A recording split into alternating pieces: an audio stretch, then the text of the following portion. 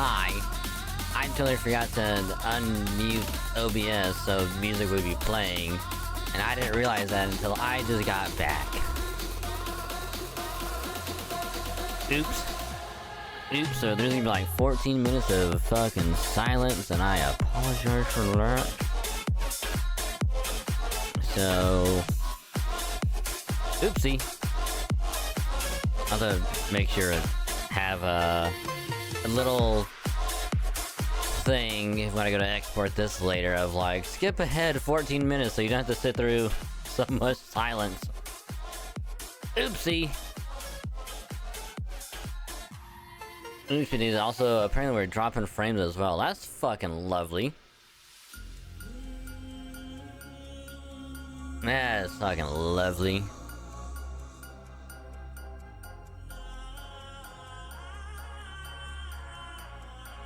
My internet's been acting up tonight, apparently.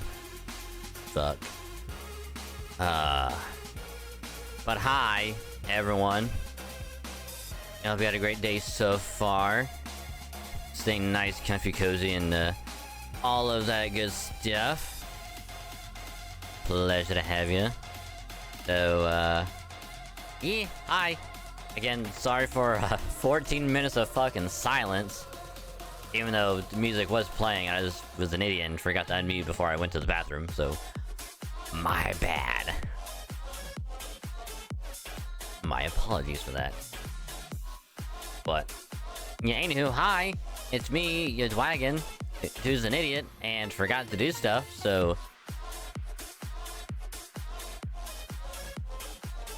it's me. So hopefully y'all are having a great day on this wonderful Tuesday. Staying nice, comfy, cozy, and all that good stuff. Pleasure to have all of y'all, so welcome.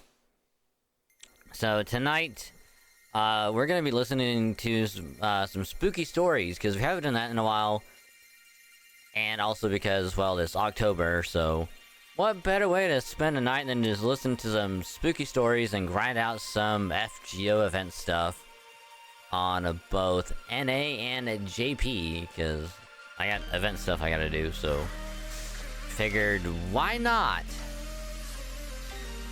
Why not? We'll just... work on this for tonight, and then, yeah.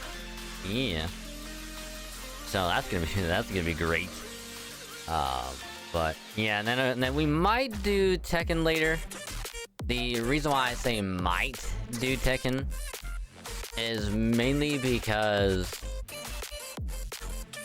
it's gonna be like kind of mood dependent at that point. I mean, we might do a little bit, but yeah, it is kind of really depends on if me and Yuto can get it working like we did last week. So we'll see how that goes. Which, again, if you can get matches, awesome. If not, I might just be doing quick matches or whatever else instead. So, we'll see how tonight goes, but either way, hi, welcome. Big hello to you, Jesus. Hello, Thedric, as well. Hope you're doing well, and also big hello to everyone else also here. Children, I've been lurking, all that good stuff. Pleasure to have you. Welcome. Hope you're doing well. So yeah, it's been a long day, and my brain has just been gone as well. Which I'll get to in a minute. But as always, you know, you be lurking. I appreciate the lurk. Just remember, you can mute the tab or turn the volume down on the stream. Just don't mute the stream itself. That way your review can still count. Helps out a lot more than anything, and I say thank you, and also thank you for the cute redeem as well, Cedric. I am indeed cute. I also thank you for the cuteness. Much appreciated, and also thank you for the hydrate.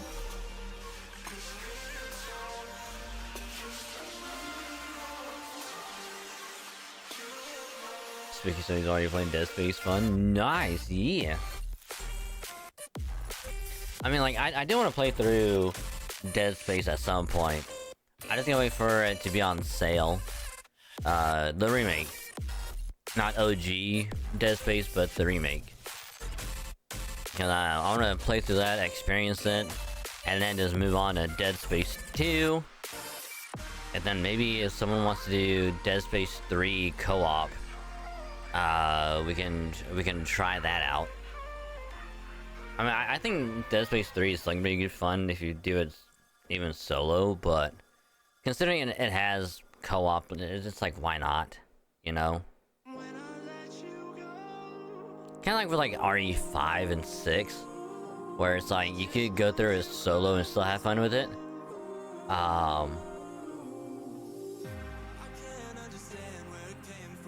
But it'd be even better co-op, because in those games, if you get to the door first and it needs 2 people, well then you can just start spamming the button and be like, you know, hey, get over here, hey, get over here, hey, hey, hey, get over here, hey, get over here. It's like, oh god, not this.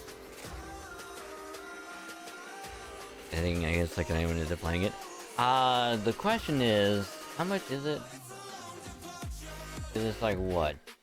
20 bucks or something like that on Steam?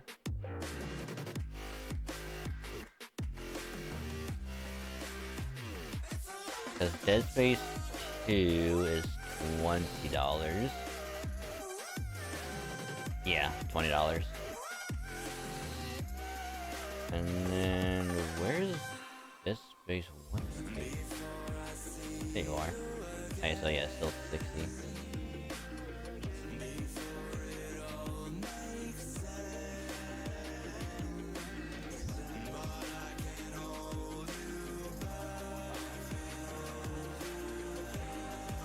I have it on Game Pass, but I mean,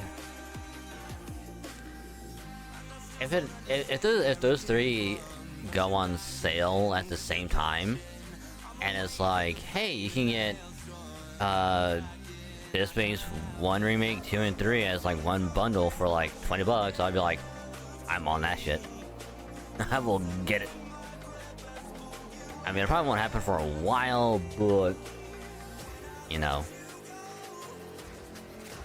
there's always that possibility. Yeah, I got all 3 wishlisted. I even had OG Dead Space 1 wishlisted, and then the remake came out. I'm like, yeah, I don't need to keep OG and 1 on. Excuse me. So I just took that off and just kept remake. Excuse me. But yeah, it's just coming through those is gonna be so good because they're so spooky, but since they're just full of action, it's just gonna, in a way, it's gonna be like RE4, I guess like 2, 3, and 4 remakes, or it's gonna be like more actiony, but it still has like that element of spooky.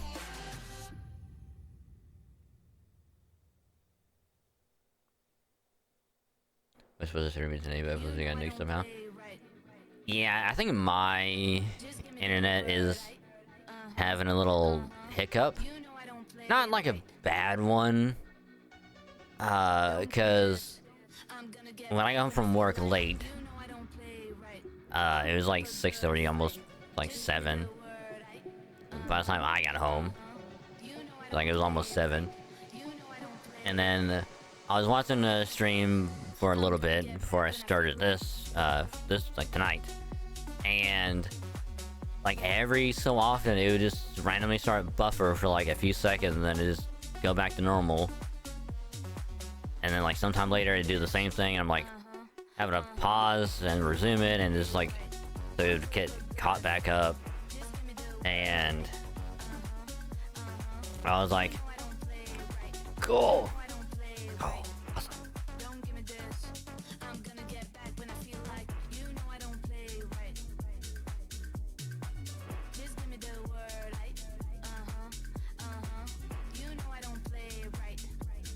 Yeah, I had to sneeze. But yeah, and then it's like, okay, now let's start stream. I'm using the restroom real quick. come back and it's like, not only was it muted on my end, so like nothing was being like heard at all. I just have to look over and it's like, hey, you have dropped frames already, and we haven't even done nothing. It was literally just on starting soon for like over 10 minutes, almost 15, and it's kept on dropping frames like the entire time. So hopefully it smooths out throughout the night, which should be fine. I'm not gonna be doing too much of anything until Tekken later, which if you did have drop frames in that, that'd be more understanding, because Tekken has like a lot of particle effects and stuff, so it'd be understandable then. Anywhere from 1 to 20 is normally 40. Jeez. Fuck that. Ugh. Ain't no way I'd deal with that, nah. Now to lower like bitrate and everything down just to have it be manageable. AKA it'd be the return of the 480p streams. Which only a handful of people would have experienced that a couple years ago. Only a handful, but well, only the handful that stuck around anyway. No, the 480p streams, because that's what I had at the time, playing RE7, some Halo, FGO, and like Monster Hunter, and like some other stuff. Just TV quality. Yep, except I had modern internet at the time anyway, but it is now much better, to the point where I can actually stream in well, not 4K, but 1080 60. No, excuse me.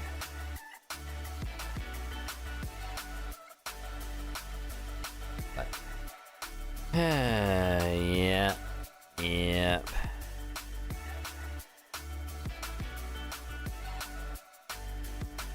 Oh, I know I can feel a sneeze coming, and it's so distracting.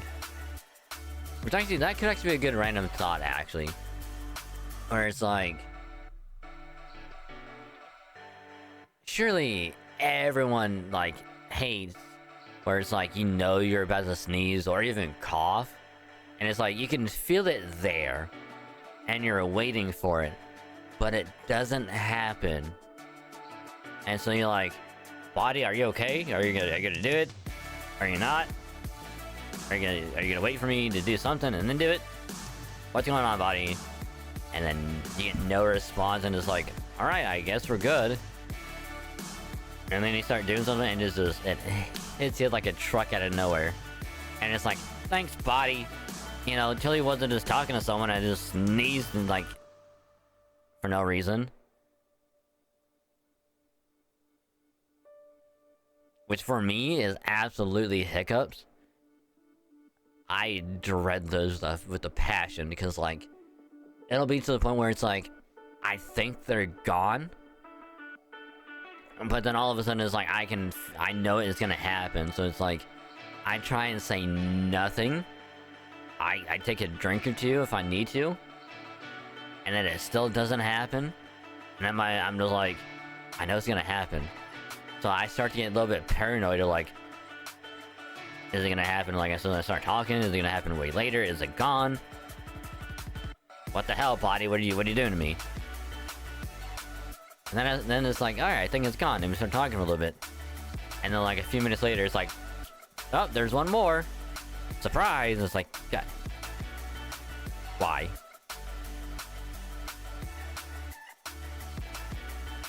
Because like, sneezes, like, I'm okay with, because it's like, I can kind of tough it out. Coughing, I can tough it out.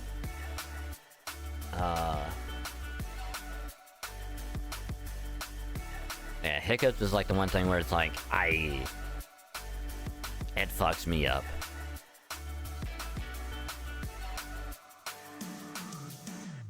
But, yeah, here. But, yeah, anywho. Here in a little bit, we'll actually swap over and start some grinding in FGO. Get some event stuff done. Because the one spooky story video that I picked is about 3.5 hours long. So it is the perfect length to grind some gacha. And once that ends, then it's, you know, we'll listen to the whole thing, but it'll be long enough for us to listen to, and then we can do some Tekken later.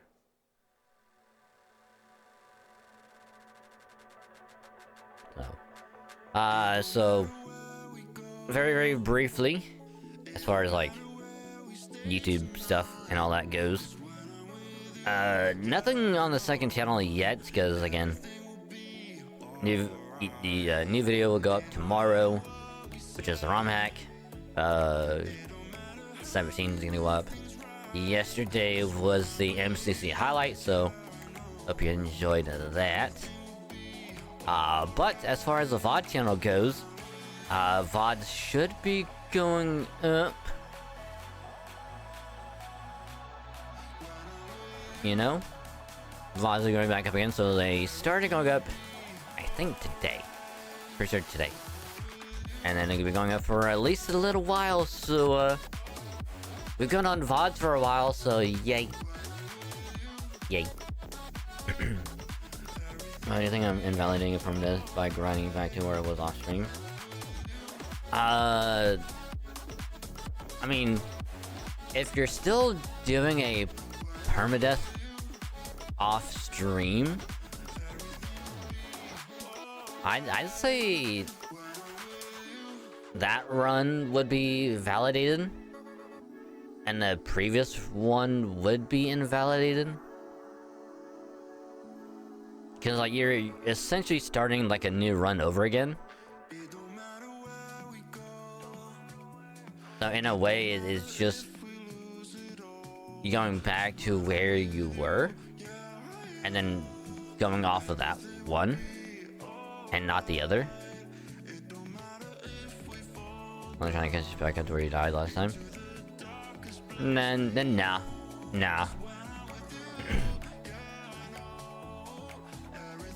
I mean, the thing is that if you died in the process of getting back to where you were,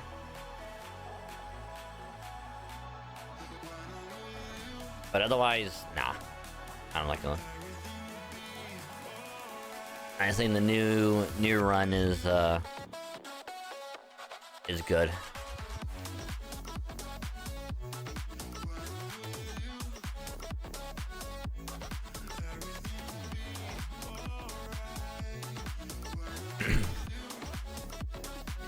It's for an achievement of it pops. Yeah, exactly. Yeah. If it's for an achievement and it pops, hey, it you know, it works.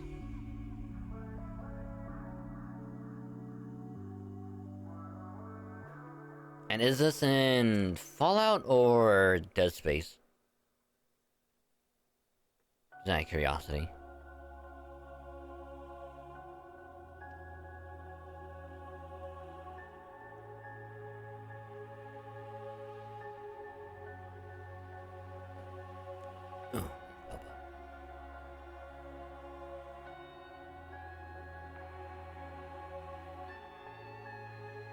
I beat Fallout already? Damn. I thought you were still going strong in it. Damn, I didn't think you'd beat it already. Nice.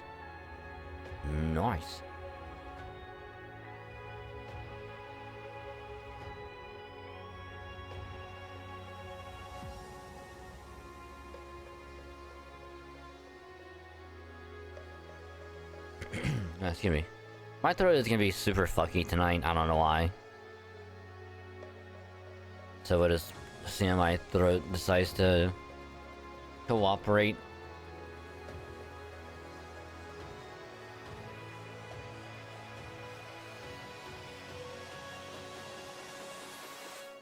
Monster started about the game. I'm basically said his speedrun New Vegas ending. Jeez. But either way, congrats on getting New Vegas one done. Congrats. Excuse me.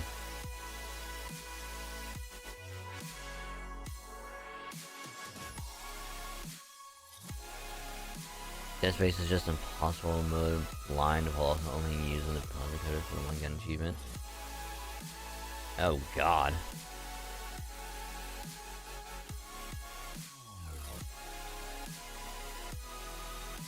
Impossible mode of blind? That's just wonky. That's just hella wonky.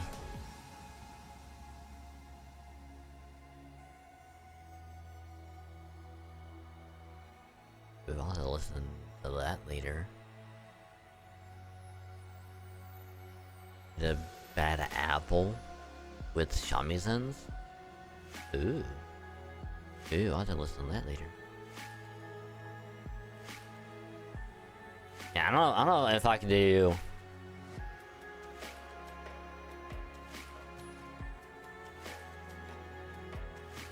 I haven't died in combat yet, only in stickle traps.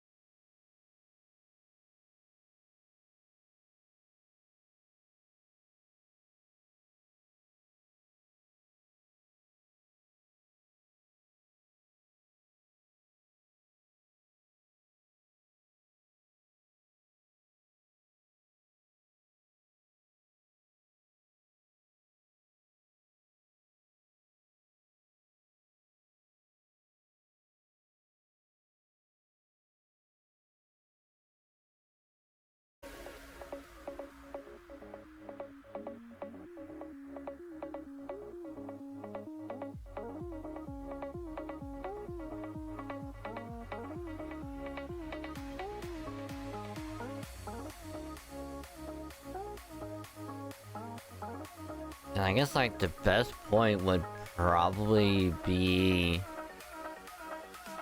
like halfway, wherever that would be at.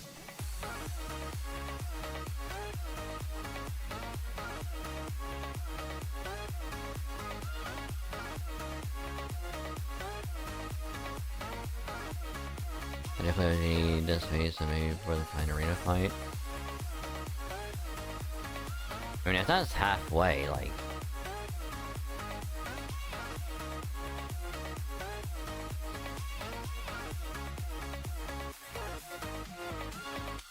I would think that'd be fine.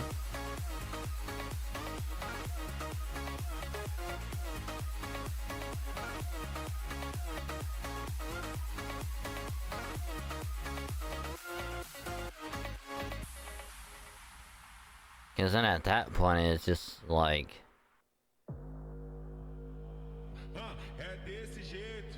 You just make it easy on yourself. To go from there and then potentially beat it in like one sitting. Because then it's like, hey, you know, I died last time, so just wanted to grind back up to my same spot before. Oh, I fucked up.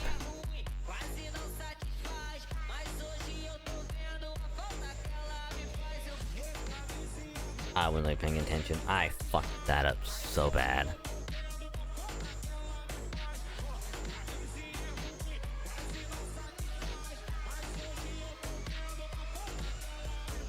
Well, that's unfortunate.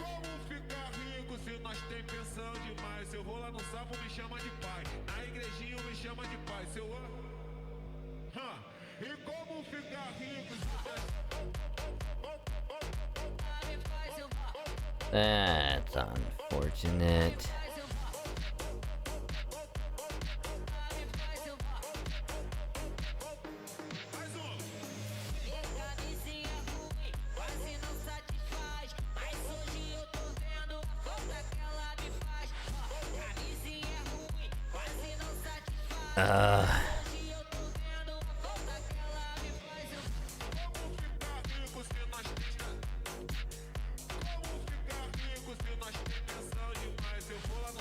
I mean, it's not the end of the world, it just sucks. It's gonna just take longer. Just to get through this. That sucks. That's unfortunate.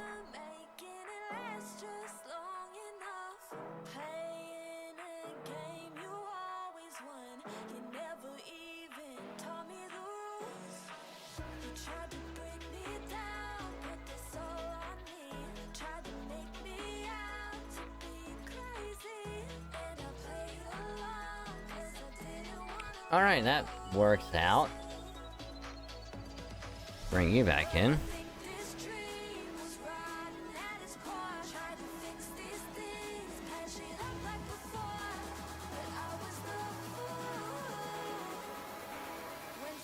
Oh, I'm so upset at myself.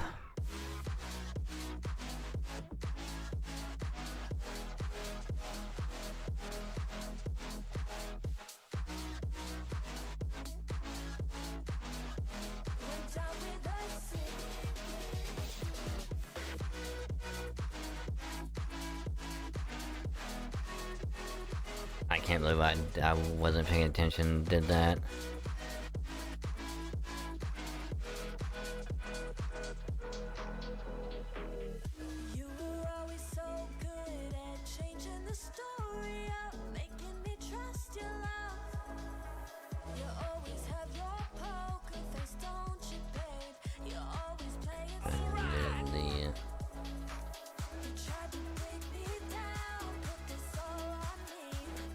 Hey, Lord.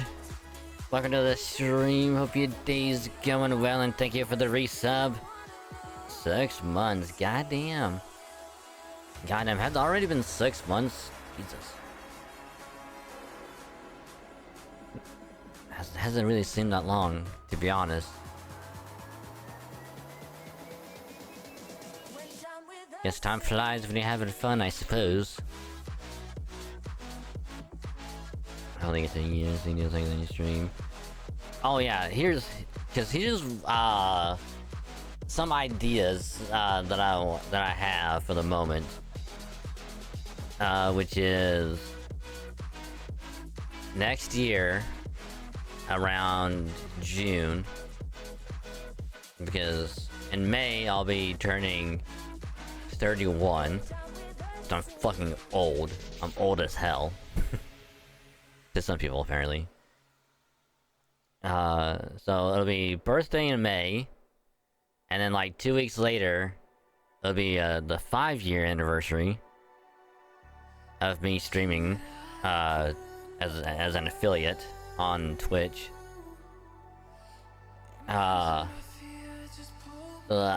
One thing I do want to do for 5 years is I definitely want to get like another model made,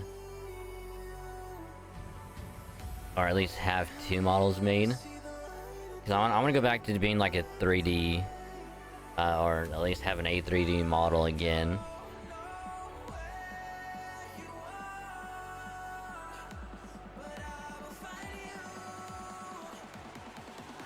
Like kind of like what I did when I first started, back in 2020.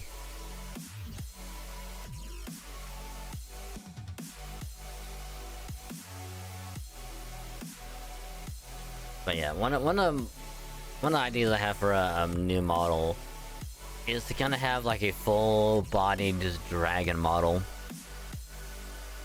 And the thing, I don't mean like a small one, just kind of to fit the head on like just on the screen. I mean like a full size. I don't want to like really shrink. Wonder if she talks to me, guys going haywire. Oh no, no worries, no worries. Apparently everyone's internet is going haywire tonight, I guess. Jesus, the internet is going haywire. Mine was going haywire earlier. It seems to be stable now. And now Lord's internet is going haywire. Like, jeez.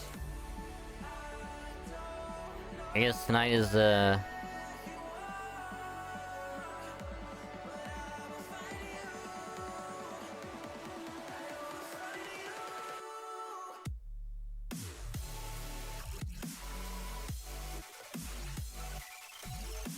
but hopefully it stables at some point. Like it is. Hopefully it doesn't go haywire anymore soon.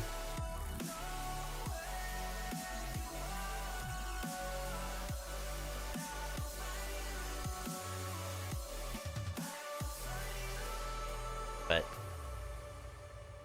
yeah, I don't understand what's going on. Because like, because when we started about, what, 30 minutes ago? I had like a 2.5% of like dropped frames, and now it's down to like 1.3. So it's definitely going down, so it's smoothing out, which is good.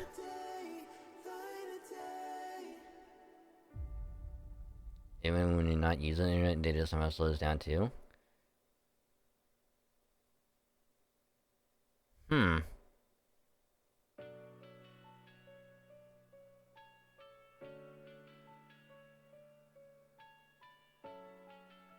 It's something serious, but some ordinary game we'll talk about it today, tomorrow. Yeah. Considering how late it is, probably be like tomorrow. If I had a guesstimate.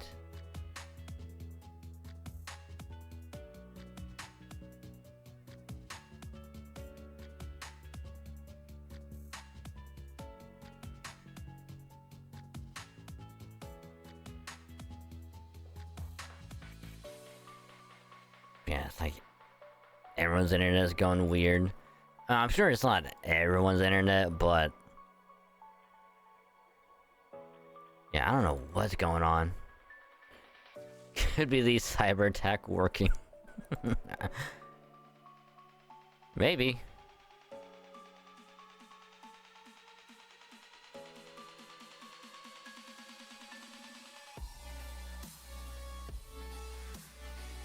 Could be the US internet being could be the fact that the US internet is getting doxxed right now. That everyone's internet is being affected in some way. Unless you have fiber, and in which case your internet is still good. Or, as a conspiracy theory, some internet companies are intentionally messing up data speed so they can get people to call in and be like, hey, my internet's messing up, can you send someone out? And they get paid for it. Because like the customer has to pay. So in turn they just get more money out of it.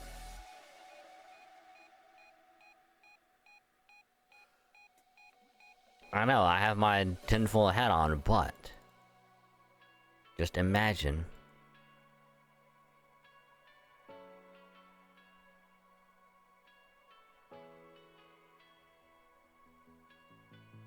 I don't think it is, but you know.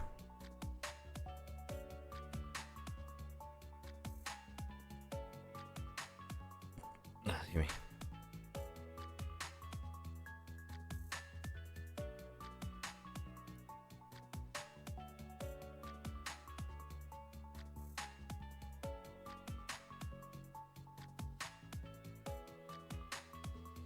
So you gotta call someone out there who's fighting so right.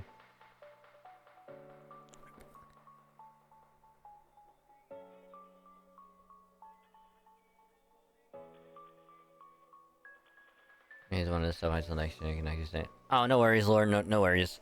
Hopefully your internet fixes itself soon. Hopefully.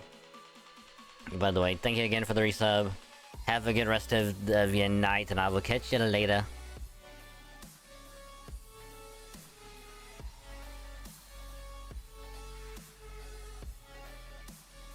Also, I have like this weird like ingrown hair somewhere, and I've been trying to get at it. I'm pulling other hairs around it, so I have to deal with that later. I don't go bald in that one spot on my chinny chin chin.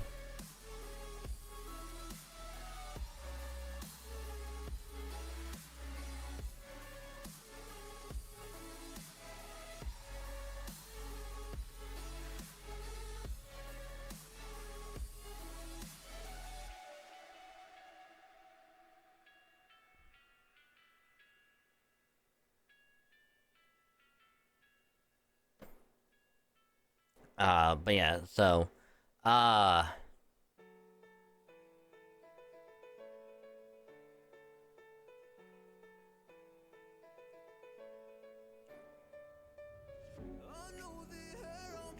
so, like I said earlier, the plan that I have for the 5-year anniversary is to have either like another 2D model or a 3D model, and then like the other. Because I'm gonna get what's... what is it? I like to call like an alter form, or like an alter model. Because, you know, FGO with alters being like a thing. I'm gonna go with something like similar in that vein. Whereas it's like, you know, kind of pale-ish skin, white hair, gold eyes.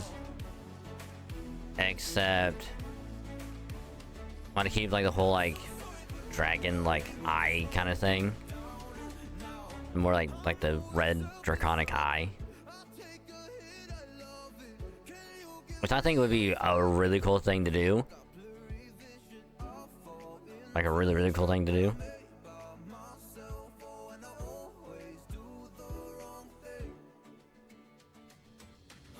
I think the closest that we got to it so far, as as in terms of like a unique eye shape would be Nitocris Altar. Maybe like the closest, I guess. We did 215 on you. Also, thank you for the hydrate and Levy Divvy. Also do this while your spirit is here.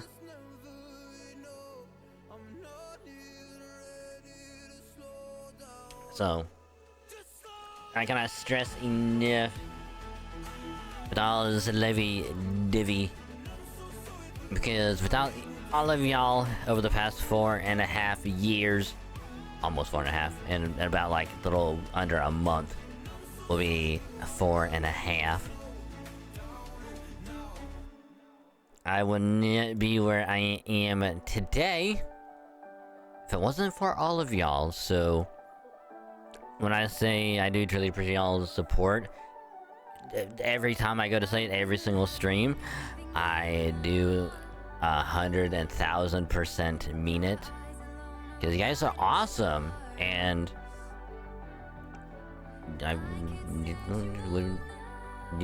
do this for y'all because it's fun, and I like doing it. So yeah, so thank ya, you guys are awesome, much appreciated.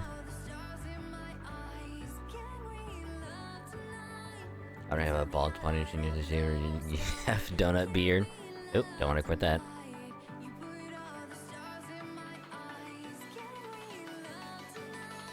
Yeah, cause like the last time it happened, cause like now it's like on the side, like almost on like the jawline, where this one is. But last time it happened, I want to say it was like, yeah, like last year or something. It was either like on like the chin or like just below. And it's like, I would try and just like get at it with my fingers like every time.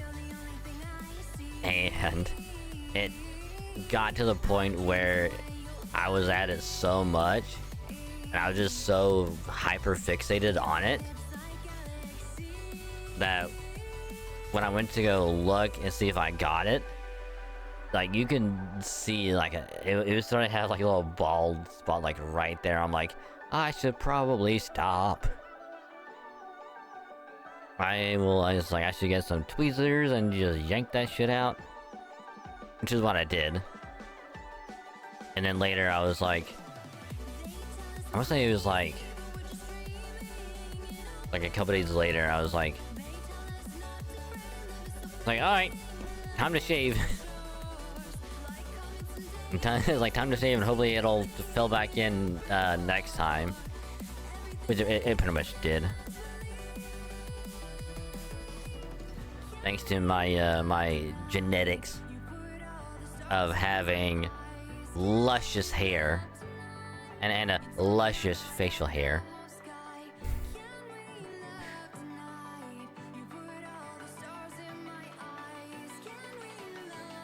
Oh yeah, we're gonna listen to the spooky stories in here in a little bit, but I kind of want to have a little funny story time with Dwag, IRL yeah, IRL edition, which I won't get too personal with it, but so out of my immediate family, me and my two brothers, out of the three of us, I'm the only one that has managed to maintain like a decent facial hair and decent like hair, because my older brother is like similar to like I think it's like our mom's side of the family, whereas like at a certain age, like he starts to get like balding essentially. So he's like, yeah, fuck that, I don't want to do that shit. So he just, you know, he just like buzzes it like super short. And, you know, he just rocks it like that. She's a badass, by the way. She's a badass. I just want to say that. So... I'm pretty sure if he wanted to rock, like, a full beard, he could do it, like, pretty good. And then my younger brother is kind of like the opposite. Where he has, like, you know, decent, like, hair, but he cannot grow facial hair to save his life. It just comes in, like, patches, basically. So... he has to constantly be shaving. Just get rid of it. And then there's me. Where I'm just over here, just, you know... like, I can just get decent beard, hair slicked back into a ponytail, and I'm just like, what's up? Only one in my family. Don't know why. It just is, it is what it is. And then as a bonus, apparently all the women that I work with are somehow jealous of me. Which, I don't know if I talked about it before, I might have. But, basically, most of the women... oh, I fucked that up. Oopsie! It's fine. It's fine.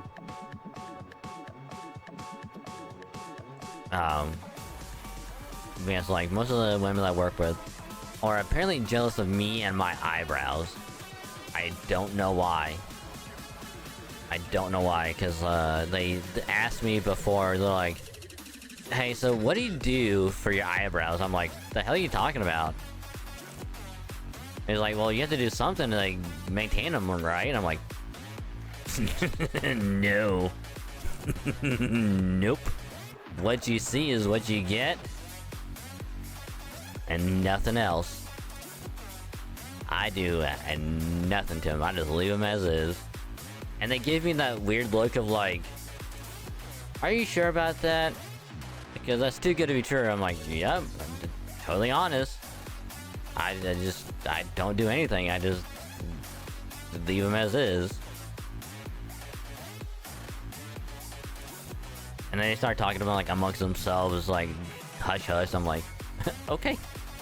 Alright, I'll just go back to my own stuff.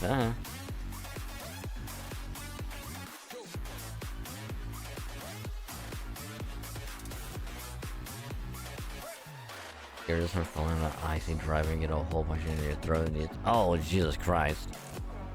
God.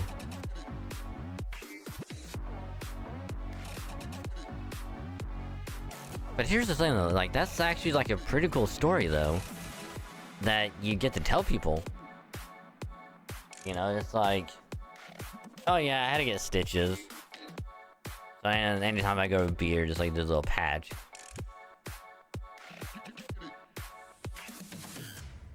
And then he gives me like all Joker like, you know, like, it's like, you wanna know how I got this scar?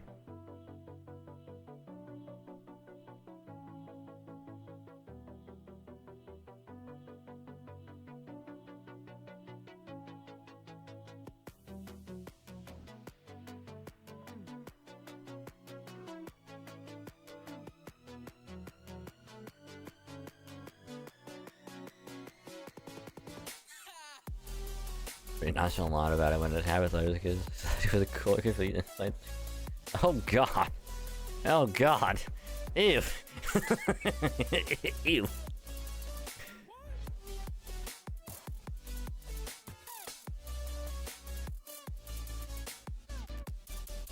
I can just imagine like a young bejesus just being like, hey, I fell like in the driveway, I'm bleeding.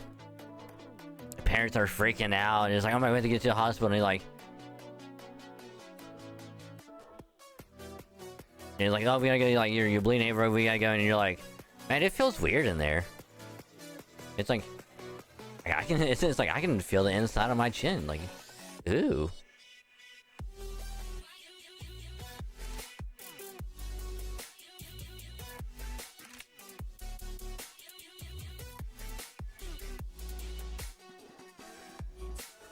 It's just squishy.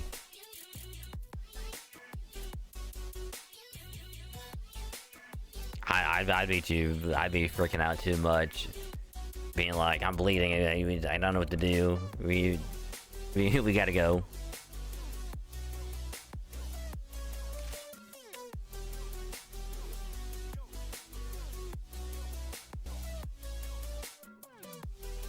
How many do we have of that? Oh, quite a bit. I mean, at least we'll be clearing out the shop pretty well. So there is that.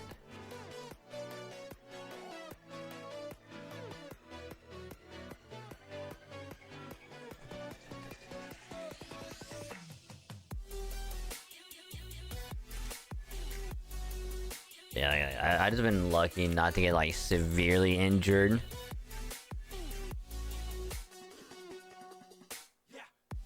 Getting more freaked out about anything while we dismembering or anything. Honestly, it's same. But here's the thing though. If you get into like a serious like accident and you lose an eye, you get to rock an eye patch, you know?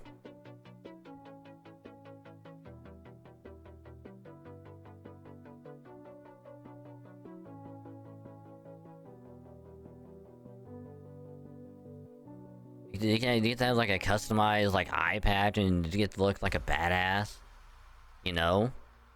You can become a literal Majima and just rocking like a golden eye patch, like.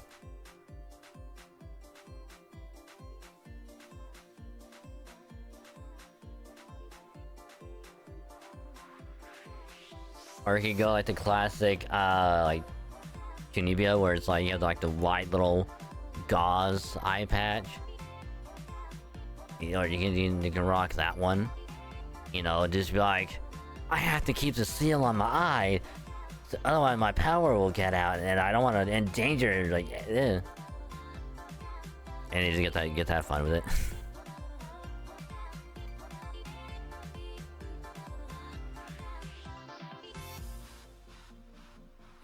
I promise I'm not a weeb. I just really like anime.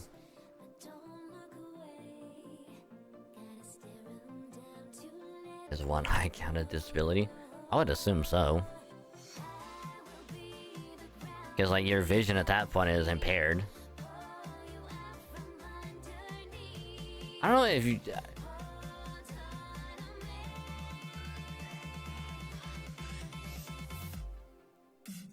Yeah, I don't think you can legally drive. You would probably need to have someone drive for you. but let's be real. Half the people driving nowadays, looking at their phones, are essentially driving with one eye. You know, it's like let's be real.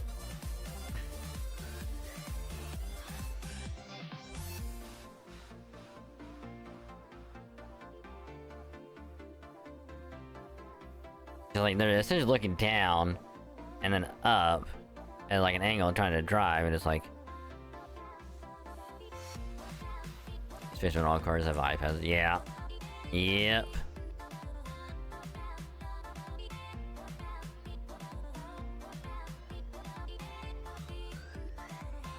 But bonus points if it talks back to you.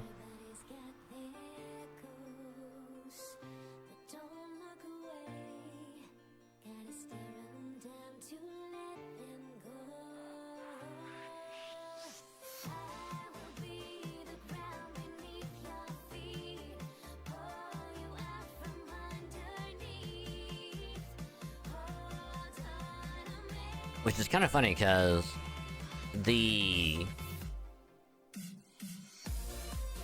I guess you would probably call it like the dash. like the radio and all that. The screen for that is not that bigger than my phone. It's like maybe two phones, like two iPhones, like one above the other, and maybe like slightly longer.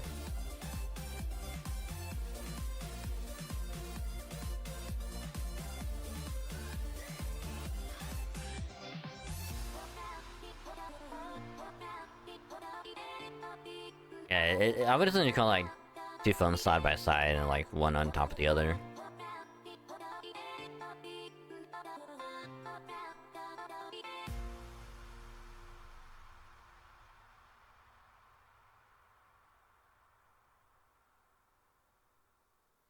Just watched a video about how shit Teslas are, not to the owners acting for trouble before they owned it, and it affected the vlogs to his friend of mine.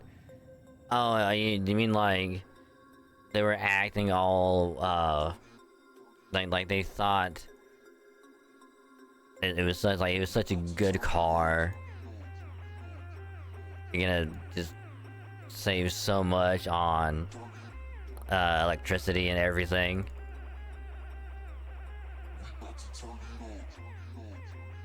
And then they act like a whole like douche over it, like it's like I'm driving a Tesla. I'm saving money. And then it's like one little bumper like dent is like, oh yeah, half your car is not cracked.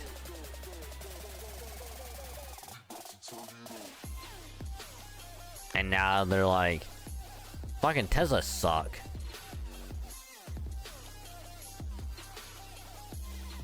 It's like I'm not buying another Tesla. And then the Cybertruck comes out, and then all of a sudden they're like, I'm getting a Cybertruck. They learned from their mistakes. I'm not buying a Tesla car. I'm buying a Cybertruck now. And now that thing is even worse than a car, because it can't even cooperate as a actual proper truck. You try and pull a trailer like with it, and then it's like, hey, your trailer hitch? Yeah, that thing is bent to hell. You have to spend like $5,000 to get a new one. Good luck.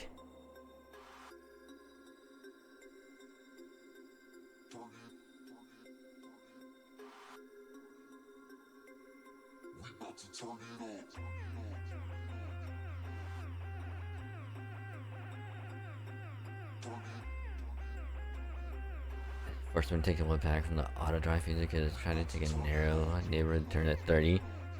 Oh, hell no. Fuck that shit.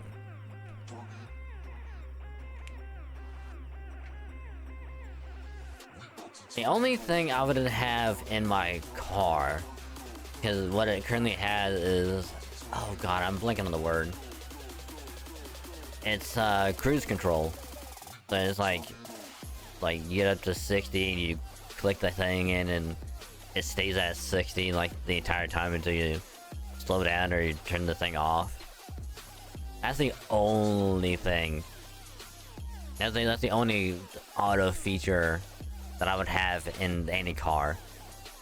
I do not trust the auto drive at all, because I know for sure it's gonna be like, oh hey, we're gonna take a lane change right in front of a semi, or it'll be going like 20 miles an hour and it's like, and then it's like, hey, we're gonna take this like hairpin turn really sharp, and it's like, no, like, no thank you.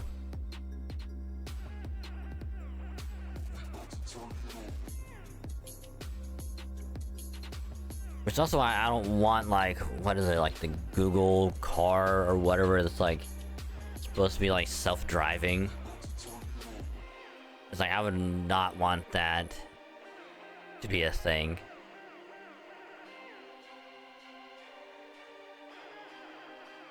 I don't trust it because it'll error out at some point and then it's like an accident happens. Like, fuck that.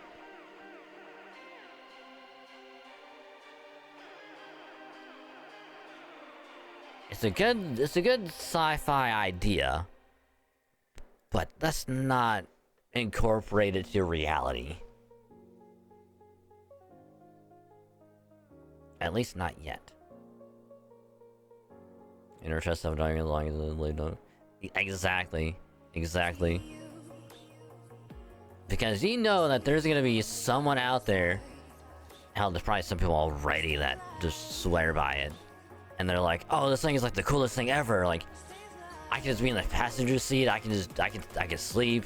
I can eat. I can do whatever the hell I want. And it's like, well, yeah.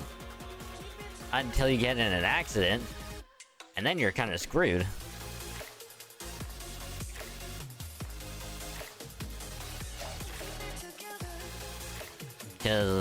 Because that car is not gonna differentiate between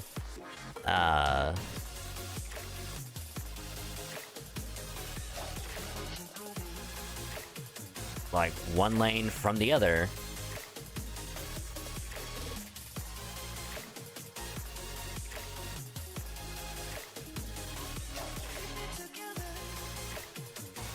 Especially with like how some people drive, where it's like, you know, they'll be speeding so quick down the highway. Because like, here's what's gonna happen. First thing is going on like 90 to 100, you're going down the highway. Self-driving car is gonna be like, oh hey, I can swap over now, and then just move over. You're in the passenger, you're not paying attention at all. You're gonna move over, guess what? Accident happens.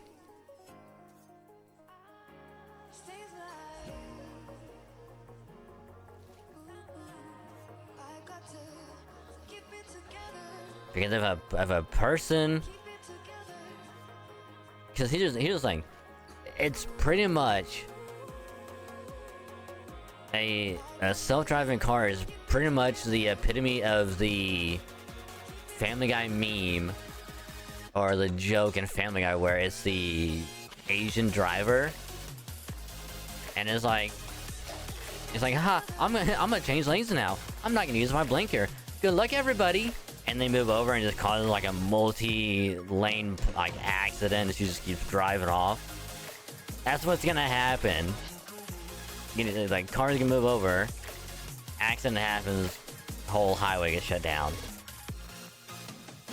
But if a person was like behind the wheel, then it's like, oh, let me look over real quick, make sure there's no car coming by. Then I'll swap lanes. That way no accident happens.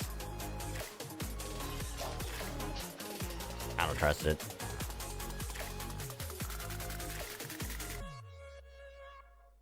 Because it's like, I don't trust other people driving around me. I sure as hell ain't gonna try and put my faith into a self-driving car to get me from point A to point B, where it's like, I would be in like a better mindset. I would be, you know,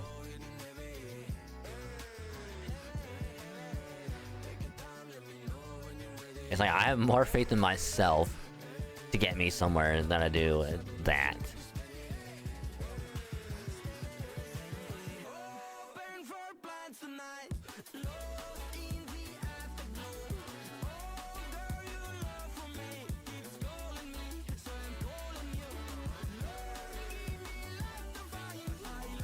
It's likely I have yet to meet anyone that swears by it, and I hope to God I don't.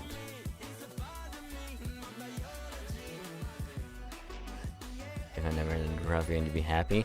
I mean, I'm pretty sure everyone would be happy if they didn't have to drive anywhere and a car could just take them there.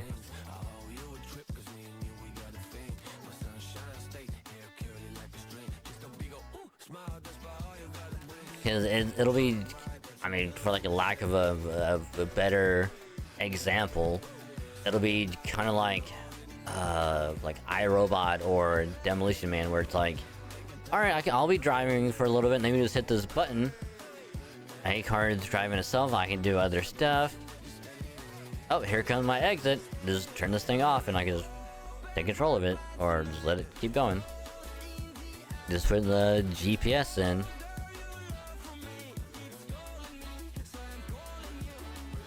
But even then, like, I'd just be too anxious. It would just mess up, and it's like, I can't.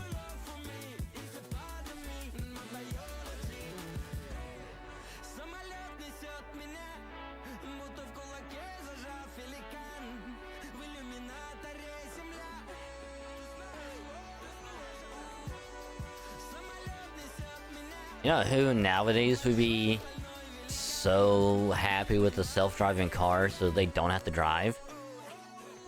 Teenagers. Teenagers of this generation would be 100% okay with not having to drive themselves. And it's like, alright, taking this self-driving car.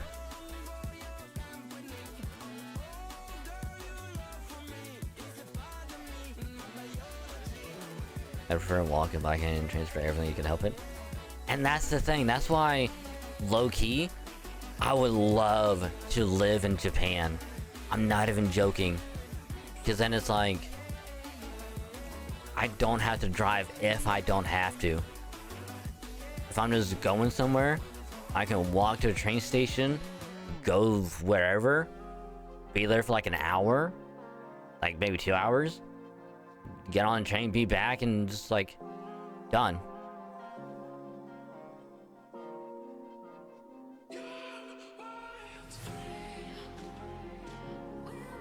Or if it's like really close by and it's like, all right, I'll just either walk there, or if it's some distance, like I'll just bike there and it'll be just totally fine. Go in like the biking lane, just go there and be back.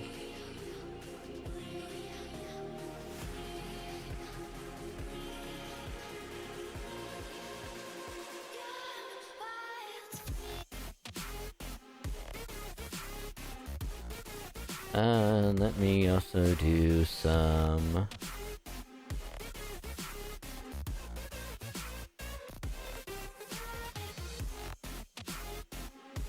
I need to get started on JP stuff as well.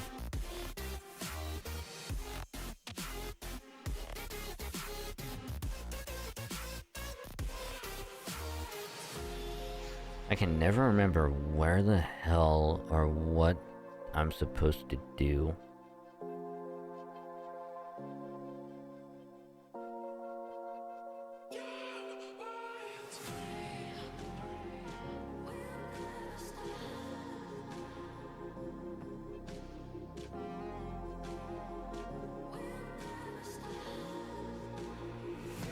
Ah, yes, the reset. Yeah, let's try this. Let's see how this one goes.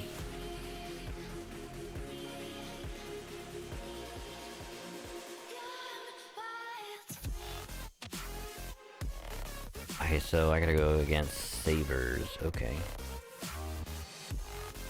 Where's a node that has the Sabers? No, that's not it. Or was it Berserkers? I'm trying to find the damn thing. Or was it a story thing I was doing?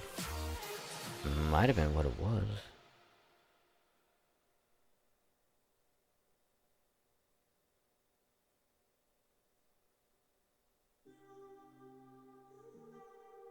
Huh. I'm walking around in the circle of life, doing the things I know. Alright, I'm gonna pause this. Actually, we'll just mute it because it'll keep on playing.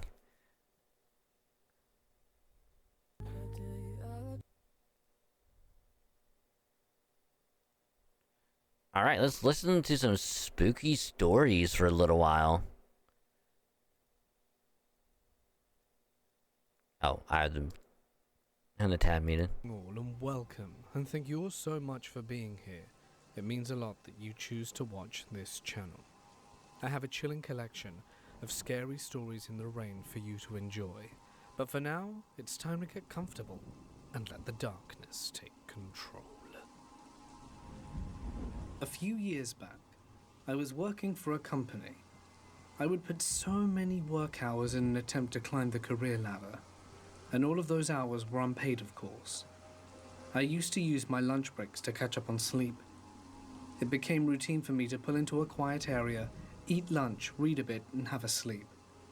In my evenings, I would always visit clients, and that meant that from lunchtime till early evening, my bosses assumed I was traveling.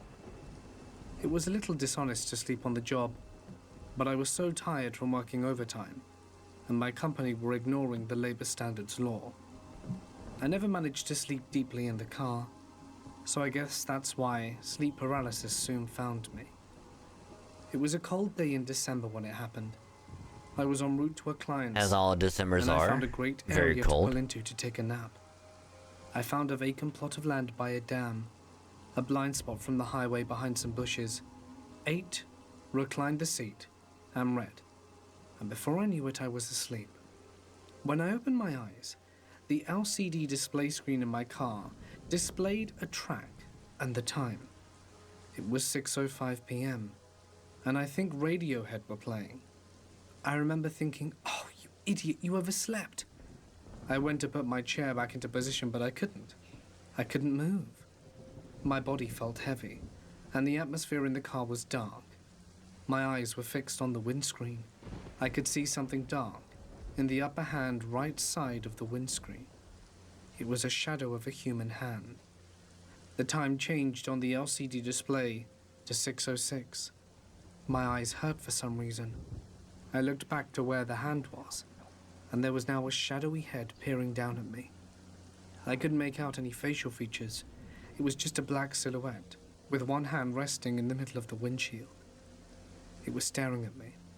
Even though I couldn't see its eyes, I knew that it was just staring at me, observing me like I was a fish in a fish tank. While it was staring at me, I felt intense feelings of anger and unbearable waves of sadness. I'd heard stories about people feeling these feelings when in proximity to the paranormal, but I'd never believed it. It's like you sense someone's final emotions. It was unexplainable. I couldn't move. I was just face to face with this dark shadow. I was asking myself if I was asleep or not, and was trying to figure out what the shadow was. A lot was happening. All the while the shadow was staring at me without a single form of slight movement. I had the ability to move my eyes, but suddenly I was unable to. All of the surrounding colors in the car and outside the windows faded away. I couldn't see my book anymore, and the LCD clock disappeared. I was slipping into darkness. It was terrifying. Then I heard a knock. It was against the window. My fear was now at its peak. I still couldn't move, and now something was trying to get in, or at least make its presence known. Then I realized that it was a knocking sound. Hearing it louder the second time, I was suddenly freed from the bounds of sleep paralysis. It was bright out, and I looked at the clock. It was 2:30, nowhere near the 6:05 p.m. I saw earlier. I heard the knock again. It wasn't part of the nightmare, though, I had just been through. I looked out of the window and saw two shadows. The sunlight was obscuring their faces. I put my window down and shielded my eyes. Two police officers were stood in front of me. One looked 30, the other 50. They announced themselves. I was disoriented and a bit on edge, so perhaps I was a bit rude, and said something like, "What's the problem?" "What are you doing here?" the older officer replied. "I was just taking a nap." "What's wrong? Is this private land or something? I didn't mean to trespass." "No, that's not the problem. As you know, we're in a recession at the moment. You come here to this place alone? We're just making sure you're not doing anything stupid." I asked him what he was implying. "Sir, have you come here to take your own life?" I told him honestly that I just pulled over because I'd been so tired at work, but I wasn't going to do anything like that, and I apologized for giving them that impression. I could have never been ready for his response. "Sir, with the greatest of respect, we saw what you were doing in your car. You were strangling yourself to the point that your eyes rolled back. Are you sure nothing's wrong?" I was completely floored by this statement. Holy After a shit. while, I managed to convince myself that I was going to be okay, and said that I would get some rest, and they wouldn't have to worry about me, and that I wouldn't be coming back. I got out of there as fast as I could and headed back to the office. I called the client and asked if they were okay with a phone consultation, and they were. I didn't want to be alone. I left that damn area feeling truly terrified. Since that day, I didn't want to take naps in my car again. Every time I would feel tired, I would just remember that shadow and what the officer said I had been doing in my car.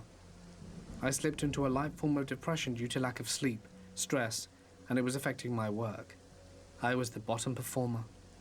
Within a month of seeing the shadow on my windshield, I left my job, and no one complained or cared. I was saving myself from being fired, to be honest. I didn't know what that shadow was, but recently I'm not so sure if it was paranormal or not. I just think I had a scary dream brought on by my tiredness and the state of mental health at the time. At least, I tell myself that. For better or worse, it got me to leave my company and prioritize my health. I'm a bit frightened that the shadow will come back one day if I enter another period of unhappiness in my life. My physical and mental health wasn't that good. That's perhaps why sleep paralysis came for me. To anyone out there listening, take care of yourself if you can relate. Mental health and a work-life balance are important and underrated. Dude's got a point. Also, I say post-stream R&R is always important because it is. I have a few stories I'm going to share. I work at a nursing home and would pick up extra shifts on my days off, 11 p.m. to 7 a.m., or would sometimes work doubles. I worked on 2 wings. One night, while working in the west wing by myself, it was around 3 a.m., and I heard a wheeled walker, the kind with the wheels on the front and the little rubber stops on the back, coming up the hallway to the nurse's station. Thinking it was a resident wanting a pain pill, as some of them would walk up instead of ringing their call bell, I sat and waited, hearing the walker wheels on the tile hallway floor. And after a while, I thought to myself, they should have made it to the nurse's station by now. It's not that far of a walk. I got up from the desk, looked out to the door into the hallway, and nothing. There was no one there. As soon as I stood up and got close to the doorway, the noise stopped. I was so confused that I did rounds, checked on every person in every room, even empty rooms, and every resident was asleep. And every empty room was just that, empty. One evening, between 2 p.m. to 10 p.m. shift, 2 other aides were with me, sitting at our round table, chatting in the front room. This is within the nurse's station. Our nurse's station is split into 2 rooms with a big open wall between them. We have a very large med cart right inside the second room of the nurse's station, and you can see it from the round table. It's diagonal from it, right through the doorway. And we're all talking when all of a sudden we hear a weird scraping noise. We all look over towards the med cart where it was coming from. And our styrofoam spooky. cup full of plastic spoons went flying off the med cart with force, strewing the spoons all across the room. I got up and put the cup back. The cup had Velcro on the bottom and was Velcroed to the top of the med cart. So when we pushed the cart around, it didn't tip up and spill. I picked them up and put them back.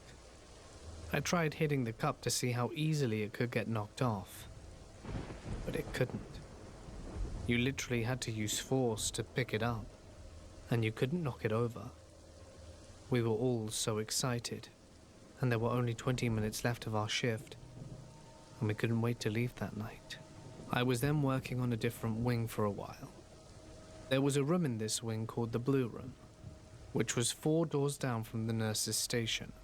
On the same wall of the nurse's station, I was with a co-worker almost finishing our shift. It was around 10 p.m. and there's a piano in the blue room. And I kid you not, it began playing. It was quiet, as if someone were barely pressing on the keys. I got up, thinking one of the residents got out of bed, couldn't sleep and wanted to do something, and they're allowed access to this room at any time. The closer I got to the room, the more quiet the piano played, until I got up to the room and turned on the light.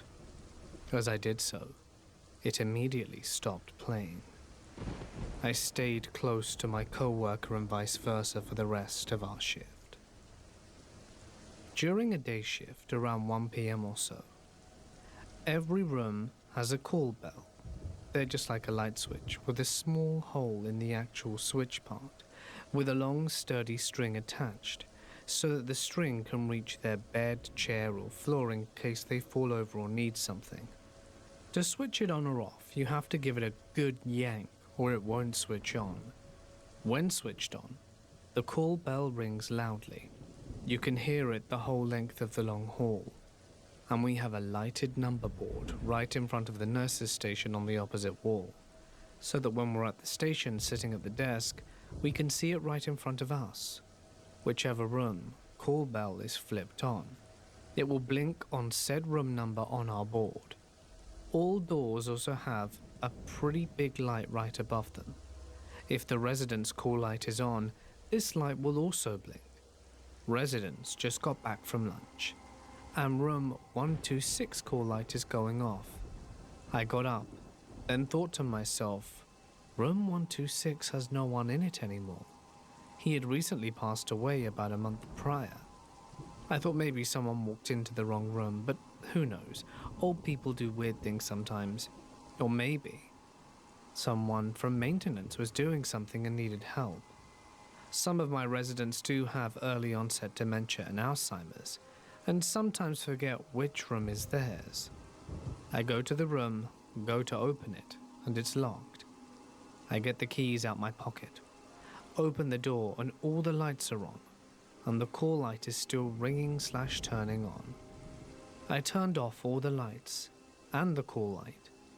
I thought maybe the string got stuck in/around the small nightstand below it, causing it to turn on.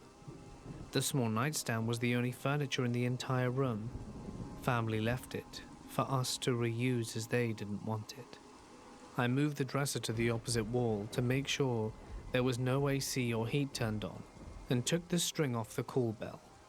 My boss heard it go off.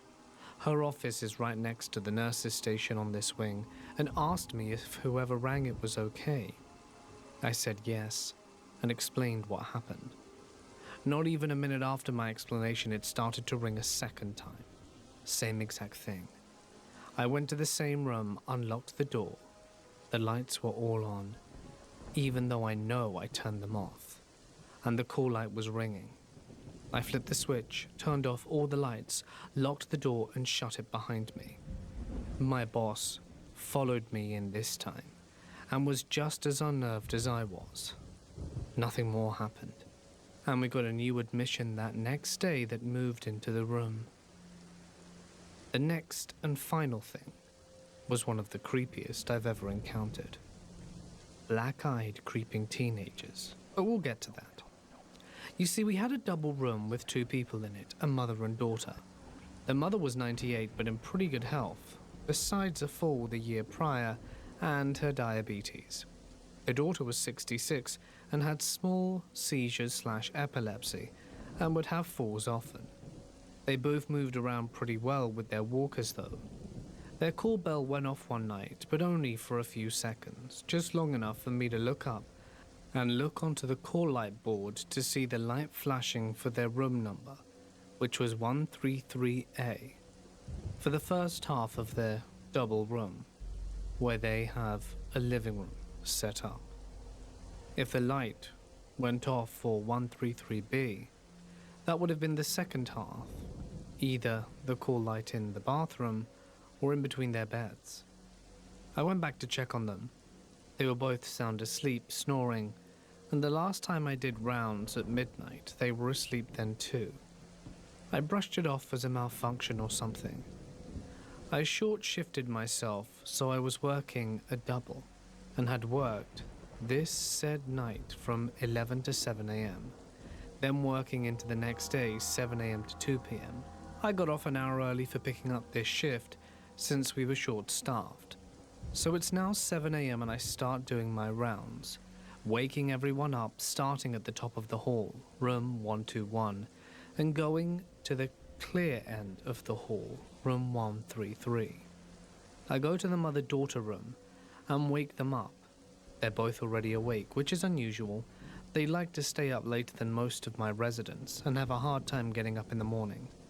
I wish them good morning, go get the mother's IQ check to see how her sugar is and how much insulin she'll need. And she begins telling me, "You need to tell Elsa those teenagers to stop crouching down at our living room window all night." Mind you, this is the only 98-year-old I've ever met with a mind so sharp. She was still 100% completely with it, and I asked her to elaborate and tell me what happened. She said that every night this week, right when they crawl into bed, they can both see shadows outside their living room curtain and can hear people knocking and tapping on the glass. They can hear them having conversations with each other and laughing excessively, sometimes for up to 5 minutes continually. She told me it's 3 teenagers. She said the first night it happened, they kept saying, "Please let us in. We're cold, and we need to use your phone and call our mum." She also said that last night she got up out of bed and turned on the light and looked out the window. She was going to yell at them. She could see their shadows standing up only inches from the window, and when she went to open the curtain, they crouched down again underneath it. She also explained that the previous night, when she opened the curtain for the first time, she only turned on the small lamp on the other side of the room and saw their faces peering in the window before they ran away faster than she's ever seen anyone run. She explained their clothing looked 90s style, and their eyes were completely black, saying that it looked like one giant pupil instead of a pupil with color around it. She was very adamant on what she saw and never changed her story once, and her daughter backed this up, saying that she saw and heard them too. The next night, a co-worker messaged me on Facebook at around 12:20 as I was off, saying that I needed to call her ASAP. I called and she explained to me that she got caught up counting meds and didn't start her midnight until 12:10. She said when she got to room 133 she heard a tapping on the glass. Knowing what these 2 women have been claiming has been happening to them at night, and she opened the room door the rest of the way and quietly walked in. She got to the window and saw the same teenagers that the residents described walking away from the window up towards the street, except she said they weren't totally opaque. It was almost as if they were muddy or blurred, and not human. She was so scared that she had called security to come sit with her the rest of her shift, and our security officer did just that. After that week, my co-worker was the only other person besides the mother and daughter, and the last person to ever see those teenagers with black eyes and blurred bodies. After sitting with my co-worker that night, the security guard started patrolling between 11 to 1 a.m., but the teenagers were never seen again.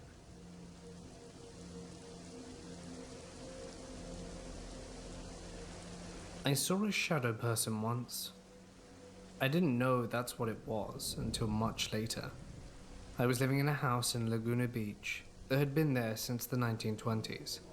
In its history, it had been a speakeasy, a brothel, and a house for smuggling illegal immigrants. One day, my new wife and I were having an argument. I can't even recall what it was about. She walked down the block to get a cup of coffee and cool off, and I was home alone in the house. The way the place was built was incredibly haphazard.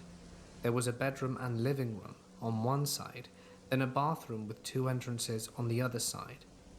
On the other side of the bathroom was a hallway that had windows in one side and 2 bedrooms on the other.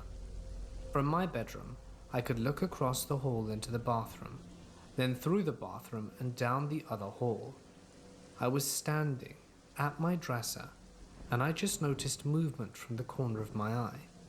I looked down, and there was, honest to God, a black figure. It gives me chills just remembering this. It was about 3 feet tall and vaguely humanoid.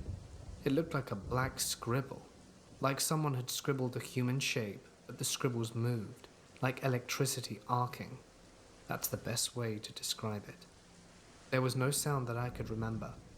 I distinctly remember when I saw it, I wasn't afraid, I was just like, what? Then it noticed me looking at it. I can't say it turned around, it just focused on me, and then I was scared. I didn't move, I didn't scream, nothing. I was just frozen, because it just came at me, rushing down the hallway towards me.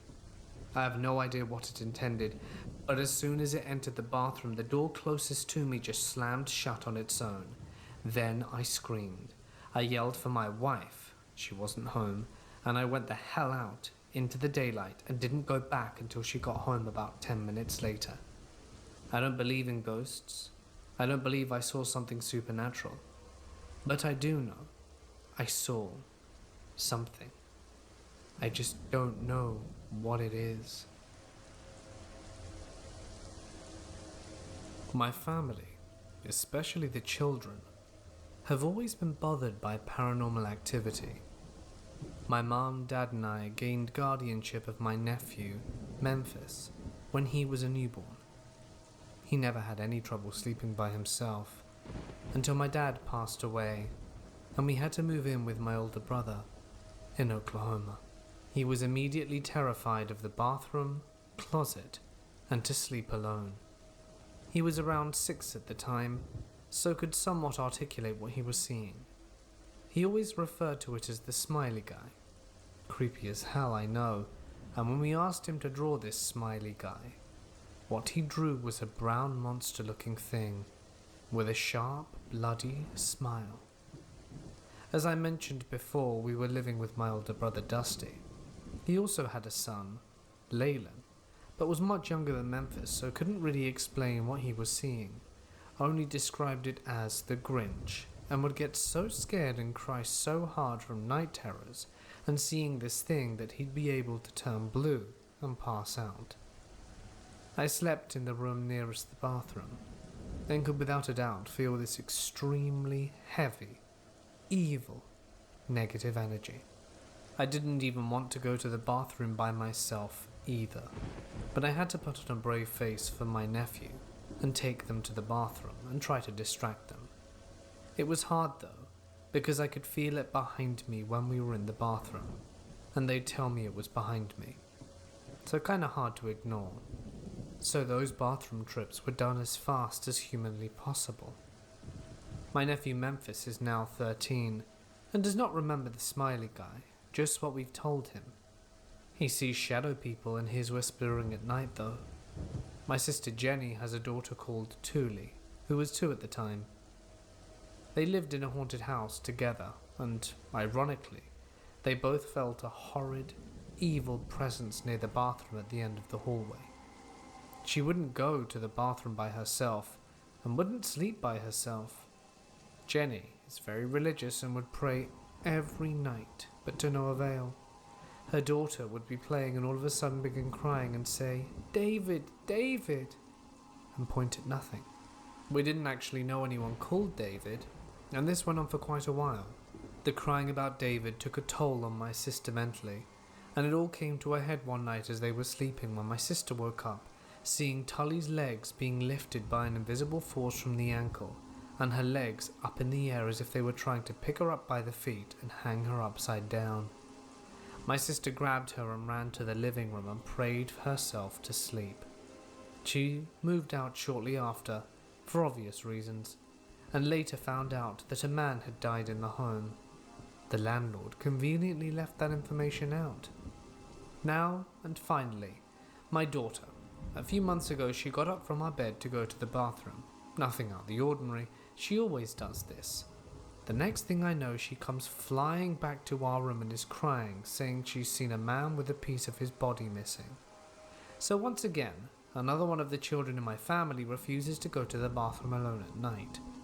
She also told me she was going to the bathroom and her hand was inside the shower.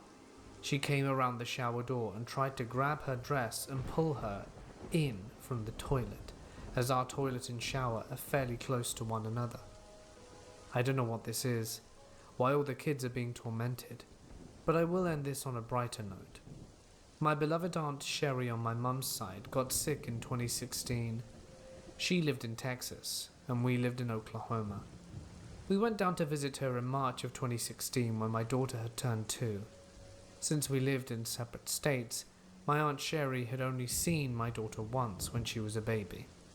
During our visit, my aunt was so sick. She didn't want the kids to see her that way and have those be the last memory she had of her. So my daughter never saw her at the hospital. We stayed for about a week and things actually were looking up for my aunt. But unfortunately, not long after we got back to Oklahoma, we got the call that she had passed. Some time goes by and my daughter is laying with my mum looking at various pictures of family members. Terribly sorry about that. Has all over her wall. My daughter would then point. Sorry, let's pause it right there. I had a meeting on my end because I was talking to someone, and welcome back. Thank you. But yeah, I probably should have put it on like a little ad break, like a BRB, but while I was talking to whoever and was like just keep doing gotcha stuff, my stomach was like all of a sudden it just went, hey, guess what? You should use the restroom. I'm like, yeah, I won't be able to do the BRB real quick. It's like, let's type that out, and it's left. So, I apologize for my sudden disappearance. But hopefully you enjoyed the spooky. To a picture and ask. So we'll keep listening. My mum would tell her, and so on. Then my daughter pointed at my mum's open door, which led to an empty hallway, and said, "And that's Sherry, right?" and gave a shy smile and wave. I want to stress my daughter has no memories of Sherry being alive. There aren't even any pictures of her as an adult in our house, just of her and my mum as kids. My mum told me this, and I was very happy that my favourite aunt got to know my baby, even if we couldn't see her. One day as I was cleaning and my daughter was playing in her room, I asked as I was walking down the hallway, "Are you alright playing by yourself, honey?" And she said so matter-of-factly, "I'm not alone, I'm playing with Sherry." I honestly don't know if my daughter realizes Sherry is dead. She talks about how funny she is and how nice she is and how happy it makes her to see her. Just the other day she said, "I'm surprised Sherry didn't come see me today. I was feeling sad." And after a few days my mum knocked on the door and my daughter asked, "Who's that?" And I said that it was Grandma. "Oh, I thought it was Sherry." And then she carried on with her day. Most of the things my family have experienced have been horrible, so it's nice to know my amazing aunt is still looking out for my girl. It should be noted I personally have never seen ghosts, not as a child nor adult, and although I have had horrible sleep paralysis, I have never seen a ghost. My father, Yeah, let's go Taco Bell. is strictly Which, against funny the whole enough, concept. we didn't have taco tonight. We just had sloppy joes. So in a way, we had the burger equivalent of a taco. Actually kind of reminds. That's actually what would a taco? Would this be like a burrito? Is a burrito a taco sandwich?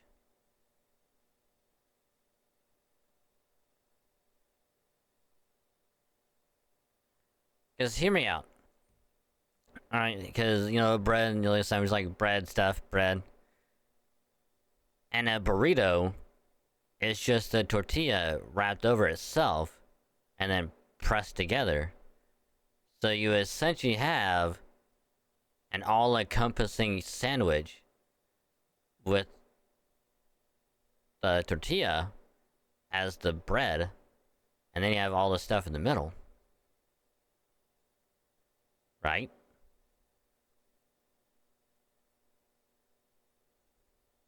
Or would a sloppy Joe be the equivalent of a taco sandwich? Because you could put cheese, lettuce, tomato, all that stuff on it, just like a taco.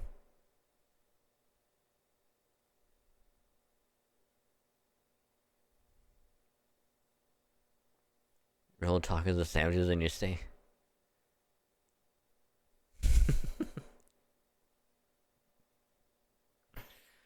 But by definition, a taco is like it's curved with the top of it open.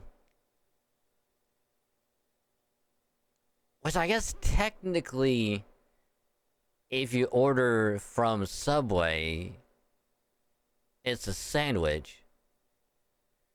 Because they don't cut the bread like all the way. They cut it through so you can actually fold it back on itself with the stuff in the middle. And yet they still call it a sandwich.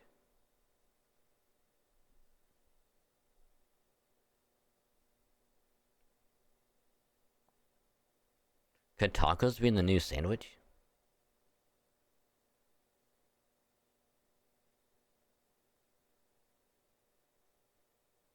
It was... What? Overrule some regulations, keep tacos please out of a mall somewhere on these series.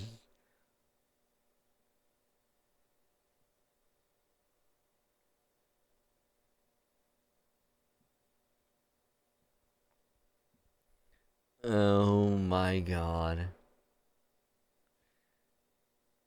I mean, they had their priorities somewhere, that's for sure. Voting about whether or not to keep a taco restaurant in a mall to rule it as a sandwich versus funding schools to pay teachers fairly.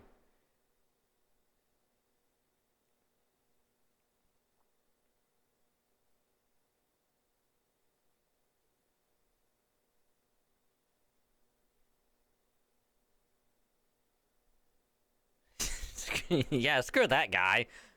Screw that guy. What about what about our tacos? Like, what are we gonna eat when we go to the mall now?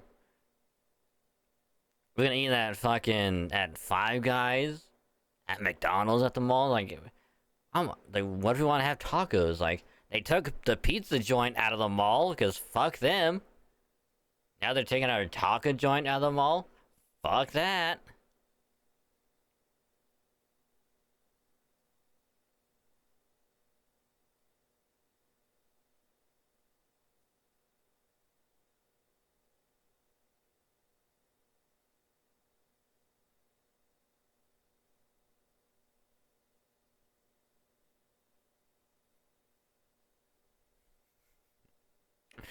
Oh my goodness. Of ghosts. Not a spiritual bone in him. He's a man of science. My mother, however, is spiritual in nature and believes heavily in the supernatural, and always has. There was a story I was told by my grandmother, on my mother's side when I was young, that my father had been too scared to tell anyone. When my brother was newborn, my mother took off one evening for important business, leaving my father in charge of my brother for the evening until she returned. Halfway through the evening, my brother started crying over the monitor, and my father got up to help him calm down. Only he hears him calm down on the monitor, and quiet hushing from a woman's voice. She begins singing, and my father is put at ease for a moment. But then he remembers my mum isn't home. He rushed to the bedroom to find a woman with long, red hair similar to my mother's, shushing the baby over the edge of the cradle. She's singing softly, similar to how my mother does. He is frozen in the doorway, unmoving, unable to protect his child from the presence of the stranger in his own house. She looks at him, and her face is shrouded in darkness, as if it's purposefully hidden from his vision. The baby is silent and breathing softly, clearly unharmed and alive, just calm. My father said she simply took off out the window. He checked on the baby and he was fine. My brother, now 20, was fine. He was unharmed, breathing perfectly and sleeping. My mother got home and my father recounted what happened to her. Of course, my mother assumed an ancestor or something had come to visit her child in her absence, but it was never explained. I asked my father about it when I got older, just to make sure it wasn't one of those tales your grandma tells you when you're young. Sure enough, he tensed up and started telling me that we don't have to talk about that night. Eventually, he confirmed my suspicions. It did happen. He still just isn't exactly sure what happened. I mean, we all know what happened. My dad's best friend grew up in India It was spooky. and was always a cautious boy. Very, very The reason for spooky. this is because his parents consulted a seer to know their fate. The boy was told that he was destined to die young, by cause of water, and this fate was bound to his soul. In an attempt to circumvent this, the boy's parents had his name changed and ordered him to stay away from water of any form. They thought this had ultimately changed his soul, as names are a pretty big deal in Hinduism. My dad and he had some big plans, then to leave India during college for greener pastures. They left for Germany and later the States together. However, midway through college, my dad's friend had to return to India for a family affair. My dad proceeded to America alone and had a family.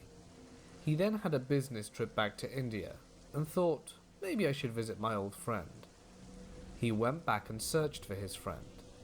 The town elder said he died 20 years ago at the age of 22. The cause of death? Drowning, trying to save a child caught in a flood. I think the child survived, so his sacrifice wasn't in vain. I can't explain how the seer saw this or even could know. The seer saw that the boy would die both young at 20 and by water, both of which were correct. I want to believe it was mere coincidence, but there are way more stories like this that my parents have. People say it's just a coincidence, but story after story I begin to wonder, could the old religions really have been onto something? When I was younger, That ain't no coincidence. I was a smoker. That was I destiny. mean a pretty heavy one. At the time, my grandmother also smoked. It was either a few days before or after Christmas, because I remember the tree was up. My cousin lived down the street a few houses down from me, coincidentally. This was a night when he was sleeping over. We would get to play on the PlayStation, which would be a great night, or so we thought. My grandparents were both sleeping at this point, since it was pretty late. We both smoked, and my grandma smoked Sonoma Regular 100. They were her favorite brand before she quit. Well, my cousin and I had a brilliant idea to go upstairs while she was still asleep to nab ourselves a good old-fashioned cancer stick from her pack. We went up the stairs, being as quiet as mice. When we reached the door, I pushed for it to open. Of course I had to, as it was my house. Wonderful. I pushed the door open, trying to keep quiet. As soon as the door swung open, a black figure jumped at us. It was like a real-life horror movie jump scare. We loved them in the films, but this, no. It made us both nearly crap ourselves. We bolted back down the stairs, ignoring the idea to stay quiet at this point, and once we were in another room, away from the stairs altogether, we were both pale. We both saw it. It wasn't one of those times where one of us would see something. Whatever it was, it showed itself to both of us. That'll teach us to keep smoking and try and take a cigarette again. We dubbed what we saw that night the Christmas Demon. My grandpa's Spooky. death when I was 7 kind of jump-started whatever latent abilities I had. But this was 3 years later when I was 10. Whether animals or people, Also, wouldn't that just be a nightmare before Christmas? Right, that would just be a literal nightmare before Christmas.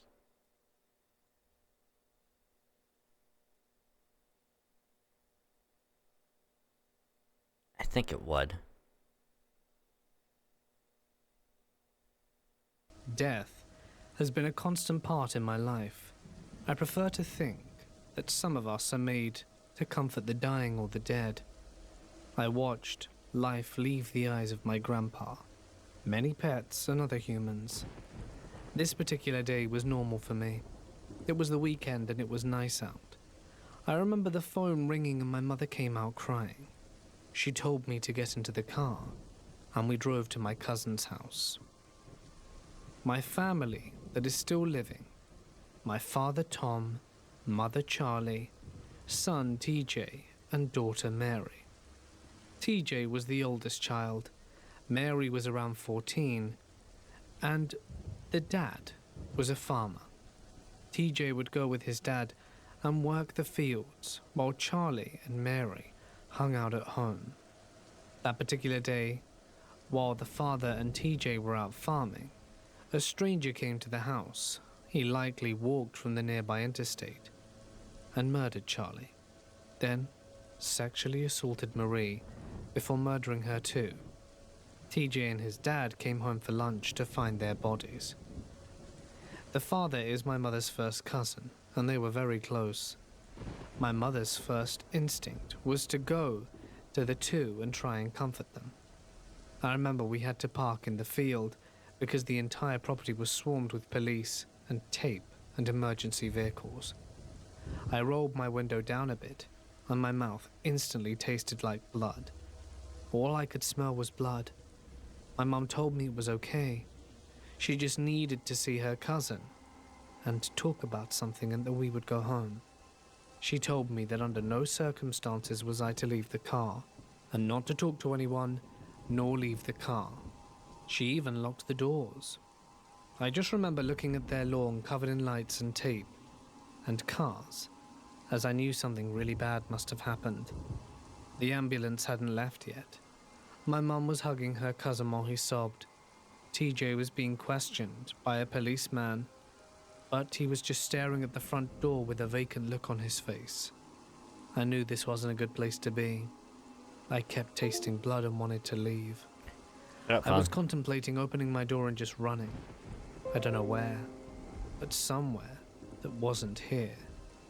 Then a very kind-looking policeman knocked on my window and asked where my mum was.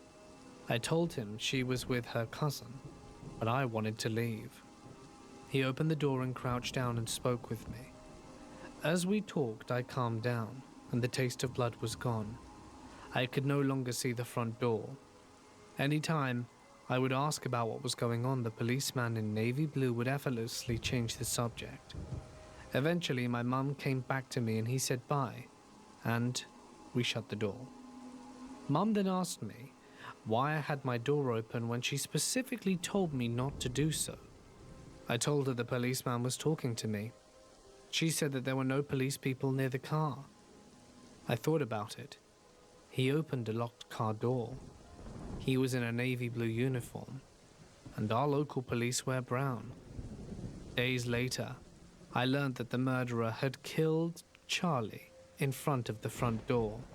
He shot her in the face. Her blood was on the door that the phantom policeman kept me from seeing. The murders were solved 20 years later. Unfortunately, that lowlife had been hitched up and down a small stretch of interstate, raping and killing women. By the time the DNA was analyzed, the sob was dead. Charlie and Mary didn't get justice, and I have no idea who or what that officer was. I know our farming community started getting better locks and more guns. I know there is a memorial bench for them at my school, and honestly, I hope that sad excuse for a human meat stick gets an eternity of suffering. This is a creepy story that happened when my friends and I were attempting to go on a paranormal adventure. We'd heard a few rumors about this place out in the middle of nowhere, an abandoned amusement park. They said the amusement park was haunted. Apparently, after it went bust, the owner took his own life by hanging himself from it. Rumors had it that they found his hanging body, lifeless, attached to the Ferris wheel. Apparently, the Ferris wheel will now move by itself at night. So naturally, we wanted to see if this was true. One of my friends, who said he can sense the presence of spirits, really wanted to go. But two of my other friends required a bit more persuasion. We wanted to go at night, since it would be creepier that way. We had difficulty finding the location. It truly was in the middle of nowhere. It was in the mountains. I remember as we were driving up that we didn't pass any other cars on the roads. Finally, we found the abandoned amusement park at 2 a.m. I decided to park the car in a nearby hotel parking lot, since the roads to the amusement park were in rather bad shape. We could walk down that desolate road, and it would make the experience all the creepier. I had just parked the car, and everyone was taking their seatbelts off. Then we heard it, the unmistakable sound of knocking on the passenger side window. My friend, who said he could sense the presence of spirits, was sat in the passenger seat of my car. My car, which only moments ago was filled with laughter and excitement, fell silent. It was really eerie. None of us said a word. It was 2 a.m. We were in the middle of the mountains and we hadn't passed anyone on the drive up, and the hotel parking lot was empty. We all knew that it was impossible for a person to knock on the window and run off into the shadows without any of us spotting them. I looked out the window, and there was nothing but darkness all around us. It was awful. The tension was like one of those horror films where you know a jump scare is only seconds away. I was sweating, and didn't want to be the one to break the silence. My friend in the passenger seat just turned to me and said, "Let's get out of here." Just then, another knock came from the rear of the car. I glanced in the mirror and didn't see anything. I thought it could have been a stone hitting the car, but it sounded like a very deliberate knock. I was very, very cautious when I pulled away. I didn't want to get into an accident, and really felt that there was some kind of presence out there just watching us. I drove very carefully until we got to a nearby convenience store. Beneath the lights and in the safety of the convenience store, we all felt less frightened by what had happened, and we began to talk about it. My spiritual friend then said, "That was a warning. Something was out there telling us to turn back for sure. Do not leave the car. I think it's still with us." We drove further and further from those awful mountains, and I don't know how to explain it, but the air in the car shifted. We all felt better, like when you've given your presentation that you've been worried about for ages. It was now behind us. We got out of the car to inspect, and found several scratches on the passenger side door. From that day onwards, we promised to one another that we would not go ghost hunting again. Some things don't want to be hunted. Or maybe, some things won't be hunted. They'd rather hunt you. I can only imagine what would have happened if we had left that car and gone in search of the amusement park. This takes place at my childhood home, which sat on the edge of the woods. To separate the woods from the yard, my dad placed large boulders along the tree line. There was also a large mound of dirt from the foundation of the home in the woods. My youngest brother walks with a limp and was rather short and pudgy at the time. These details are important for later. I was about 12 when it started. My two brothers, Jerry and Joe, their friend Nate, and I were playing hide and seek around the house. The entire property was fair game, woods included, and my youngest brother Joe was it, and me and the other two boys hid behind the dirt mound. We waited there for about 15 minutes and started getting worried because he never came looking for us. I remember volunteering to find him and ran all around the property but never did find him. I went inside and he was playing a board game with some other friends. Okay, no big deal. I asked an adult how long he had been inside and they said about half hour. I ran back outside to tell the others. When I got to the hiding spot, they were laughing. They asked how I got away from Joe. I told them that he had been inside the entire time. They stopped laughing and looked at each other. I asked what was going on. Turns out they saw what they thought was Joe running behind me in the woods. As I reached the rocks, he disappeared. We saw him around a lot, but kind of ignored it, chalked it up to kids' imaginations, and played in the woods in groups. A few years later, we had another friend come over who'd never been to my house. We were all playing inside when he came into the room and asked why Joe was playing in the woods alone. We explained that Joe was at a friend's house and there was no way it was him. He insisted it was, and we asked him who told him about the man, and he had no idea what we were talking about. It still creeps me out. Spooky. I'm 27 years old now, and it has been a long time since I have stayed overnight at my neighbor's house. Every time I stayed overnight there, I just had a bad feeling. One night when I was 11, it was the Patriots versus Carolina in the Super Bowl. My neighbors hosted a Super Bowl party, and after 10 of us kids were all hanging out and ended up spending the night there. We mostly watched the Puppy Bowl, 'cause we were kids and one kid really loved Brady and made us watch some of the game.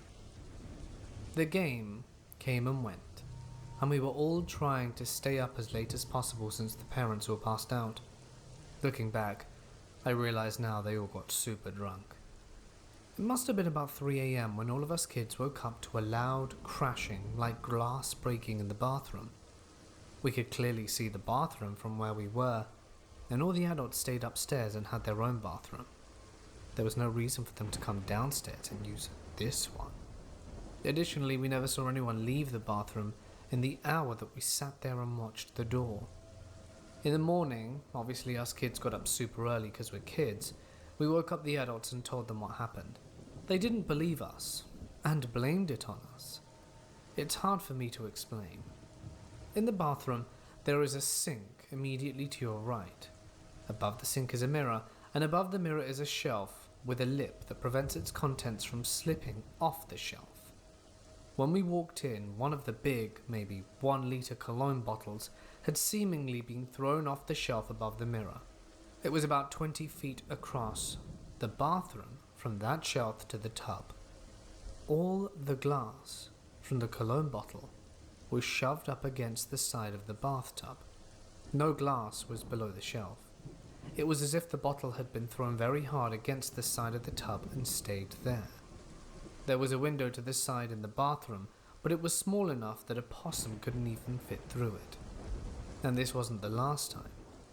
For example, by the way, this was a year after the events of the previous story. The family went to Panama, and I was asked to take care of their gerbils in the meantime.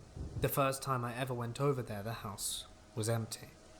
It's the first time that I'd ever been in the house, and it was alone. So, they gave me a key for the back. No issue. This was usually the way I would come in anyway, but it's hard to describe verbally. The second I stepped in this house, I got this chilling feeling like I shouldn't be there. To be clear, I had to enter there in order to go through their driveway to get to their garage and go onto their back screened porch and then access the back door. And never once did I get a bad feeling before. This includes in the previous story. No bad feeling. And I had no idea about the history of the house. But when I walked in, the air felt heavy. And every nerve in my body told me to get out.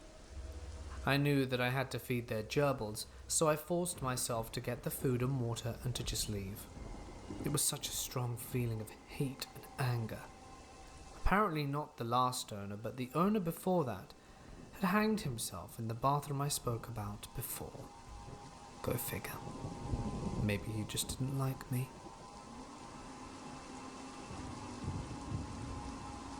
When I was 15, my best friend left the country for a year and left me a key to her house. That was fantastic news, as I would use the key to let myself into her house when me and my boyfriend were, in quotation marks, at the movies. And we would just hang out there and chill. Strange stuff would happen there. Some might say In the past, we Netflix and heard chill. water faucets open and whatnot. But being a big and old house Wink, in a third wink. world country, we shrugged it off. Until one night. We were in what was my friend's bedroom when we heard someone at the door. Right off the bat, me and the boyfriend think it's my mum who followed us and that we're gonna get in trouble. We look out the window and notice there's no car or anything outside, and ask each other if by any chance one of us didn't lock it behind us. This is happening really fast, and we're both starting to freak out. Could there be a burglar? Or worse, my mum on the other side. The door handle is being jiggled, and it seemed like someone is trying to crank the door open, and my boyfriend and I agree to just open the door and push through and run outside non-stop. The door opened outwardly, so we thought if we pushed hard enough, we would mess up whoever was on the other side. Well, while the jiggling was happening, he unlocked the door and we both pushed the door open. It slammed. We ran and got into his car. While we were running down the stairs, I looked back and saw the door open and no one there. While we were freaking out and driving away, I bring this up and he says he also saw the door open and heard how it slammed against the wall. This was over 17 years ago. Whenever we tell this story, we call each other as proof that it happened because it was unexplainable. We obviously never went back. Funny thing is that a month or so later, my friend's dad came to the house for a few months and had to call a priest apparently because he kept hearing footsteps and the jiggling of the door. Of the door. This takes place circa 2003, California, USA. I was around 16 years old, and we had just moved into a new apartment with my mother, younger brother, and older brother. My parents had recently separated, and things were still rocky for everyone considering my father had actually filed for a divorce without my mother knowing. She had moved to Florida with some family while she got on her feet. So my father handled the whole thing fraudulently and basically kept everything for himself and left my mother with nothing. So there was so much bad blood between them when she returned and became aware of everything he did. Both of my parents are from Mexico, and my mother has no experience with law and procedures, but also had no will to seek legal counsel and have the divorce reversed or to have my father prosecuted for fraud and forgery. Instead, she decided to do what most Hispanic women do, which is seek spiritual counsel from a witch to cast spells on my father, which at one point she sought my own personal approval, which I declined, and was angry at the fact that she would even ask me. I just figured she would just beat his ass. You know, as most wives would do, or any woman would do in that situation, is beat the guy's ass. And you're like, try and take this now, bitch. I did not think she would actually pull a stunt like that, because prior to the whole separation, she was a devout Jehovah's Witness. But I soon learnt that she had transformed into a completely different person from the time she had left to Florida to the time that she had come back. Oh, you don't say. Some time passed after she asked me about having my father cursed, and I completely forgot about it. That's when I began to have a series of sleep paralysis, which was the typical ones which can be dismissed as just that, until the next two incidents. One day during the summer, it was a hot Sunday, just really boring, so I decided to take a cat nap, and I dreamt that I was about to walk out the front door, and my mother was sleeping on the couch, and suddenly, a shadow figure appeared in between myself and my mother, and I could no longer move, but could see a tall shadow from the corner of my eye when I awoke. Frightened, I ran to the living room to see my mother rising up from the couch with a scared look on her face, and she told me she had a bad dream with the same exact scenario that I had had at that very moment. A few days later one night, I had a dream of a teenage boy about my age, just a randomer, appearing in my dream when I was with a group of friends, and he appeared out of thin air, and we all wondered who he was and where he'd come from. On the same night, I slipped into another dream, this time with the same boy. Only this time, he and I were walking through an empty home, and he was giving me a tour through the house, describing his family and siblings, when suddenly I awoke. My thoughts were that he was a departed soul, perhaps just passing through, and so I thought to myself maybe I should pray, and he wouldn't bother me anymore. Wait a minute. We get a sync ward once we hit 145?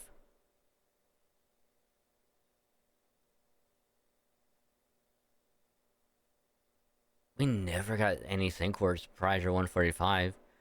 So I'm kind of curious if now every level after we get one sync word. That's awesome. And just before I began to pray, I was suddenly gripped by the neck and pinned down. I didn't see anything, but I heard a loud, shrieking whisper in my ear that said, "Shut up." Then I was let go. I shared this incident with a friend of the family, plus the sleep paralysis, and he responded by telling me that the word going around is that your mum is visiting a black magic practitioner to put a curse on your dad, and that perhaps something is attaching to us.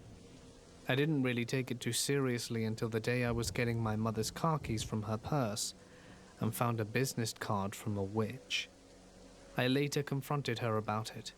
I was so angry because of the sleep paralysis became so frequent, and she never responded and just looked away. Even one night when my girlfriend decided to spend the night, she was aware of my sleep paralysis and that it was normal. Now that I knew when I would have those troubling nights even before going to bed, I would get this rush and feel a slight vertigo, and she would stay awake so that she could wake me up when she saw me squirming. We slept in the living room, and my mother had an obsession with dolls, and my girlfriend didn't tell me right away, but later she admitted on that night she stayed over. She saw one of the doll's heads spin a full 360. Nope, I'd be out of that shit. I would be out of that room house. I would just not go back in until it was sold, and then my ass would be gone. I'd be like, nope. The doll performing a fucking exorcist head spin? No thanks, hell no, I'm out of there. Nope. Nope. Fuck no. Fuck that shit. I already don't like walking to a room that has like a bunch of dolls in it, because like I'm of the same opinion, like I feel like they're watching me, and it's fucking eerie as all hell. So like I just want to just do whatever in that room and get out, so I don't have to go back in there, because that shit is weird. And if I see one of those heads spin, I'm running out. I'm like that room is haunted.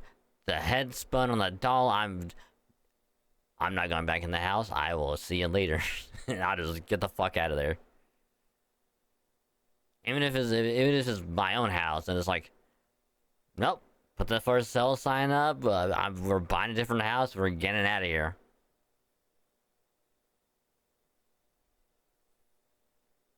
Because fuck that.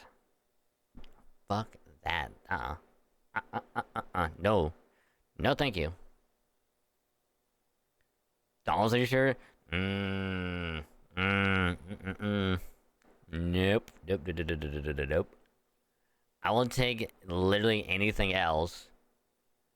Because with anything else, at least my brain can go. Shut up, phone.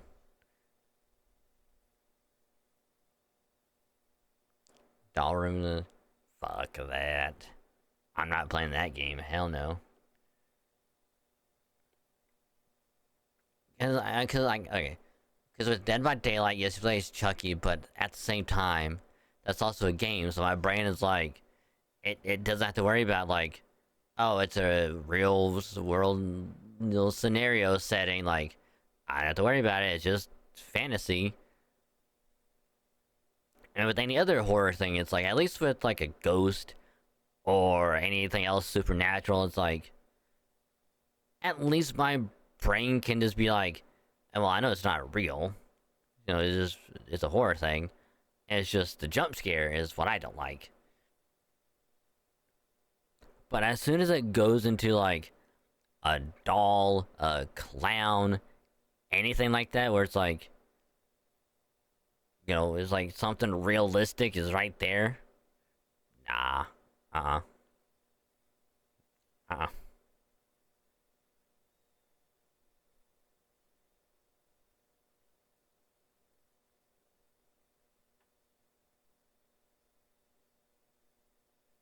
There's a lockbox inside. It did the same. But even then, like, I wouldn't even touch it. I would just run out. I would just have someone else deal with it. And be like you get rid of that doll, or I'm not going back in there. Just get rid of it. Put it in a box. Put it in a safe. I don't care. Just do whatever. Exercise that shit. Like, just get rid of it. I don't. I just, no.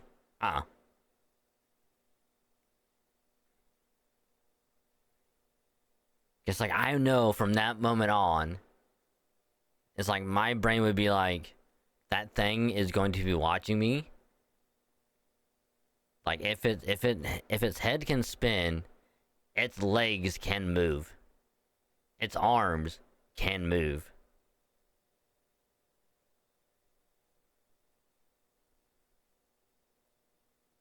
So like by that logic, it's like, nope.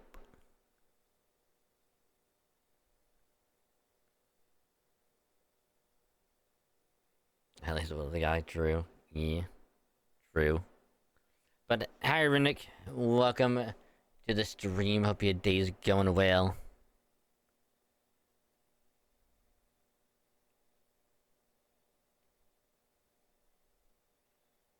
Because like I was enjoying the story. Up until it said the doll, I'm like, nope, nope.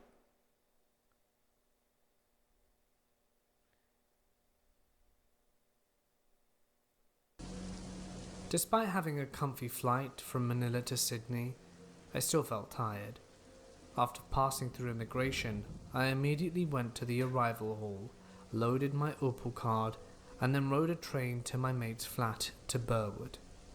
It was raining when I arrived in Sydney, at only 18 degrees. The warm shower and the bed were the only two things I looked forward to. It was still raining when I woke up. The overcast weather made the day bleak and gloomy. Then I remembered the things I watched online a few days ago, and one of them were the ghost tours of Sydney. I asked my mate about it, and the next thing I knew, he already booked us an extreme ghost tour on the weekend, after my trip to Melbourne.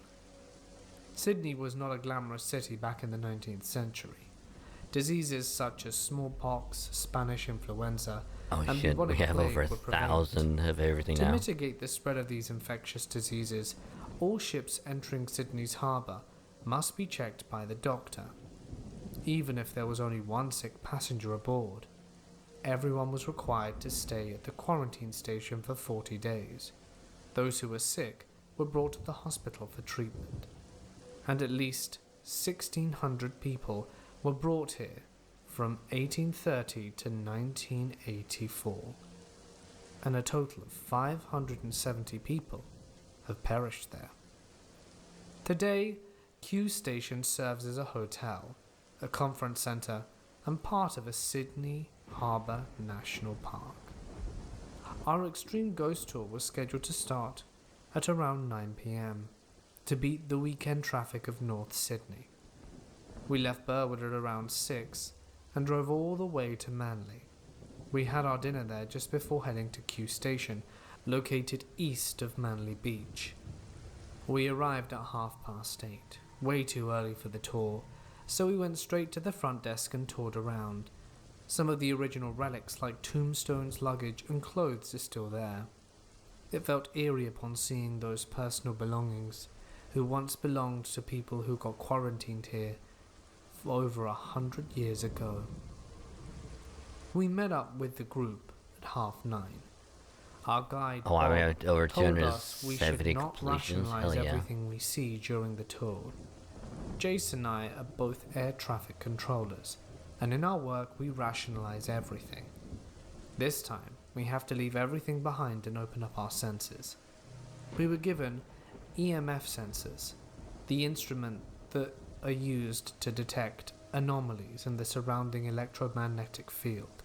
The experts believe that ghosts manifest themselves as this form of energy. Our first stop was the chamber. There are 2 rooms, both that are not big, with a floor area of approximately 50 square meters. We were locked inside for at least 5 minutes just to observe everything. I didn't feel anything in the first room, except that it faintly smelt of hay. I didn't mind, because I thought it used to be a barn. But in the second room I felt something. The surrounding air felt heavy. I felt like an unknown force pressing my cheeks. It was quite difficult to breathe at some point. As we were out, Bob told us that it used to be a gas chamber and that about 40 people were locked inside for sanitary reasons. Now it all made sense why we felt heavy inside and why I felt claustrophobia inside the room. Our second stop was the hospital. It was quite a long hike to the quarantine hospital, and during the early days it was harder to get to. You needed to climb the steep walkways. Basically, when you're on top, you're completely isolated. The hospital is located near the cliff overlooking Sydney Harbour. There are several buildings around, including the quarters of the nurses and doctors. Hospitals, no matter how modern their facilities are, can get creepy at night, but this one was way creepier than I thought. We first entered the doctor's quarter. It was dark but cold inside the room, and there were 3 bunk beds in it. As I sat and leaned on the lower bunk while listening to Bob's stories, I felt something was pinching my lower back. I shrieked and Bob caught my attention. I told Bob it was nothing. We went into the main hospital room. It was quite big and there were 6 beds. Feeling brave, I lied down on one of the beds and tried to make some connections. I don't know how. I just closed my eyes and felt nothing. And honestly, the bed felt so soft and comfortable. I transferred to an adjacent bed near the wall, and the moment I lied down, it felt weird. It felt like something was pushing me, but not in a forceful manner. The room is connected to another room that had a darker history. Bob told us to open the door and asked if we felt something different. Everyone told him that it was colder in the room despite the doors and windows being tightly shut. Some of our EMF detectors went crazy. According to Bob, there are 4 resident ghosts inside this room. 2 children who love to play hide and seek, and a woman, as well as a malevolent spirit of an old man. There were stories circulating that one group who stayed overnight in the hospital decided to record themselves singing Twinkle, Twinkle, Little Star, and caught something in the recording. They heard children giggling, and a woman saying, "Wait, wait," and an angry voice of a male shouting to get out. Jace had his EMF detector pointed near the cupboard and it went crazy. So what he did? He went and got his smartphone and started recording himself singing the same song. Actually, we were all at the center of the room and didn't hear him singing. After we went out, we played his recording, and believe it or not, he caught something. There weren't disembodied voices from the children or from the woman, but in the middle of his singing, someone was shouting in the background, "Your singing stinks!" The third stop was the gravedigger's house. It apparently was one of the most haunted parts of the complex. It's so haunted that Bob won't dig deeper into its bloody history. It used to be the house of the gravedigger. Okay, so at least we can do most Just of a few these steps from the house here, is the third-class cabin. which is good. During that time, there were reports of missing girls and children. Eyewitness reports claimed they saw some kids and girls entering the gravedigger's house. More so, the doctor was attached to the girls, especially the young ones. The house is a bungalow, which has 2 bedrooms with a small living room, dining room, and the kitchen and bathroom are both located at the back part of the house. Bob left us there for 10 minutes. The first room to the right used to be the bedroom of a paedophile doctor. As I slowly entered the room, the atmosphere drastically changed. It felt cold and sad at the same time. I don't know. I can't help but be sad in that room. I went out right away because I can no longer take the sadness. The second room was rather weird. I was about to enter there, but something felt wrong. It's like there's a force barring me from entering the room. Some of my group mates checked their EMF and it went crazy. I guess everyone was not welcome inside. The back portion where the kitchen and bathroom are located was the scariest part of the house. It was dark, but that part of the house was faintly illuminated by the moon outside. I stayed there for at least 3 minutes to just observe, and I suddenly felt goosebumps all over my body. As I neared the bathroom, it felt sinister, and I didn't go inside because my instincts told me not to. I managed to take photos inside the house, and my phone didn't catch anything paranormal, but all photos are creepy as hell. When everyone was outside, Bob confessed that the bathroom was the most haunted part of the house. Locals claimed that a girl was brutally murdered inside the bathroom. She got strangled by barbed wire. The fourth stop was the morgue. I never liked going to a morgue anyway, especially a dark and abandoned one. I was very nervous the moment we entered. To add to the scare factor, a mannequin lying at the center covered with a white cloth. I know it's staged, but it still scared the hell out of me. While Bob was talking about its history, it started getting cold, but weirdly only on my right side. No one was standing to my right, and there was nothing but a door leading to the laboratory. A cold breeze passed through. I wasn't paying attention to Bob's story because I felt someone standing near me. I whispered to Jace about it, and he scanned his EMF, and suddenly there was a spike of energy. He told me to calm down, but I was this close to breaking down. As minutes went by, I started to feel goosebumps on my right arm, and I can feel that someone is actually touching it. It was like a gentle caress, but definitely not human. I became uneasy after we went out the morgue, and Bob noticed it. He smiled and said, "There isn't a ghost like you, did he?" Really, Bob. The next stop was the shower block. It is the most haunted place in the whole of Q Station. During the time that those who are sick must take a shower of carbonic acid, not water. The acid kills fleas and ticks in seconds, and 2 days after your skin starts to peel off. It was dark and eerie as we entered the shower block. The stench was still there, and I felt lightheaded. The same feeling when you get out of a boat ride.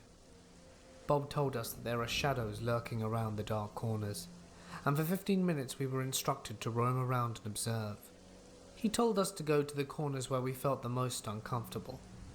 I had goosebumps as we passed by the center aisle and turned right since we both felt uneasy on this side. As we were walking back to the center aisle, I felt someone watching us from behind, so instinctively we turned our heads slowly and saw a dark figure peering from the corner of the block. I am pretty much sure that my friend wasn't playing tricks on me.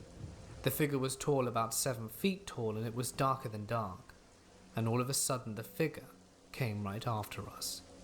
I don't know what happened next, but Jason and I were back at the main door of the block in a jiffy. Whatever that is, it scared the hell out of me. The tour lasted for 3 hours, and was already half midnight when we went back to the parking lot safe and sound. I honestly don't know what to feel after the tour. I was physically and mentally exhausted. Nonetheless, it was still a great experience. It finally validated that I am a bit sensitive to the paranormal. I do believe in ghosts, and don't easily get scared by them. But my experience at Q Station was overwhelming. A lot can happen in 3 hours.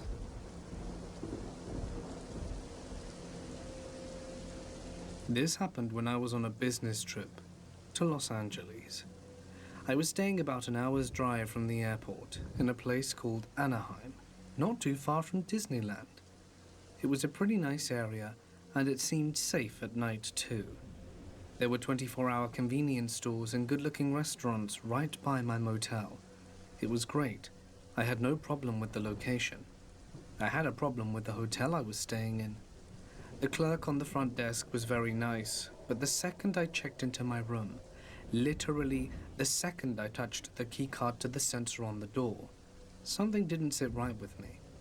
I had a very uncomfortable feel about the room. The hotel room was fine, nice in fact for a business trip. It was just a normal single bed. There was nothing wrong with it, just I didn't like it. I didn't want to be there. I couldn't put my finger on why though. I didn't let it bother me at the time. I went downstairs to grab some dinner in a nearby restaurant. After that, I headed back to my room to go over my notes for the presentation that I would be making the next day. I guess that my initial apprehension to the room was brought on by my work nerves. I was immersed in my preparation when I heard a noise, a creak. I turned my head in the direction of a sound and watched as the bathroom door slowly opened by itself. It felt as if someone were opening it, as if for me to enter, inviting me in, like I was being beckoned. My spine froze. Ooh, It scared spooky. me. I had never experienced anything like this before. My brain went into problem-solving mode. I guess that my senses were heightened because I was in a new place I wasn't used to.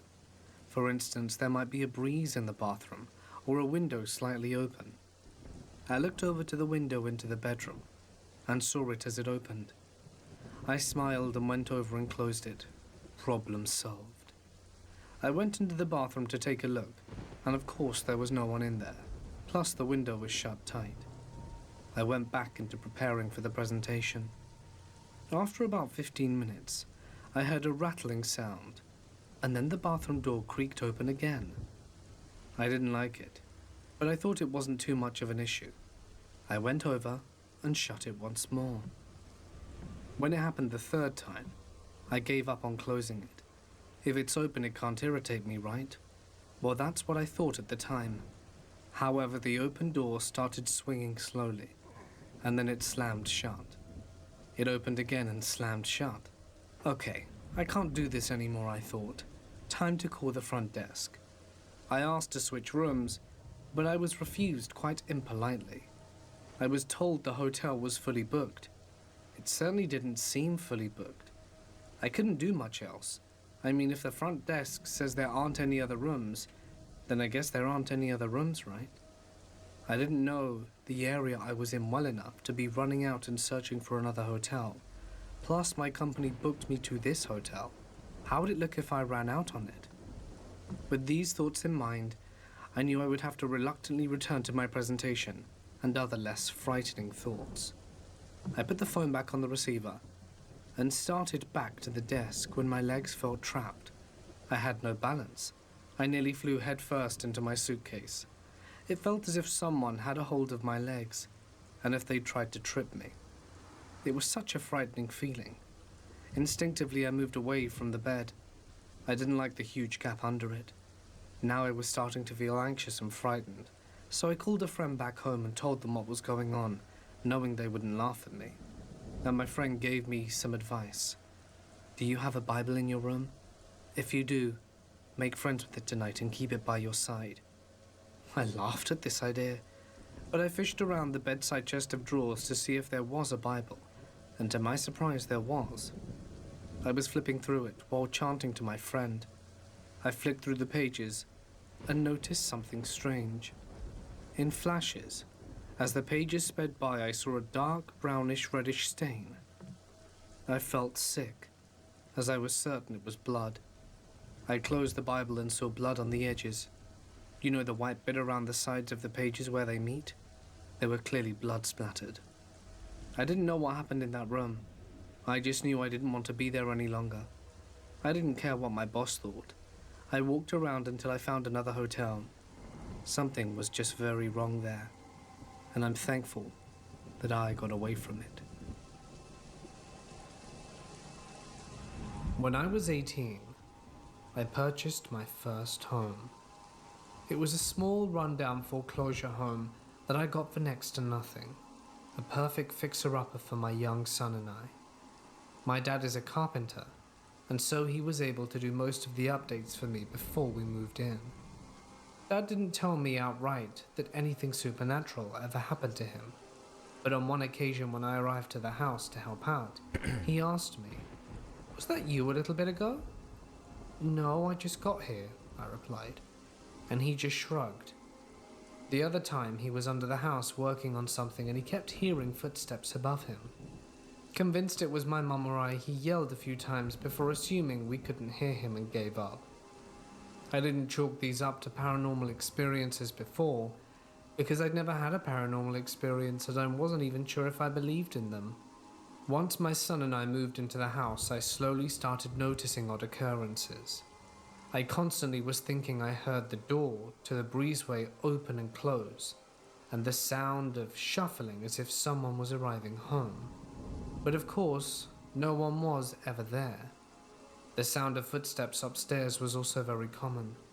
The first time my boyfriend came to the house and stayed the night, we were fast asleep when the stereo came on at full blast, scaring the hell out of us.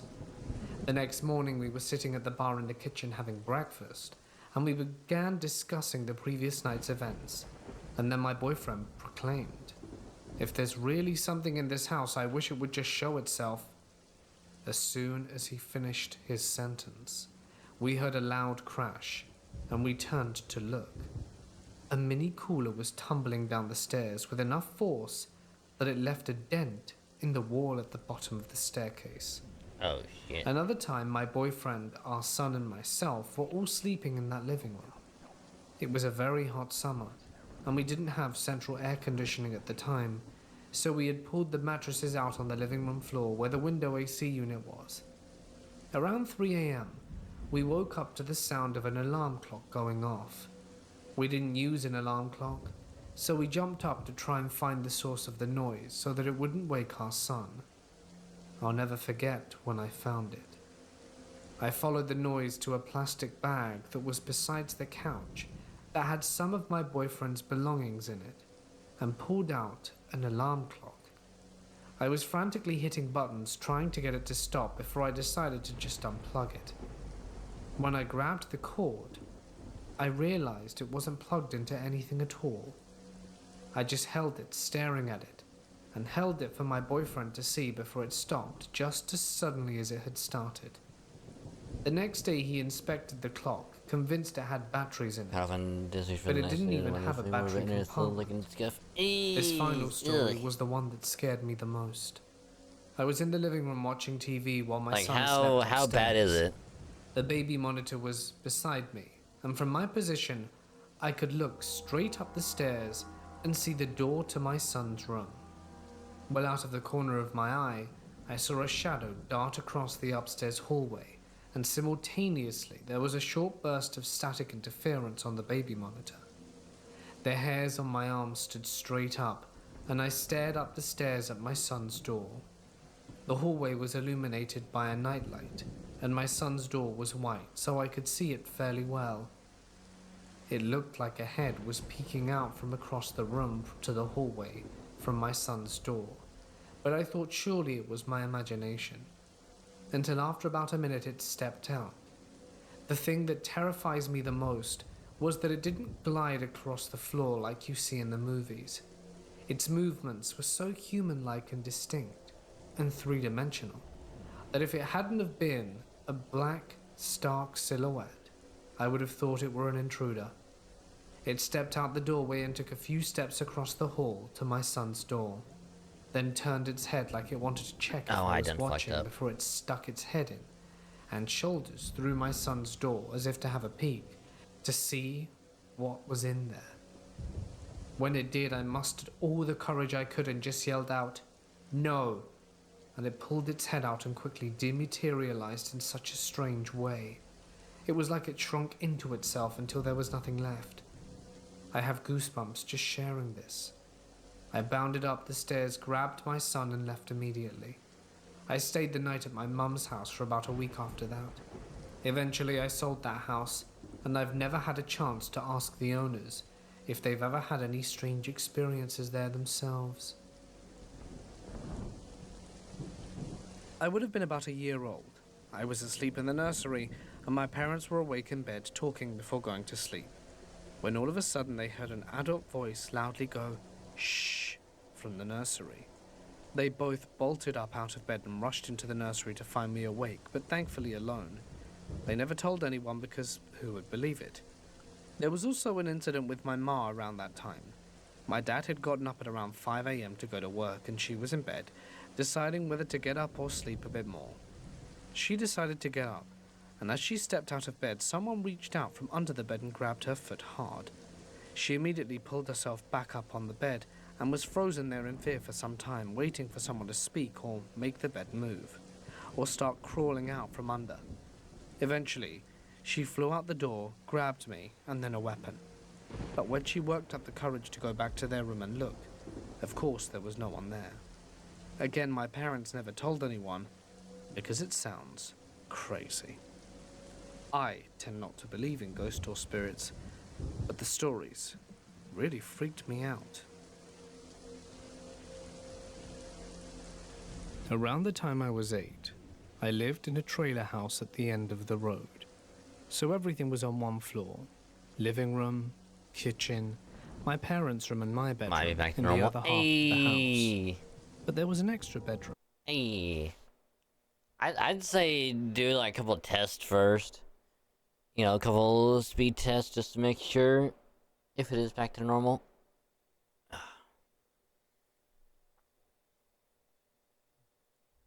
Because you know exactly what's gonna happen, right?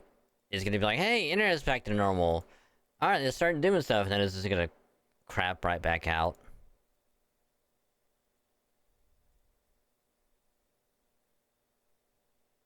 Because then you have to wait even longer. Do more tests, and then by that point, it's gonna be like super late anyway, and it's like, no gaming tonight.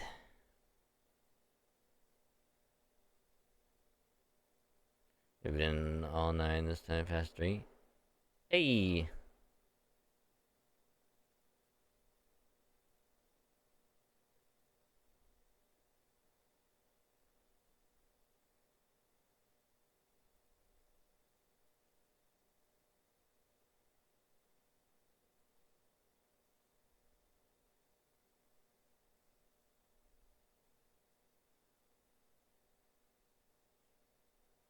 Yeah, I haven't done speed tests in a while. I should probably do that tomorrow. Because obviously I can't do it now, because with streaming and everything, it's going to be super wacky. So I'll have to do it tomorrow.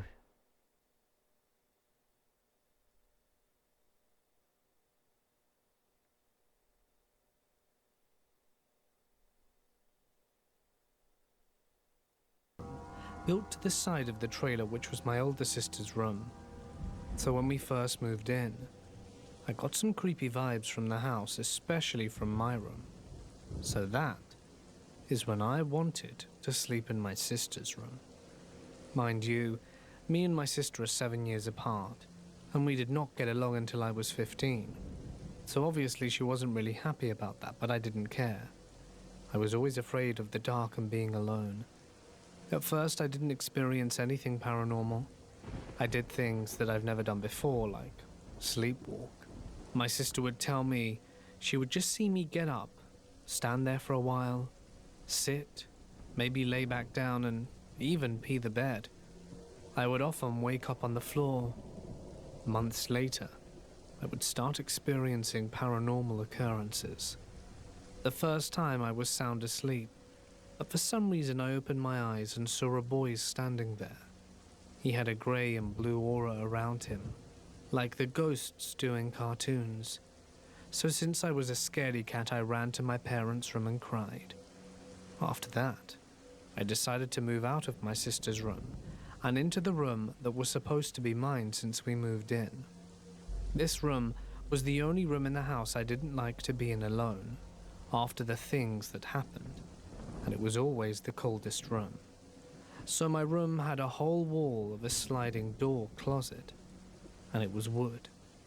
I would often hear tapping in the night from the closet, and I would tell my sister, but she would just tell me it was because the wood was growing.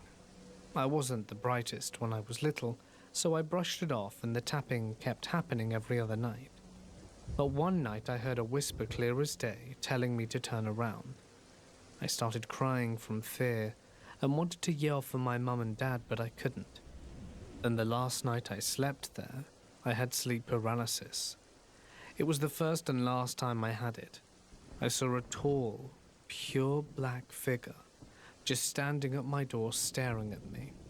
And since when you have sleep paralysis you can't move or speak at all, I tried yelling for my mum, and just a gasp would leave my mouth. I don't exactly remember how I came out of it, but I ended up sleeping in the living room for the next few months.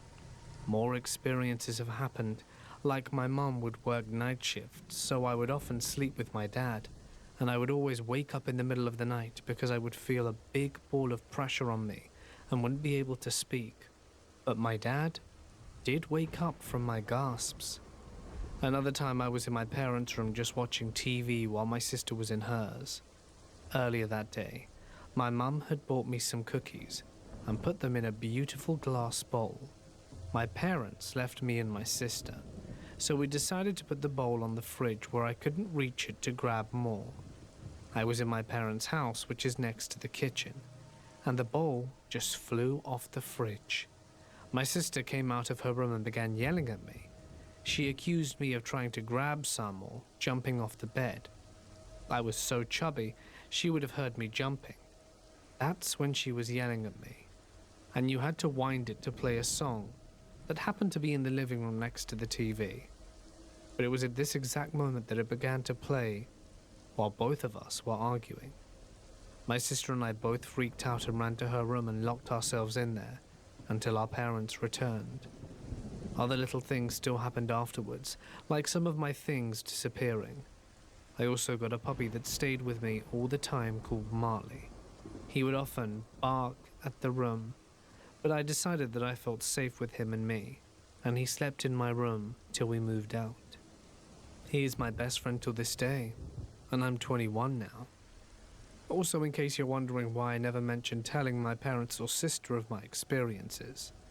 My mum being the only devoted Christian at the time, my dad being a skeptic, and my sister who was an emo kid and a teenager, I never had anyone to talk about my experiences with until recently, when I told my sister and she was shocked on why I told her.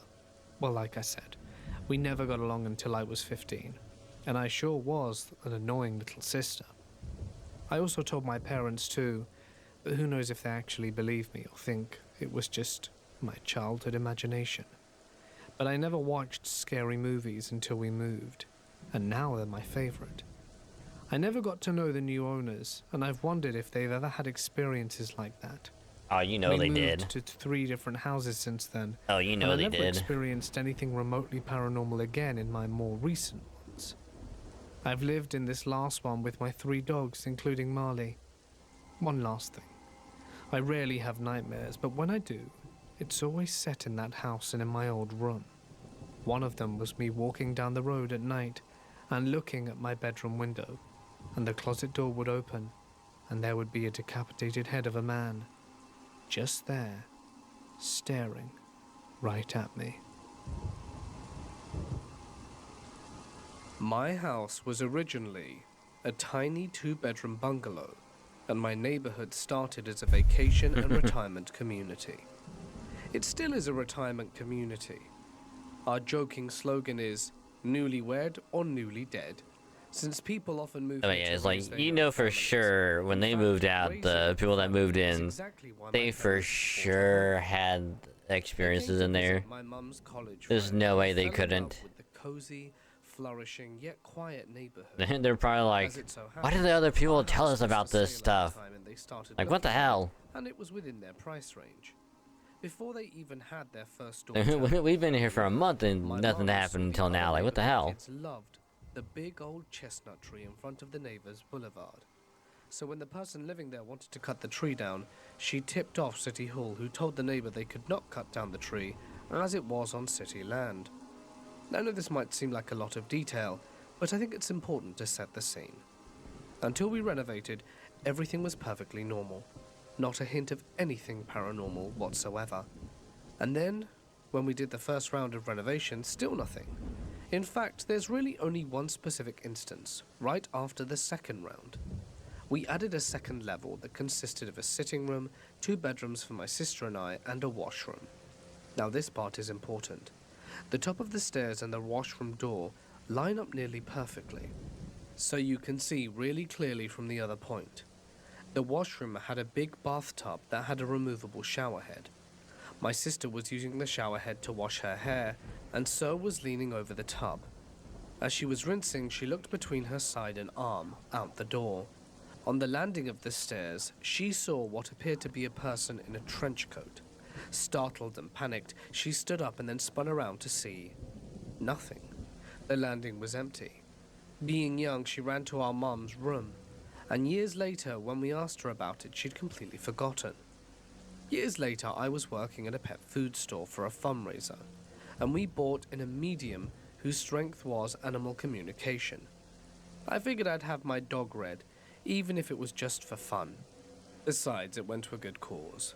My dog is a pretty anxious dog overall, but she'd been doing one thing in particular that kind of weirded us out. She'd stare up at the landing on the stairs, cower and back away like she was afraid of something. So I asked the medium about that. She told me my dog was seeing someone on the stairs, something that appeared to be wearing a long garment like a cloak or trench coat. Honestly though, I thought it's probably just a previous owner or occupant in the house coming to see why it's changed so much. I don't think they mean any harm, my dog is just an anxious mess, but she's my anxious mess. So I burned some dragon's blood incense and politely explained to whoever was there this is our house now, although they were free to stick around if they wanted, just so long as they didn't scare my dog anymore. I think it worked because my new dog now loves to sleep on the landing at night. There was an inn in my hometown. It was built in the 80s when Japan's economy was skyrocketing. Leisure resorts and the tourism industry all thrived back then. After that period in our history, the inn suffered a decline in popularity, possibly due to increased tourism abroad and the fact that inns like this went out of style. Eventually, the lot and the inn were bought by a development company, and the inn finally and permanently closed its doors. Someone had heard that the plot was to be used to create a relaxation resort. The odd thing was that the company that bought the inn and the land went bust. History repeated itself, I guess. Before development could begin, the bubble burst. No company or anyone got involved with the inn and the plot of land, and therefore lay there derelict and only served a purpose, a gloomy monument to its former glory. The inn wasn't Yeah, exactly in the public superstition. eye. Back in the day, there were signposts pointing guests towards it from the highway.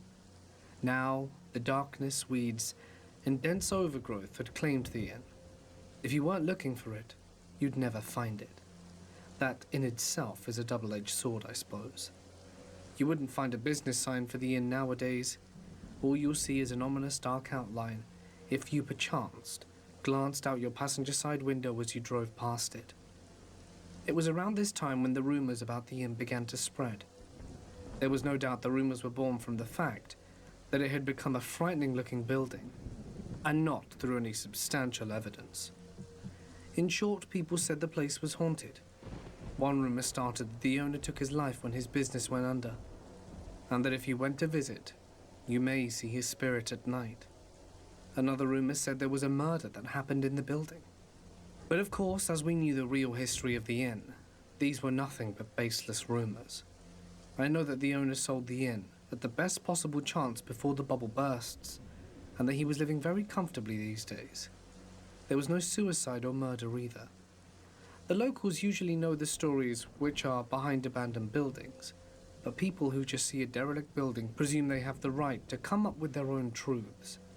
However, some of the locals have said that they have seen a pale light emanating from the inn, and that they have seen shadows pass by the window. That's pretty creepy, right? The owner of that mysterious shadow was likely an urban explorer, and that spooky glow of pale light, his flashlight. Because of rumors like this place has become supposedly haunted. It was actually featured in a magazine, and I couldn't believe it. The article interviewed an individual who had witnessed paranormal activity there. The interviewee was adamant that he saw an apparition in the inn. After this publicity, the inn gained a lot of popularity. Young people would turn up at all hours of the night, making noise and flashing their flashlights everywhere. It annoyed us locals so much that there were requests to demolish the building, to stop the nuisance that it caused. Then as time went by, the day of the demolition came, and the creepy abandoned inn was no more. It was said that there would be a shopping center erected in its place. I don't know why, but I was kind of sad to see it go. I guess that seeing it daily for 10 years or so does that. A few days after the demolition work began, I saw police cars parked outside the abandoned inn. I wondered if there'd been a car accident or something. Later that night, I was watching the local news and found out why the police cars were gathered there. You see, during the demolition, they found the skeletonized remains of a body. Initial reports concluded that the person had passed away between 6 to 10 years ago. Well, that coincides perfectly with when all the rumors began. I guess sometimes there is a truth in rumors. Perhaps they did see someone, and something paranormal was happening in that inn. But I'll never know for sure. It's certainly creepy, though. Ooh, spooky. When I was between the ages of 11 and 12, I was staying at my father's house, which my little brother and I did every other weekend as our parents were separated. I remember experiencing my first and only spout of sleep paralysis the weekend before. I wasn't able to move, complete fear consuming every part of my soul. Alright, we'll probably I do did a the toe few more curls and finger runs. wiggles to get myself out, but never once opened my eyes because I was afraid. Like And a had never little experienced seeing anything during that time. BRB. However, this weekend that I had the previous experience Get completely some out of my mind, snackies. I figured it was just a nightmare, you know? So it was a normal night and we went to bed around 10:30. The same routine and the same Then we'll kind get of all setting with nothing out of set the up ordinary. and ready for I some wake up Tekken. like normal, but early, at around 6 Probably a.m. on this message Saturday. Yudo. The sun rose and I remember the If he room wants to completely lit join with the sunshine, tonight. but I knew it was early. And I was on the bottom bunk of a bunk bed with my little brother on top. I woke up and was wide awake. I felt completely rested and amazing. Something us adults don't truly experience anymore, sadly. It was one of those wake-ups where you stretch and smile, like you're in a complete state of satisfaction. I do so and then relax, with a good feeling flowing through me. We had a large box TV in our bedroom that was about 6 feet away from me on a TV stand, and in the middle of the TV was an inch or two above my eye level when laying on the bed. In the middle of my blissful relaxed state, I turned my head casually and looked at the shut-off TV that sat before me. I could almost see the entire room. Like I said, the TV was big, but the first thing that caught my eye was the thing that almost gave me a heart attack. What I saw was something very tall, naked, leaning its head over the bars of the bunk bed ladder. It was directly above me, and only inches away from the top of my head. It was crouched over, with its head just above mine and looking down at me. It did, and still does to this day, remind me of the aliens from the movie The Signs. I mostly died right then and there. My heart has never dropped so hard into an adrenaline beat. I'm not even sure if I was breathing. I was a very smart kid and did the only thing I thought was best at the time, with the pounding of my chest increasing at a rate faster than anything considered alive. I played like I didn't see it, slowly rolled over and casually grabbed my blanket to cover my head. I figured if I didn't know it was there, it couldn't get me. I lay there with my heart beating out of my chest for probably an hour and a half until I grew the courage, ripped the blankets off, and flipped over to meet it face to face. But it was gone. I've never forgotten it. Never tried to forget it, never tried to disprove it. The only thing I've ever done is accept it. What I saw was real, in my room, and I probably stared at it in shock for over 20 seconds. Not in disbelief, but in complete and traumatizing fear. I went from ecstasy and complete satisfaction to the most fearful I've ever been in my entire life. If you want to know what I think, it was that the thing fed off fear. It allowed me to feel beyond great in order for me to produce the thickest amount of solid fear anyone can make. And that's exactly what it got. A few months ago, I heard a strange howling outside. It was the middle of the night. I thought I was hearing the TV upstairs until my grandfather texted me asking what was going on outside. So I grabbed my shotgun and flashlight and went out. It's hard to explain the layout of my property, but when I walked through the door, I walked up the balcony, down the stairs, and across the old volleyball court.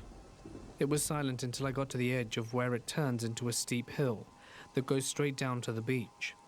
That's when the howling started again. I wasn't that scared at first because I thought it might have been a sea lion. They can make weird sounds that almost sound human. So I started walking down the trail that leads from the court to the ocean. I was more or less excited because there has never been any sea lions in the cove where I live, but they are known to be around the area.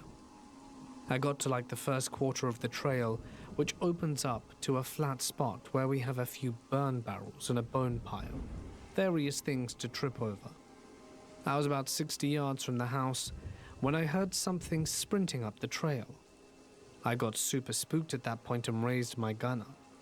The sprinting stopped, and I could hear noises moving away from me. This was the longest walk back to the house of my life. I literally inched back to my house, still facing the beach the entire time. When I got back, it started back up again, but it stopped soon after. That was night 1. Almost a week went by and the howling began again around the same time, and I had about the same response: shotgun and flashlight outside. I flashed the light around trying to see anything, but it was too dark, and I tried pulling out my phone to take a video, but the howling stopped, so I went back in. The next night I was out with my dog, and he began growling at the trail, and he slowly started walking towards whatever he was looking at.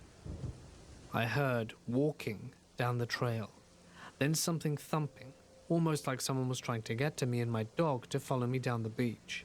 I don't use that trail often, if ever. But when I went to the trail the following morning to look, different something had 5-star definitely been walking CE, through it. that So would I be borrowed some great. trail cams from my buddy and set them up on Preferably the trail in my the house to see if I could catch something. CE that has a And the next day, 30% the battery cams on were it. gone. That would be great. The day after that, the howling started again. It's like whoever was doing it was trying to get me to the beach. A week goes by, nothing. Then in the middle of the night I hear what I thought was the wind knocking things around, and the next morning nothing is out of place except muddy smudges on both door window and doorknob, and the window next to my bedroom. The next night is a snowstorm, and I hadn't seen or heard anything, almost like whoever they are doesn't want to leave behind footprints. Am I overreacting?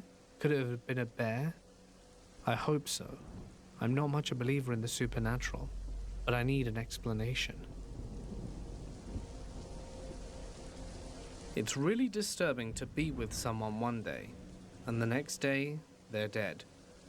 When in this case, the lines fall along the same terms with me and my father.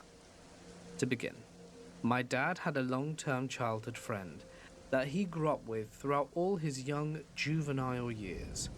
Their bond was very unbreakable to the fact that an argument was very unlikely between the both of them, but over the course of years, as both matured and began to have children, it was very, very common that I would look at my father's friend as an uncle. So to me, my father's friend was Uncle Paxton.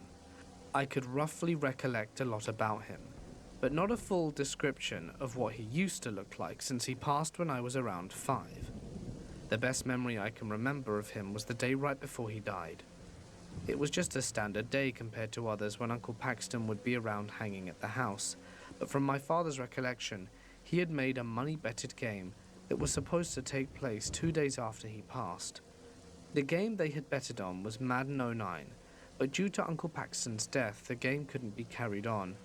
And as for my father, well, let's just say he didn't take it so easily the first few weeks after he was gone. But very soon my father began to accept the fact that his long-term friend or brother was gone. It's a tough pill to swallow, but what else may life have held for us individuals? The least we can do at times like this is grieve and then move on. Or that wasn't the case for my father. The paranormal sightings for my dad regarding Uncle Paxton didn't begin until months after his passing. My dad normally kept things like this to himself, never revealing anything to a single soul. But the sightings for him started so seldom to more and more frequently as time progressed. My father would recall sightings at various functions, to other sightings like the gas station or in his dreams, the store, and he even saw him through the rearview mirror in the back seat of his car. This being the reason for how my father nearly veered into another lane, almost causing a wreckage, but he caught composure, and just as Uncle Paxton's apparition vanished in an instant. He said that every time he saw him it was in silence. He was never trying to relay a message to him through his hands or anything else. He was just silent with a blank expression. There were countless times when my father would be around me, and times I would stare up at him and he would be in shock.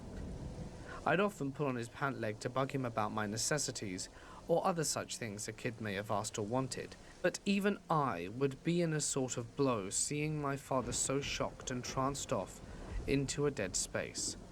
It didn't make sense to me until now, since my father has told me this story. The sightings for him have gotten so out of control to where my dad has begun to lose sleep. This carried on for about a year until my dad decided to seek help. He didn't get assistance from anyone he knew, since he still wanted to keep it from people. But I forgot what type of person he got help from. My father never really considered stuff like this, being so petrified he wanted to try anything to cease what he was undergoing at the moment. So somehow, he managed to get in contact with this woman, who claimed to help those with experiences dealing with the paranormal. And the following week or so, he seeks help from the woman and tells her his story about him and his friend. One of the initial things she asks is there some type of event or occurrence that was supposed to take place before his passing? It took my father a moment to think, and then it clicked. The last thing they were supposed to do was play Madden together one last time, but Uncle Paxton died before he could even get the chance. The woman then replied with, "Sometimes those who are dead cannot proceed into the afterworld because there is something on this side holding them back." She then proceeded to tell my father that if he wanted the sightings to end, then he would have to finish and seek the task that's keeping Uncle Paxton held in my father's life. The last tip she left with was wait until everyone in the house was gone, turn off all the lights, shut the curtains, light a candle, and proceed to turn on the console. And the following day after my dad returned home, he did just that after dropping me off at school that morning. He said he followed every step the woman had recounted to him before turning on the console. And I kid you not, as soon as he did so, the door that we had to the attic connecting to the dining room burst open, and right after that my dad recalled feeling a gust of wind blowing past him. As the Madden game started, my dad said he began playing with who he believed to be his deceased friend. He had both remotes connected, and although the other remote never moved out of its place where he'd left it, the screen showed otherwise. During this experience, my father recalls being more dejected than spooked, but said that at the end he felt a huge wave of relief hit him, and after that the sightings of his friends stopped. My dad never told me who won that game. He said the least he could do was keep it a secret. Also, I was one of the only people my dad told this story to, and the only reason he had started to tell me this story is because of me asking why he used to be so revered at one point in time when I was younger. After asking, he began to tell me why. I'm 24, and can assure you that his story chilled me to the core for a while. I woke up to my dog jumping off the foot of my bed when he was sleeping and lightly barking. The way he alerts the house is if he hears people in the lawn or otherwise suspects intruders. He's a good guard dog. I'm still a little out of it when this happened, so the ghostly sound sort of passes me for a bit while I try to calm the dog down. But then I start to hear it. A very rhythmic, loud inhale right beside my bedroom window. No exhales, just inhales, over and over and over. I'm frozen in place in my bed, and I do a reality check since I'm no stranger to sleep paralysis. That's how strange this experience was. My mind immediately went to, I'm not even awake, this isn't real. But alas, I was, and I am writing this, and it's only been 10 minutes. The sounds went on for maybe 2 minutes from the moment I woke up. No idea how long they were going for before that, but probably not long since my dog alerted them so strongly when he initially noticed them. Then they just stopped. My dog laid down on the foot of my bed, seemingly telling me that the danger was over. But God, it was so incredibly close to my window. If it was some sort of machinery in the house, which I want to believe, and it is the only logical reasoning I can come up with at the moment, the next issue becoming identifying what type of machinery sounds so similar to a person inhaling rhythmically, not to mention the location of where it happened. Let me clarify, my bedroom is on the second floor, so we can all collectively rule out the possibility of there being a human person standing outside my window. When I was a kid, I saw something. I was laying in my bed, the room door in front of me wide open, and to the left I could see the room where the front door was. There was an antique cabinet that my dad had that illuminated a white glow. I started to freak out for no reason, and started sweating. I, for some reason, knew crap was about to happen, and I was about to witness something. About 5 minutes later, hot in sweat, I saw it. There was a door in the back of the room with the front door that was storage. A black, outlined humanoid figure walks out, mildly static looking. It takes a few steps towards the front door, then stops, does a military-like turn and faces me. At this point, I'm losing it. It walked into my room and stops beside my bed. Does one more military turn, facing me, and at that point I figure, what have I got to lose? I knocked the hell out and ran through the thing, ran upstairs to my parents' bedroom, and knocked furiously at the door, waiting. Let's try and clear for them out to some of let the me in. shop real quick. My eyes focused on the stairs, making sure it wasn't to follow me. Nothing. I slept with my parents the next few nights. It's one of the scariest things that happened to me as a child. Not too bad. A short time after the shadow people encounter, I began to settle down, and my thoughts were no longer fearful. I also believe this was during the time I put up a dream catcher that my mother got me. Let's just say the dream catcher really did the job for years, maybe because I truly believed in it, and my mind worked in its favor. One day I woke up in the morning to Mum yelling down the stairs for me to get up. It was a school day. I had a shower, came back to my room and sat on my bed, sluggishly slipping on my school uniform. And this is when it gets creepy. As I was pulling up my socks, I noticed a flash outside my door, more towards the room with the front door. Not the bright camera type flash, but more like an invisible person walking past super fast my front door. For those of you who have played Halo, it looks like someone walking around with the invisibility cloak, but real fast past my door. You can still see them, but not entirely.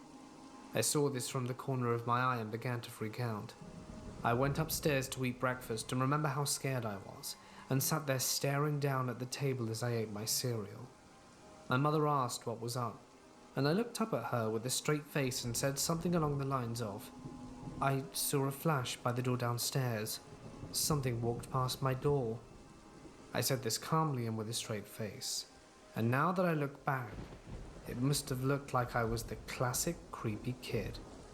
My mum just said, "It's all in your head," and I went back to eating, and she went to the laundry room behind the kitchen. And that's when it happened again. I was eating when I saw another flash of an invisible person walk past the kitchen door. This time I was paralyzed, as in I stopped chewing and was now staring straight down at the table. Whatever these things were, they were playing with me. My mum walks in, stops, sees my reaction, and again I calmly say, "It just did it again. Over there," pointing at the kitchen threshold. I tell my mum that something's playing with me and that I'm not imagining things. What really relieved me but freaked me out at the same time was her reply. "I know." It relieved me because she believed me, but she freaked me out because she basically confirmed their existence. About 10 seconds later, we both heard someone walking down the stairs. They're wooden, so the creaks can be heard. It was very slow. I remember thinking to myself it sounded as if their cover's blown and they're trying to sneak out. My mum and I both looked at each other, and once we heard it, it stopped. She looked around the corner down the stairs and there was nothing. Dad had already left for work. My Filipino cousins, as I'm half Filipino, and I were gathered around the TV. Some of them on the floor, one on the back couch, and me on the couch by the sliding door. We were all watching either a game show or something overly bubbly. At the time, it was getting late for us, about 10 p.m. or so.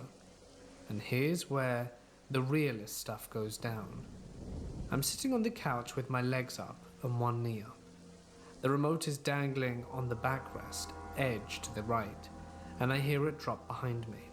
So little me, being the ninja I am, slides over to the top of the couch on my back, like a bridge stretch for your back, with my face pressed up against the glass. I grab the remote, and from the corner of my eye I see a little girl with black hair. She had a white dress on and was looking down, so I couldn't see her face. She was in a crawling position, backing up like she'd been caught trying to escape. She was backing up towards the middle of the room, towards the Christmas tree. I was still upside down at this point when I managed to look over at her and she vanished. I scuttled right back up and then jumped. All my cousins looked at me in confusion, and then I explained to them what I saw, and they basically started shaking their fingers and pointing at me, as if they knew that I must have done something to see something. They were smiling though, as if it were a completely normal thing to experience. To this day, I still think that they were just messing with me with the whole "you got in trouble with the supernatural," but I know what I saw. I've always been scared crapless whenever I was in the Philippines, especially that house. In the area we live in, Betis, this house was like a mansion. It was opposite some basketball courts, in case anyone knows Betis.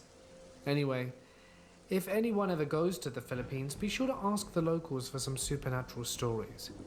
I'd imagine people there have had their share, as all my Filipino relatives have, including our maids. One maid ran away once because of an encounter. She came back, and I've met her before, but she just hates talking about it. When I was a child, I awoke to see the outline of a figure standing with their back to my bed. I thought it was my mother putting clothes away in my brother's dresser. I looked over to my brother, who was sound asleep. I called out to who I thought was my mum. As I peeked over the blanket, the figure looked over their shoulder when I spoke. They turned towards the door and walked out of the room. I sat up quickly because there was sound, and I realized that the door was closed. It had never been opened. The figure walked through the closed door. They say I was dreaming, but I know that I was awake the entire time.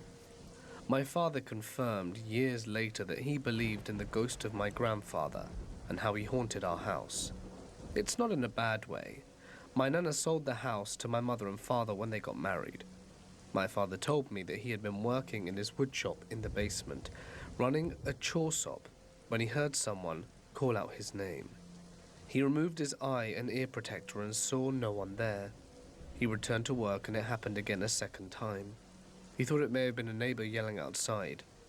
He listened for a moment and then returned to his work. When he started up the saw for the third time, he said he felt a hand touch his shoulder and heard his name clear as day.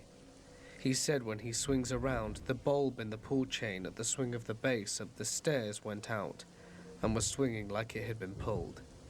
He proceeded to check the entire house, gripping a ball-peen hammer. No one was home. No neighbors were outside either. And he was completely alone. Spooky. I want to tell you about the creepiest thing that ever happened to me. It's actually a series of a few incidents that have happened over the course of several years. When I was young, I had awoken abruptly in the middle Should of the have night. been able to get through I a heard my decent dad amount call me of from embers. downstairs. Oh yeah. It was really dark, Oh yeah. and I was through wondering quite a what bit. he had wanted. I hopped out of bed and flew down the stairs as fast as my little feet would carry me.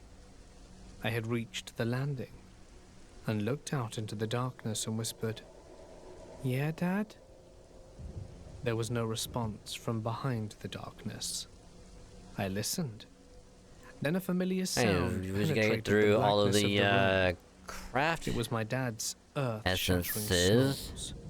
My mum Trying to must find have some kicked him out of the bed CEs. for being loud. Confused, I looked towards the kitchen, and for some reason felt We should compelled bring to that go real there. quick. I headed down the hallway into the kitchen to find a Let small this be fire the starting in final the oven. story.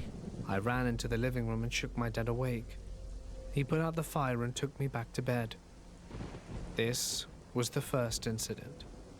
The second happened several years later.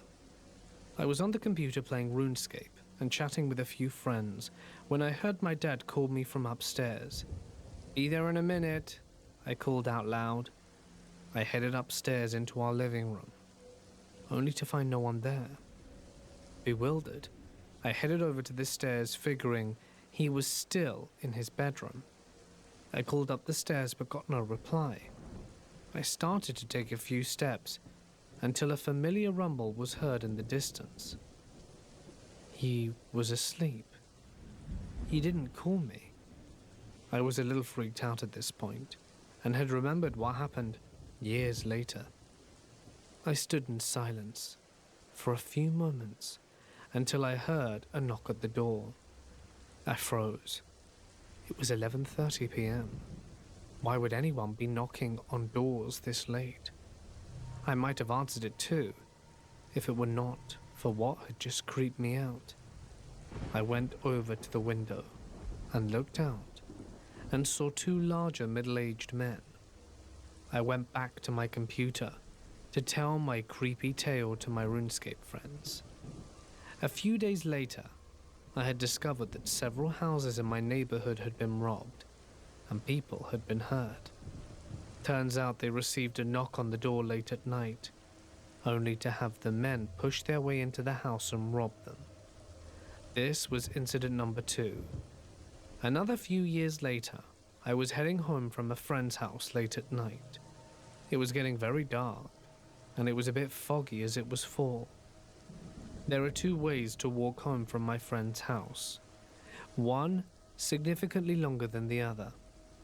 Normally, I would take the longer way when it was dark, as I felt it safer. But I was really tired and wanted to get home, so I figured why not? Let's take the shortcut. I began walking down the shortcut, which was basically a path that cut through the long way. It was very foggy, and you could only see so far.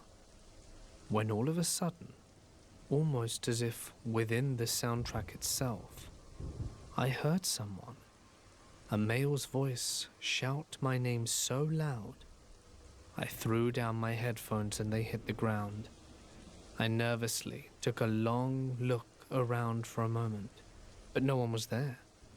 I swore I'd heard it though. Male voices screaming my name. It sounded so distressed. I looked down the path now, too afraid to continue down it.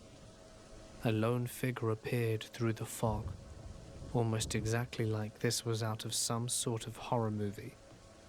You best believe I turned tail and ran until I got home. This was incident number 3. The final incident happened only a few years ago. I made a friend who enjoyed all things paranormal, and she was always researching and looking into situations that involved Yeah, we have a anything little of the buffer like. overseas now. She so. had convinced me to let her try to do some sort of contact with the spirit world to see if I had anything following me. As I had mentioned, I had thought it in the past. I had experienced some paranormal activities, but I had never mentioned to her these stories. She took the pendant I wore around my neck and used it as a pendulum and swung over words and letters. What banners And are up right apparently now? it was I'm actually supposed kind of to curious. spell out things or say words like a Suck big it, baby. Ouija board. And that's it. She began asking a few general questions. Cool. I wasn't really paying attention, although it did interest me a little. I didn't truly believe it at all. Until she spelled out 3 words: fire, door, and path. I freaked out a little, and I think my friend knew by the look on my face. I then went to tell her exactly what I had experienced with the male who sounded like my dad calling my name. We both got very freaked out and decided it would be best to leave the rest of our questions unanswered.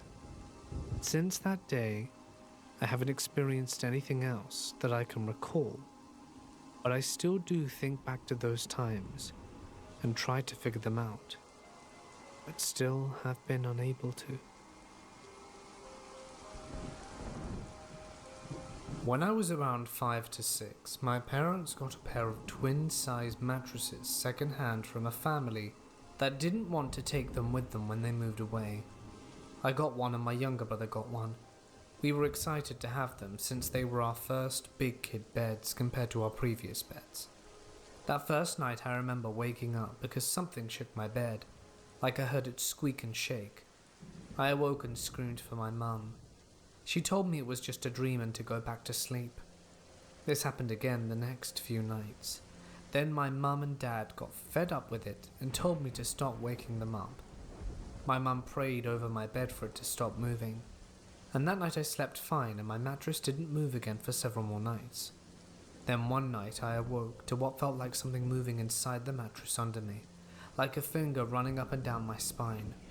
I remember telling my mum it felt like a rat or cockroach crawling up and down my back. She must have thought I was crazy, because she ignored my complaints that it kept waking me up. It was around this time I began to see figures in the hall, and instead of waking them I just snuck into their bed. This was a pattern that continued until I was too big to sneak into their bed, and dealt with some insomnia and sleep paralysis for several years. 7 years later my parents finally bought me a new mattress, and I remembered the first night sleeping on it was like heaven. It didn't move or anything. I told my mum that I was so happy because the mattress didn't move, and she was shocked because she thought I had just grown out of it. Let me take you back to a rainy night. Alright.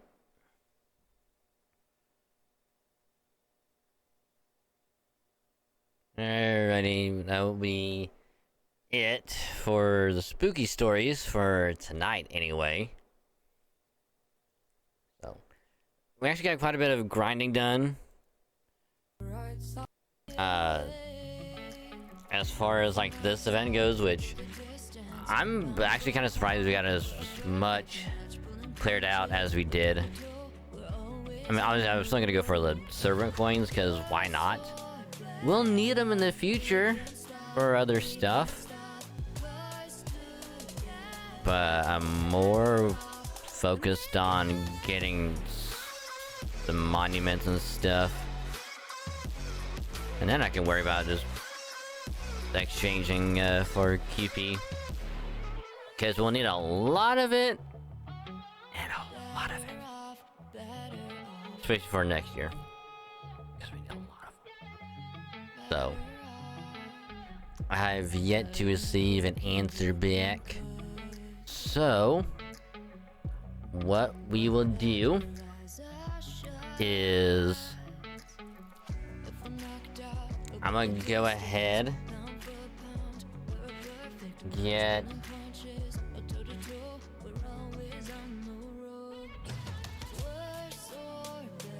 go ahead and get Tekken going.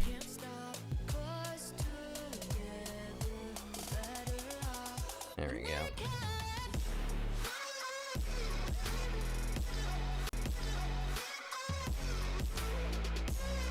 There we go. So now we're gonna take a proper break.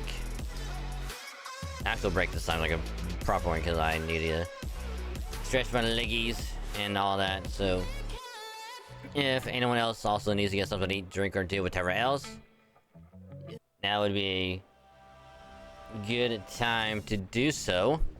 And once we get back, it's Tekken time, baby. So I gotta swap webcam and all this other stuff around, so be right back.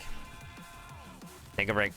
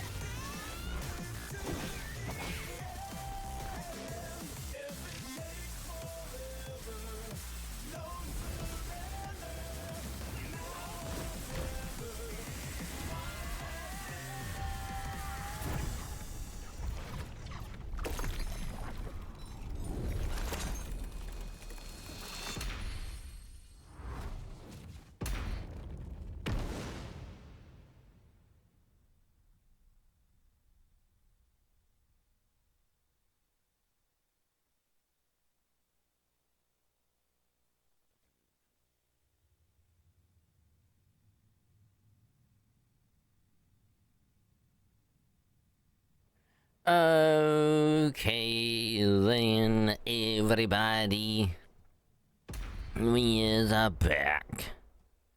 We is back from the break. But also realized I didn't run any ads during that, which is totally fine. It's fine. It's fine. Don't gotta worry about nothing. So, yay. Oh my god. It's been a night. It's been one hell of a night, but hey, we're about to do Tekken now, so I think what we'll probably end up doing is we'll just finish the like the bonus DLC story is the best way to put it. The Unforgotten Echoes. I remember the name. It's right there in front of me. Because we left off before we could play as Lydia. So we'll probably finish that out. It'll probably take like an hour or so at most, or something, maybe, I don't know. I can just finish that out, and then maybe do a little bit of like quick matches, because by that point I only have like an hour left or so.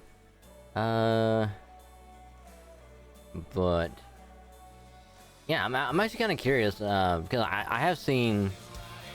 Oh my goodness gracious! Oh my goodness! Hi Vince. Hi. Thank you for the raid and all that stuff. Much appreciated. So welcome, Vince, Yudo, Sunflower. Welcome to the Raiders. Hope your stream went well. Let me check out real quick.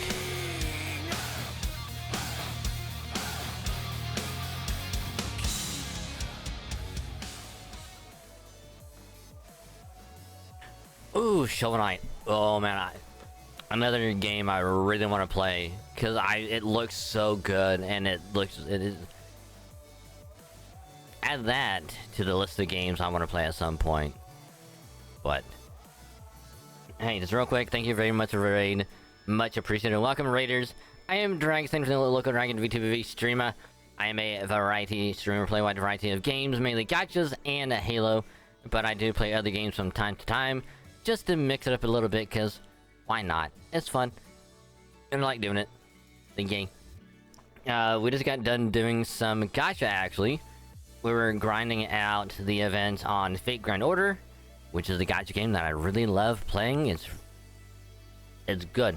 It's real good. So we just got done doing that. We took a little break, and now we're about to do some fighting. We're gonna do some Mortal Kombat, and and fight in the streets. Now I'm gonna play some Tekken. Finish the DLC story, and then do some online stuff. So, yay! But anywho, enjoy the sleeps and the work in the morning.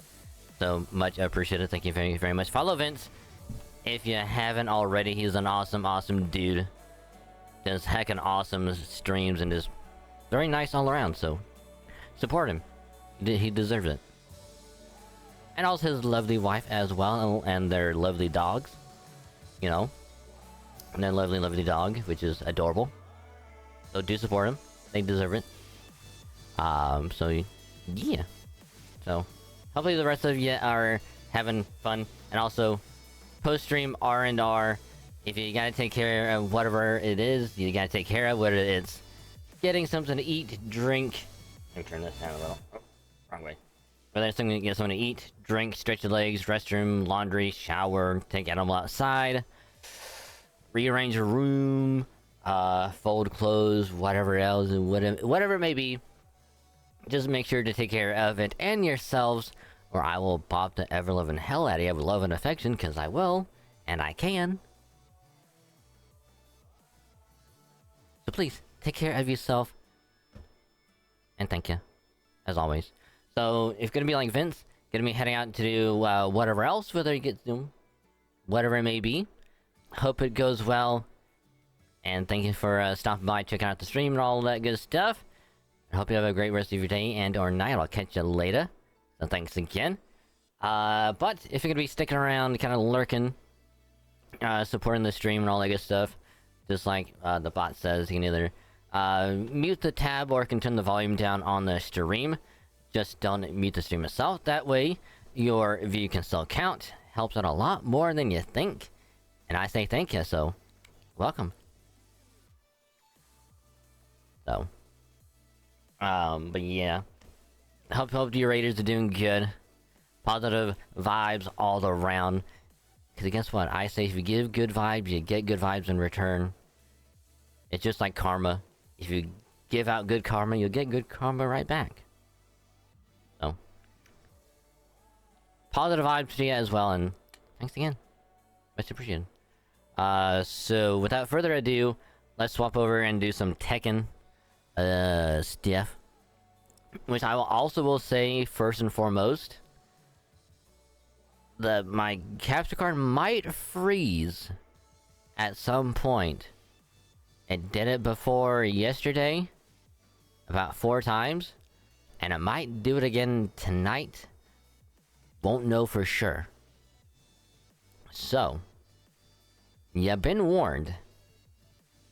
I will do my best to catch it. If not, I will fix it the first chance I get. So again, heads up. And I'm sorry.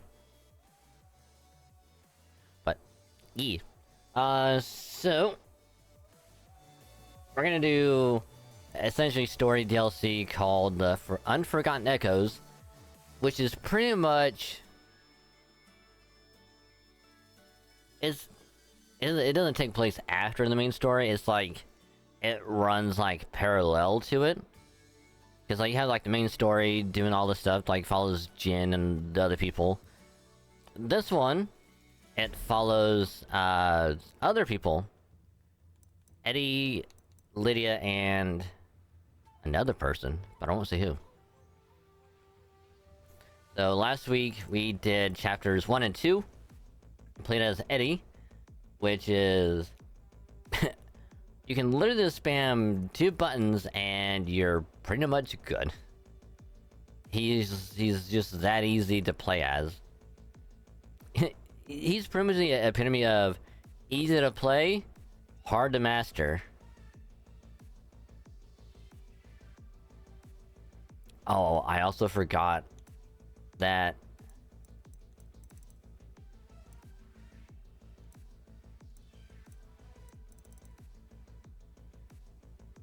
you can see on the side it says Tekken 7, 6, and 5. I'm wondering if we have to beat the oh no, it goes over here.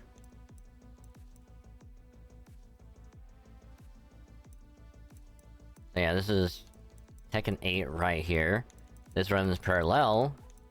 And then we have Tekkens 1 through 6, which kind of gives like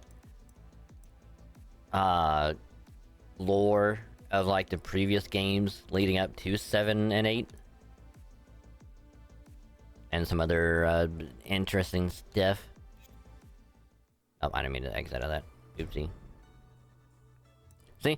Like I said right there, it froze. Luckily, we weren't doing anything important, so, yay. But let me fix it real quick.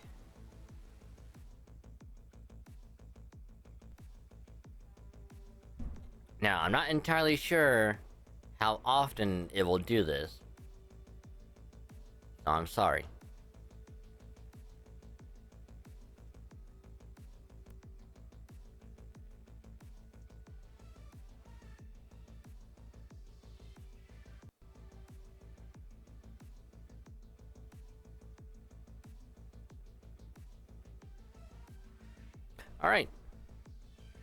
Alright, so without any further ado, let's begin with chapter 3.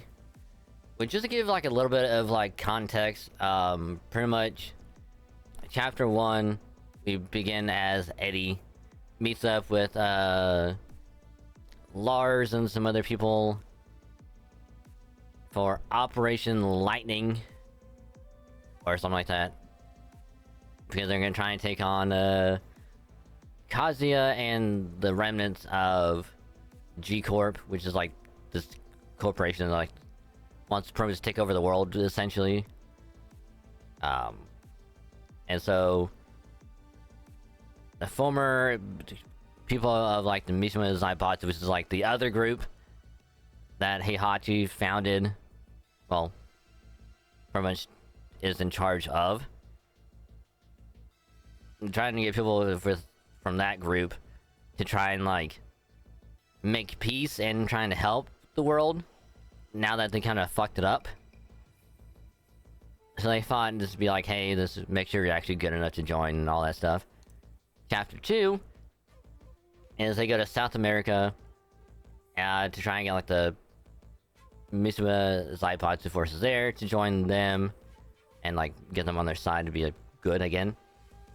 But while there, he fights Nina, who then runs away, but not before sending a bunch of robots with giant missiles at them to try and kill them. But they all get out of it unharmed. And now we're in chapter 3, where we will now begin as Lydia, who is a prime minister of, I think, Poland, I believe. Pretty sure. Because there's a reason why she is there and they're all doing all this stuff.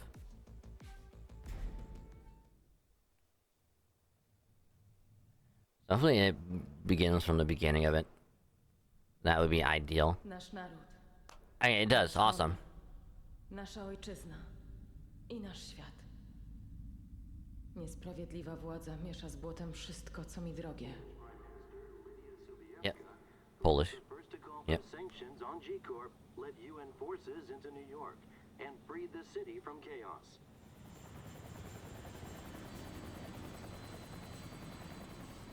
Earning her the moniker, the Warrior Prime Minister, and gratitude from people worldwide.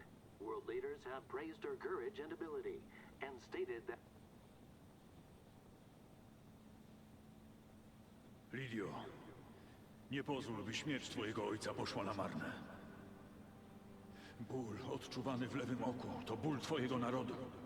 Nie możesz paść na kolana przed niesprawiedliwą władzą.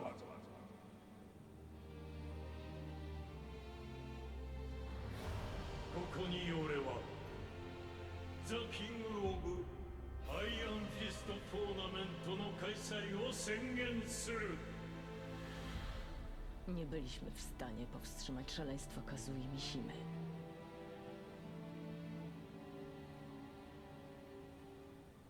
Lídia, naquele dia em que eu estava pronto para morrer, suas palavras me salvaram. Nieważne, jakie trudności stoją przed ludźmi, zawsze mogą wstać z kolan. Isso também é por nossos camaradas da Força Tekken. É por isso que não podemos desistir. Dziękuję, Eddie. Dziękuję wam wszystkim. We're reaching the rendezvous point with the target. And then Yoshimitsu is just right there, just minding his own business. So I keep on forgetting how thick double stuffed Oreos are. Like, they are thick, thick.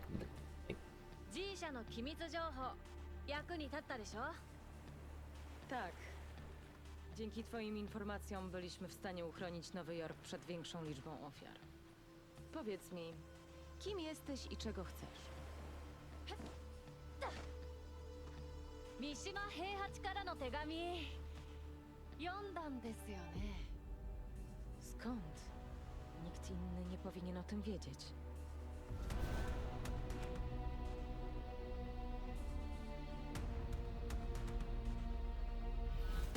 To musi oznaczać, że jesteś... 察しがついたようだな。やはり奴らも来ているな。ちょうどいい。貴様の力、ここで示してもらおう。はっ。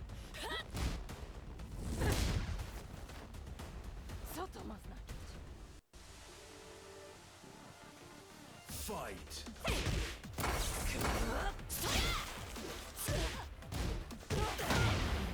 Oof. Dlaczego musimy walczyć?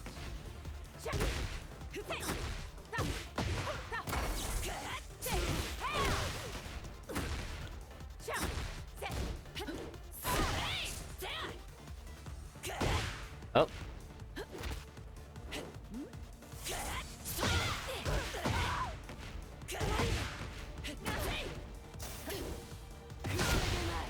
Alright, so if you hold back and grab, it does that, alright.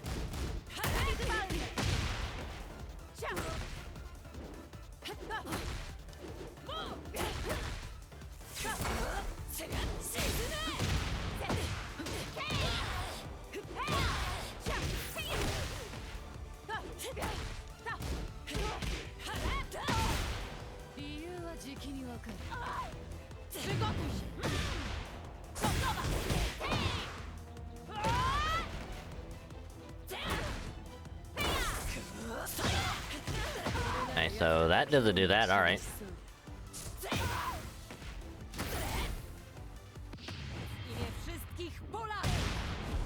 I don't know if I did that or if that was supposed to be that's what it's supposed to do. I don't know because I was pressing at the same time.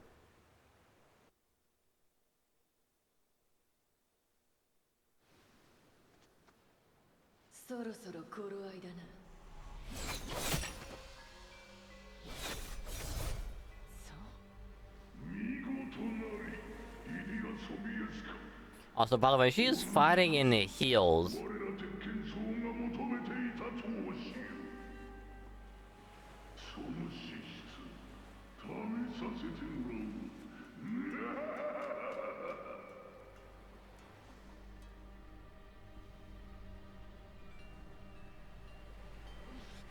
Co to za zapach?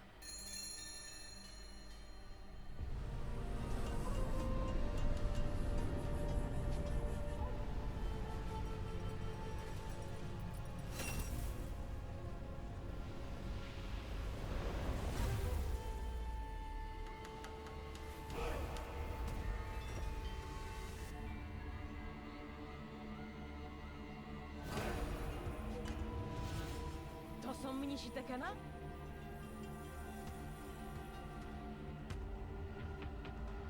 Zaczynajmy!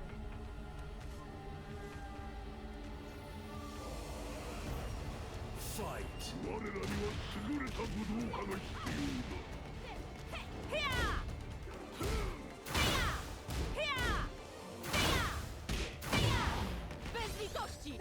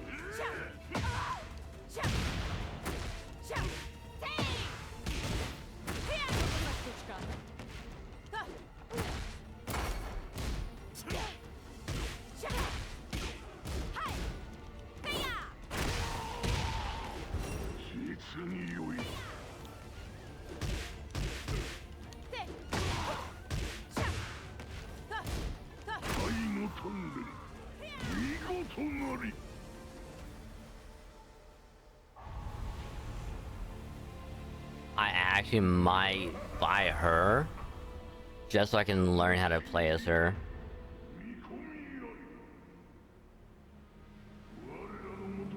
Cause she's actually pretty fun.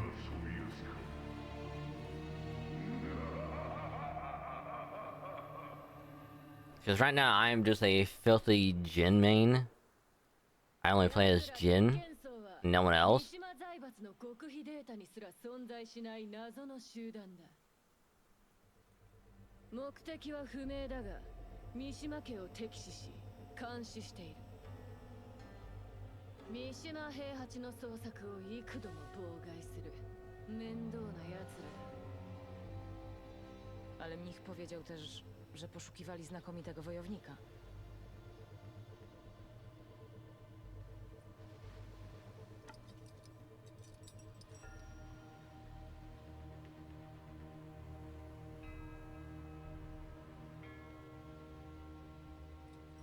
Czyli moje zadanie to skontaktować się z nimi i odkryć ich tożsamość. 適任だと思ったのでな。情報量としては妥当だろ。期待してますよ。首相。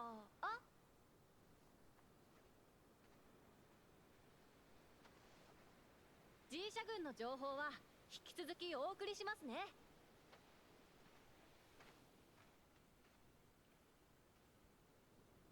Also, it is scary how good Reina's voice actress is.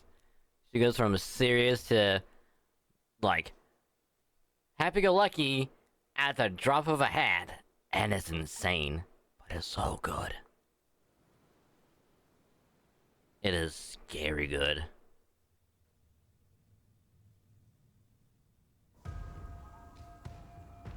Chapter 4.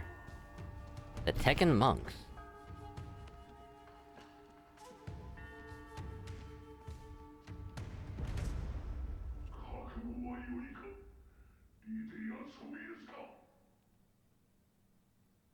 Dziadku, pokażę światu, jak używać siły w sprawiedliwy sposób. Przyjmuję każde wyzwanie. Os!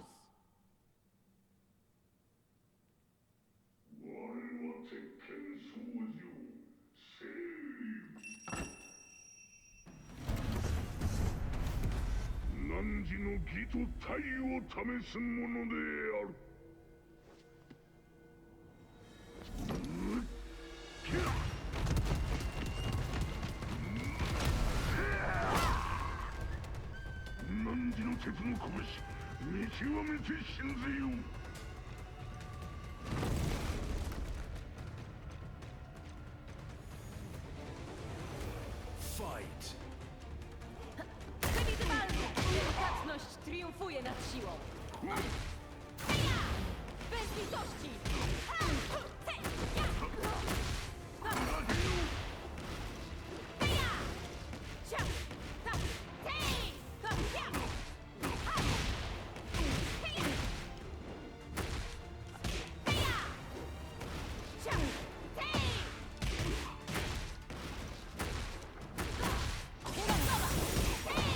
Ciało i dusza!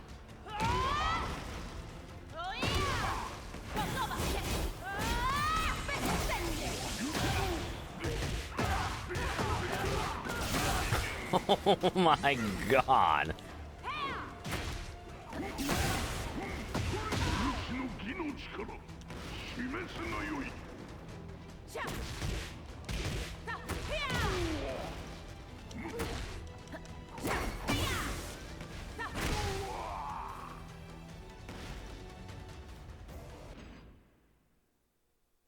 Yeah, I need to see what she does.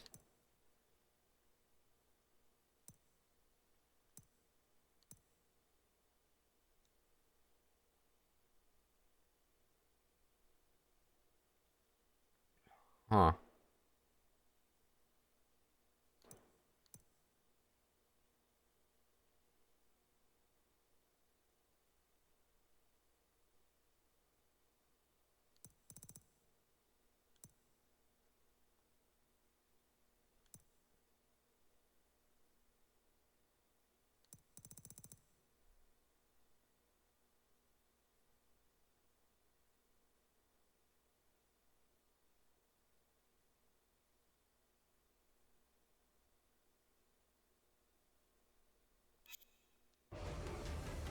Zaszczytem było z tobą walczyć.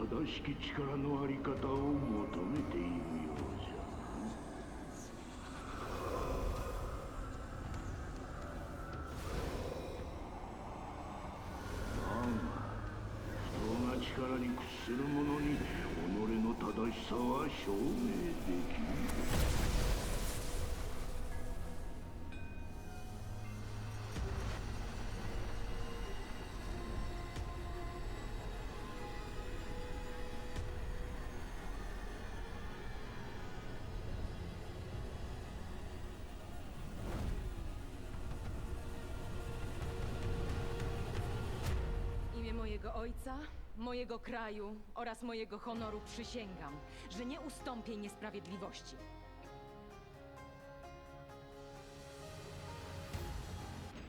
Alright, let me just look at this stuff again.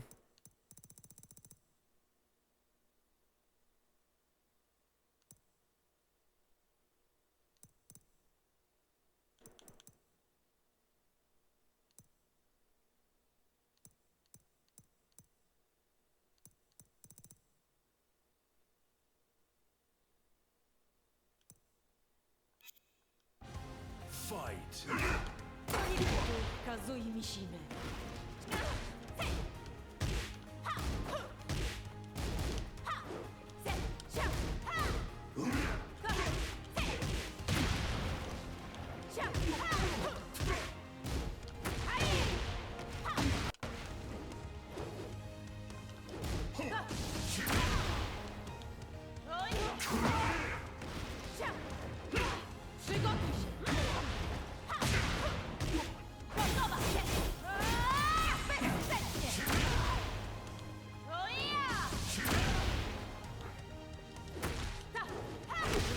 W dobrym celu.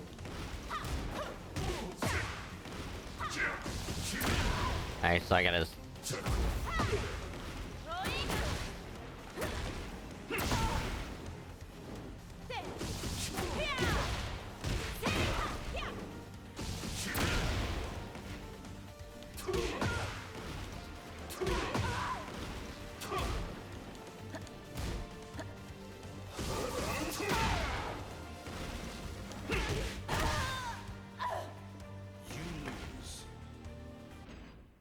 This is why this is why I gotta try learn some stuff.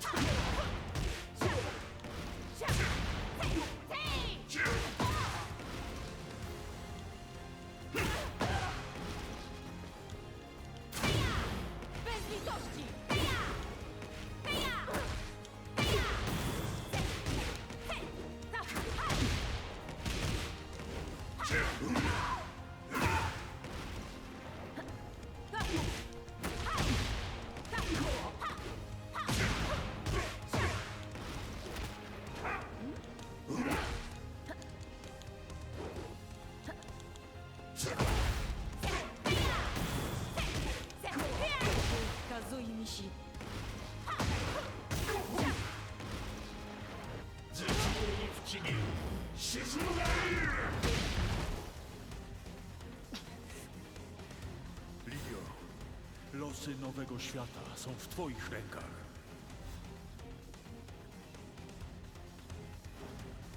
W tamtym dniu złożyłam dziadkowi obietnicę, że będę promieniem nadziei dla tych, którym jej brakuje.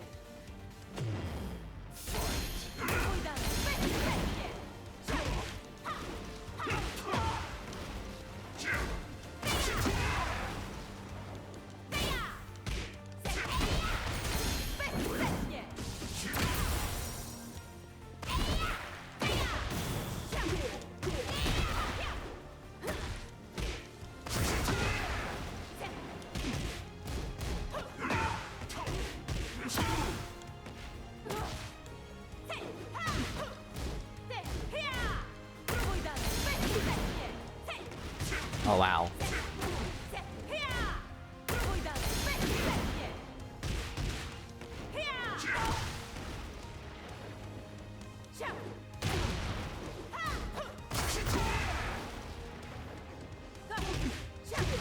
Nie poddam się!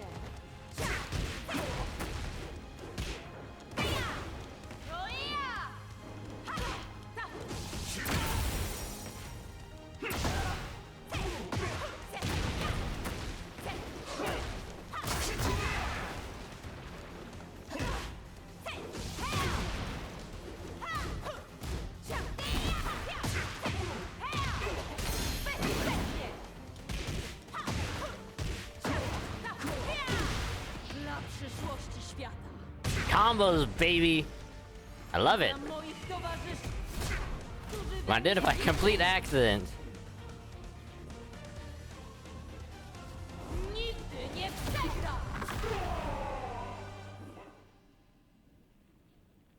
I actually might buy her tonight. I don't know. リディア殿、見事であった。 Lydia don't know. まさしく審議体の均衡をよく整えし、中庸の鏡。そなたならば資格は十分じゃ。こちらにおわすのがそなたに合わせたきお方である。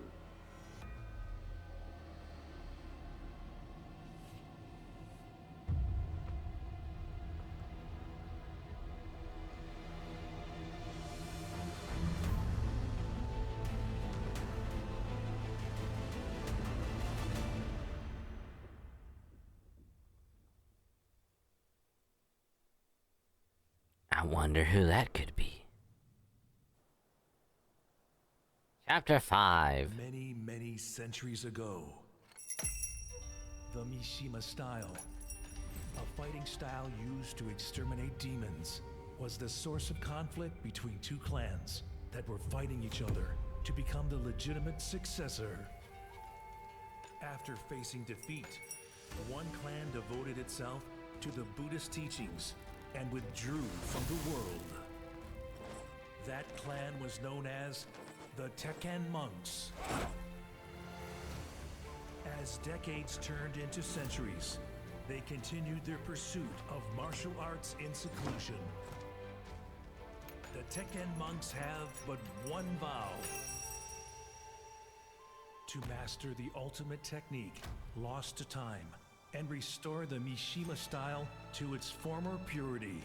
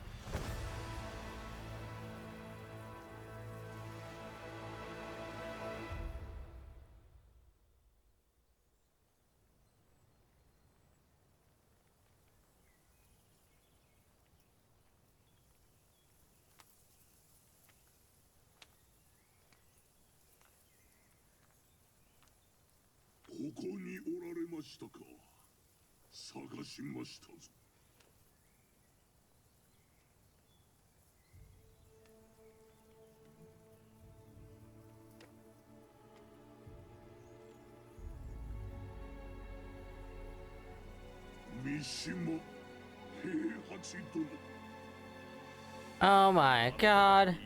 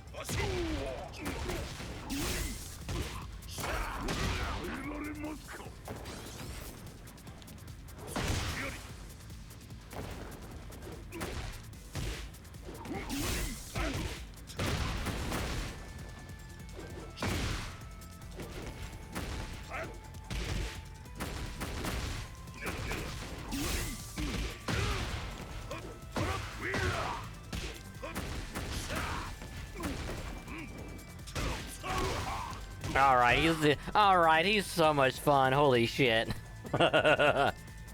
God damn.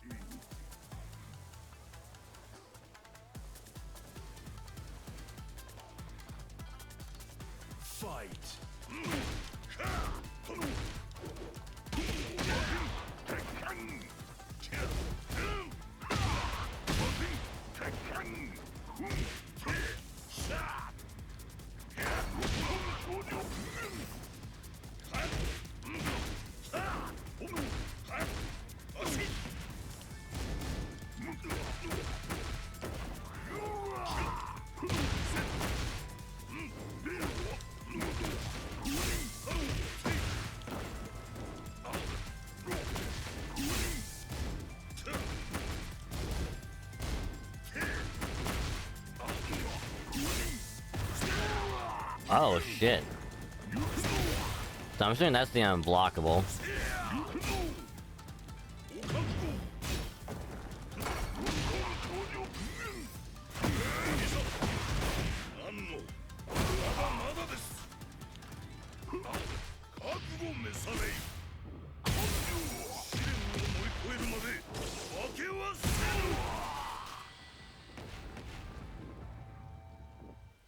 I don't know how I did the spinning kick thing.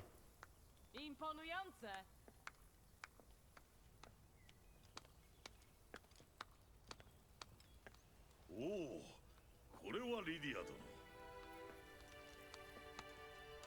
Wygląda na to, że szkolenie przed próbą idzie dobrze.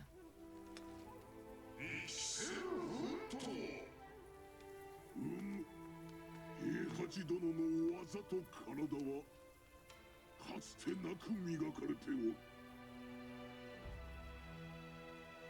だが心が不安定な状態ゆえ心技体の均衡が取れておらぬのだ。今の平八殿はかつての三島平八にあらず。 記憶を失い、今は心清き三島流剣士として日々修行に励んでおる。Czy to może mieć związek z jego utratą pamięci? いかにも。すべては我ら鉄拳僧の悲願成就のため。 Przysięgi?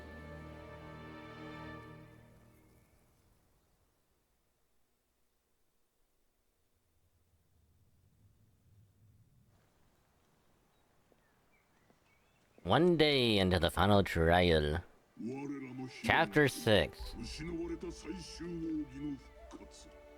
そのための試練は邪念を持たぬ三島流剣士のみが受けられる。 O velho Rei Hat era um mal encarnado. A amnésia dele é uma bênção.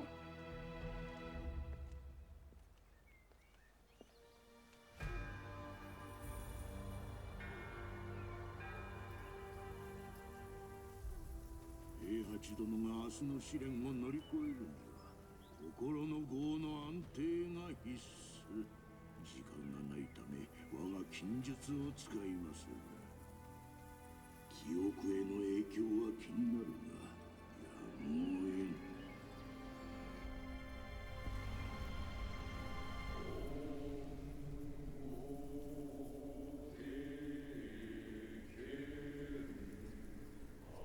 本時のうちに潜む闇と向き合い、打ち破られよう。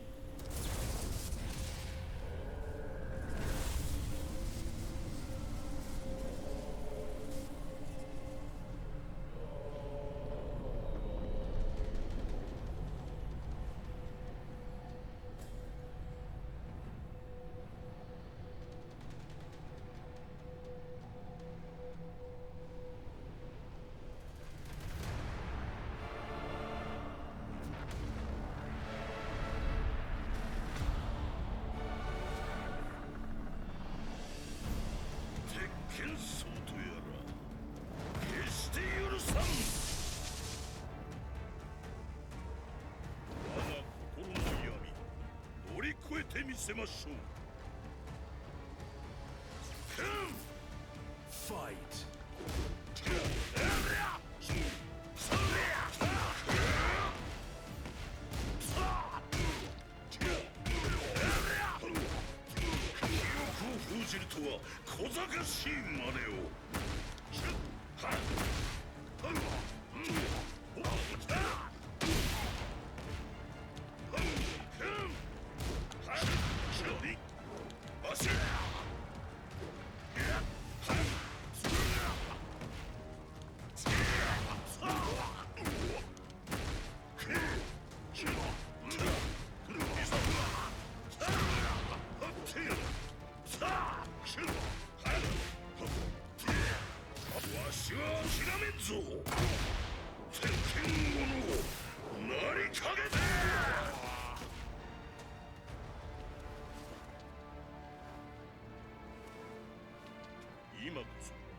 が心の試される時。Fight!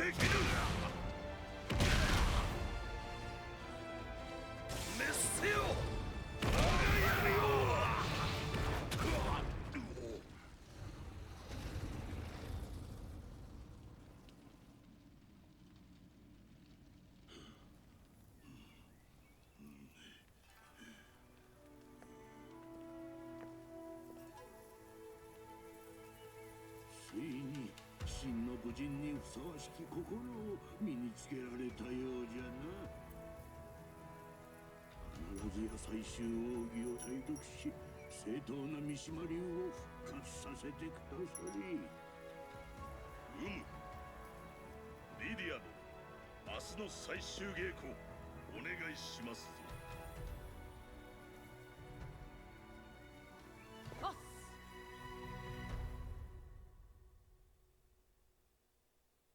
Interesting. Chapter 7.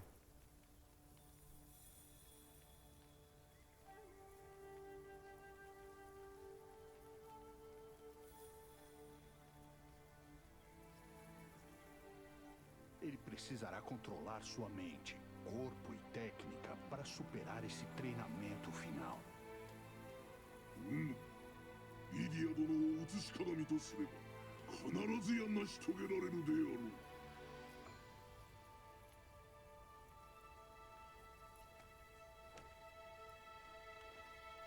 Zobaczmy, na co cię stać. リディア殿、力添えに感謝いたす。Fight! Hey, how do I do that spin kick again?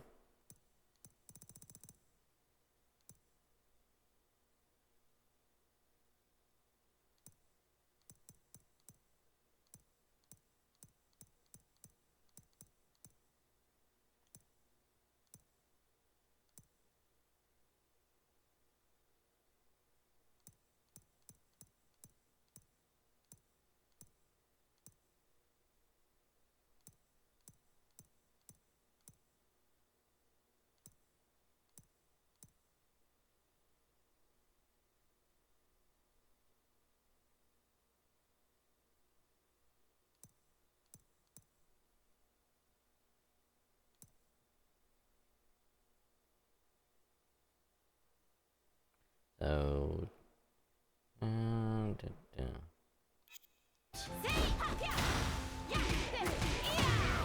Bez litości!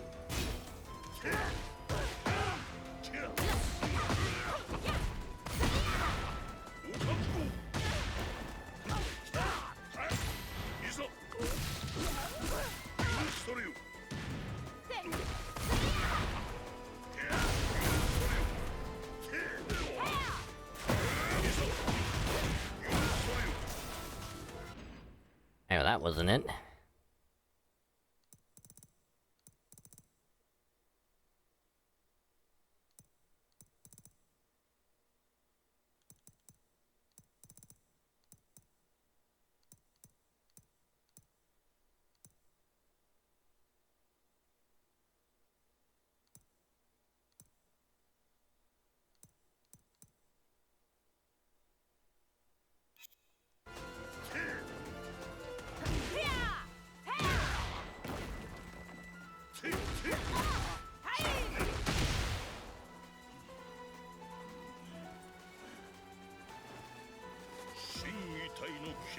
こそが勧誘。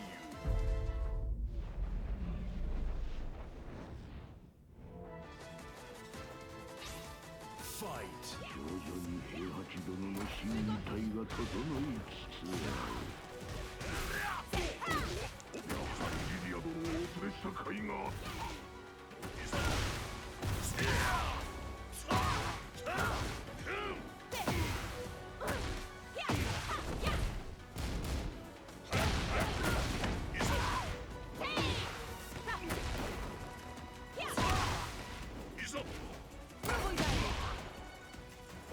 Wolny od zakłóceń.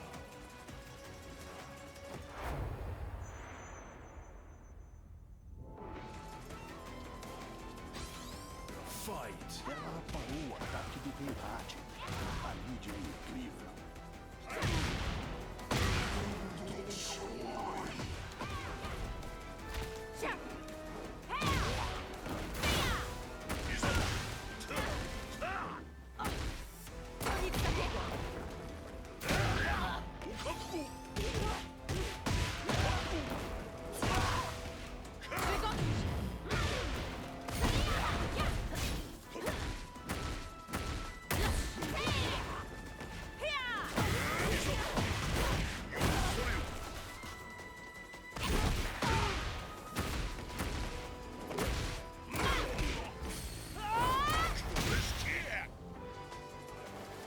Alright, well, the game did that.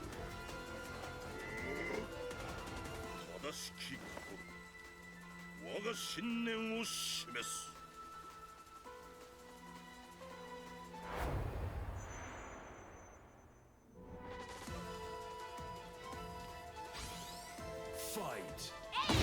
平八殿、かつてないほどに新時代の統一が取れておる。鉄拳僧の悲願がついに叶うのだ。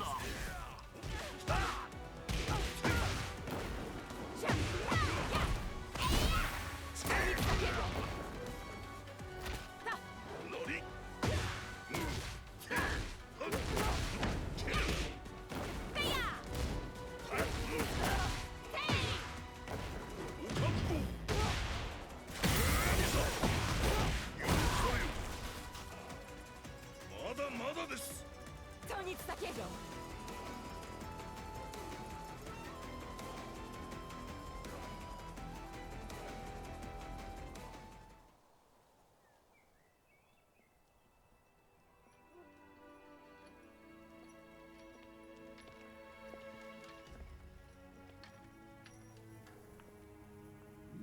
年に一度だけ落ちる隕石を打ち砕く星砕きの試練。ついにこの時が訪れました。 Zanim zaczniesz, mogę cię prosić o przysługę? Czy po zakończeniu próby dołączysz do nas i staniesz do walki przeciwko Kazui Mishimie? 正しき三島流の復興には三島和也は邪魔な存在じゃ。最終奥義ならば悪鬼の力、そなたたちの言うデビルにも対抗できよう。デビル？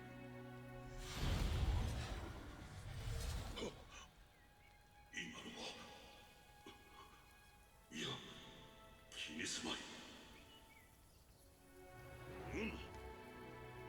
三島和也とやらの少年は私が叩き直してやりましょうぞ。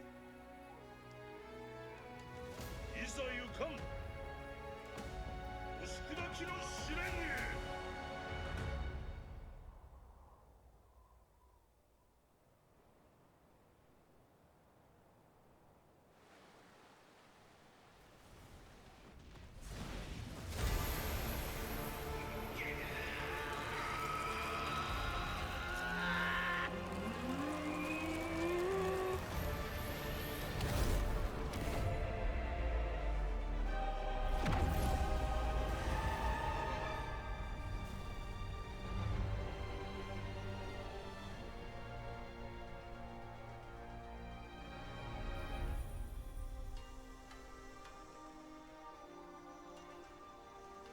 Unfortunately,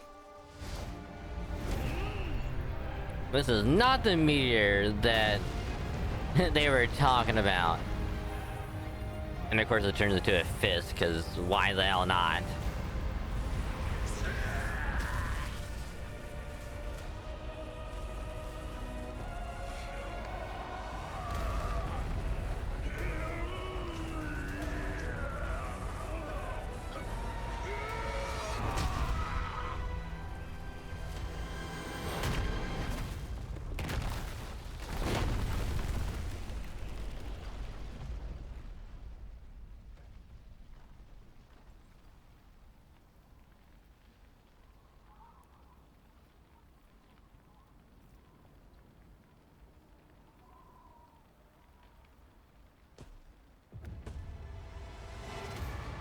He's back.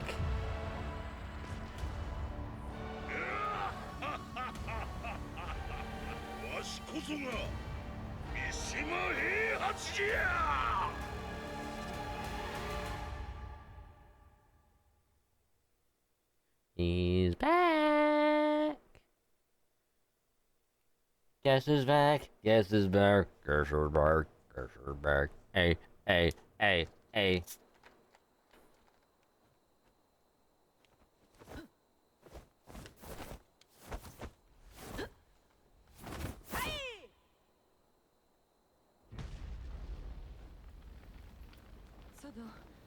Co się dzieje? Lydia! Tudo bem? Nie.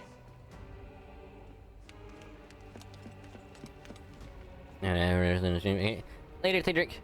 Thank you for hanging out.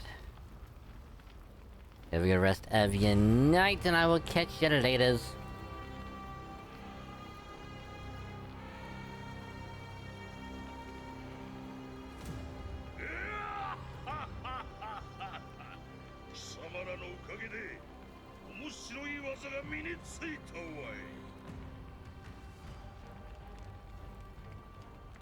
Katastrofa. To oznacza...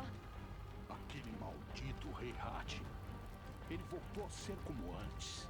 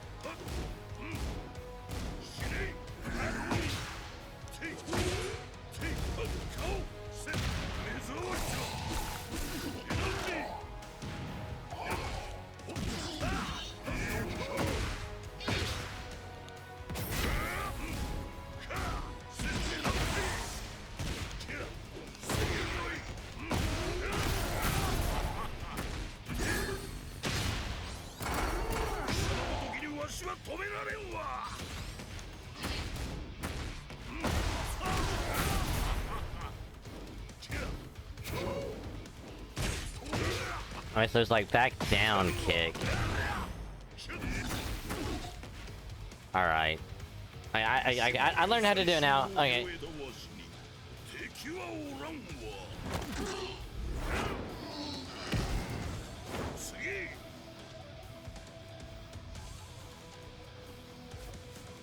Droga, isso não é nada bom. Fight.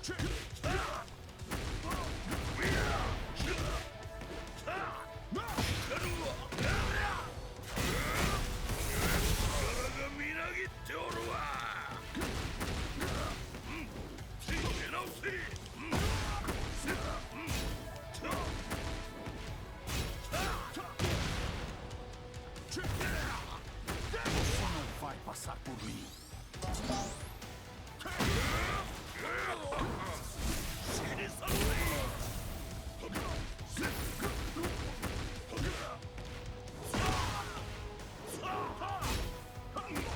Minha vez.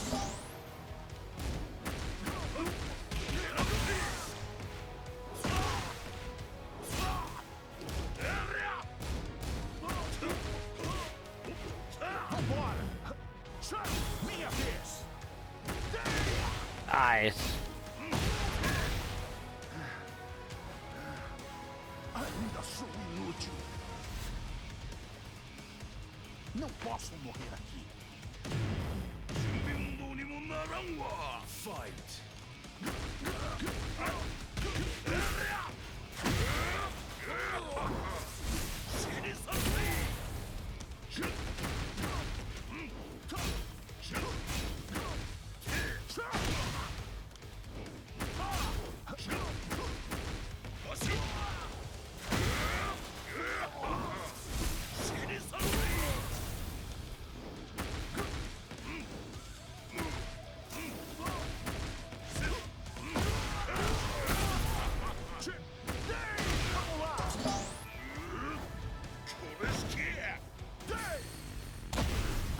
Oh, ooh, Jesus, Eddie.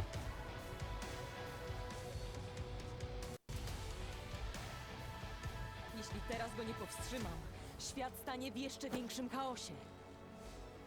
蘇ったわしの力思い知るがよい。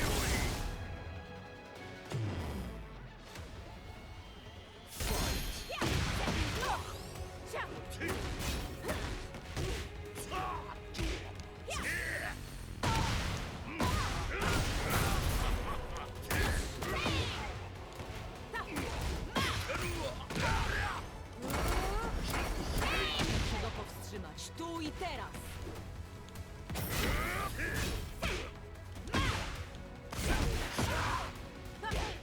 Przygotuj się.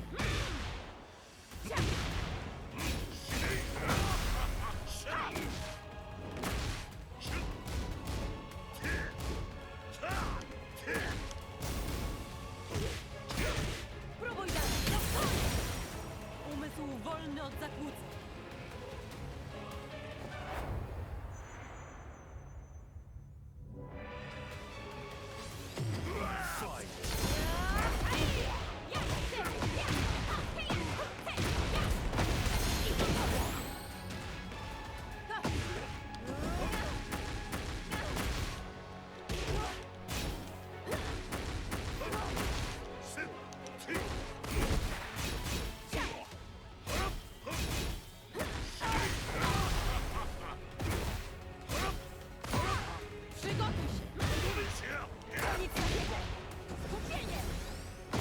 Ow.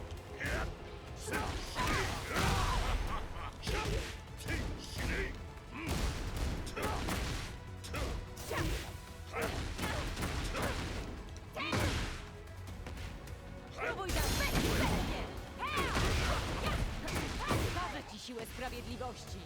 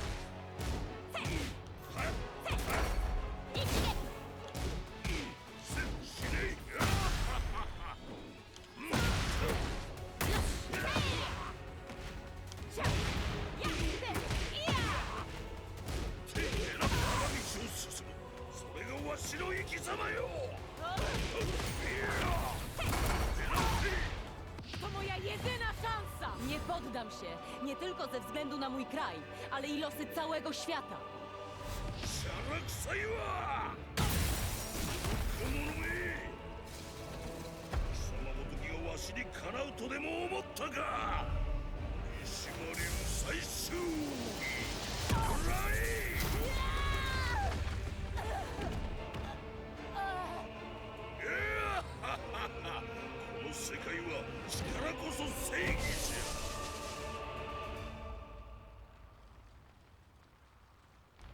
Damn.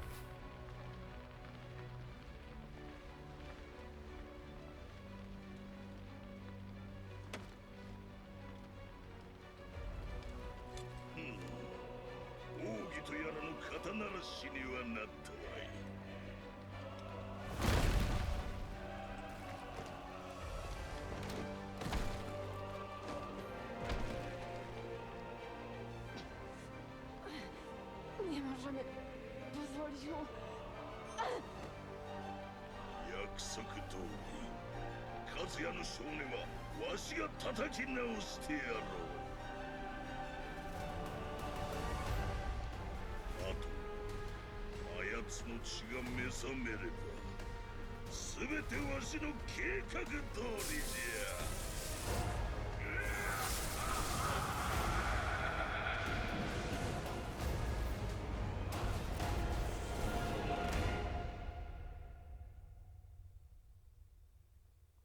Well, that's not gonna end well. All right.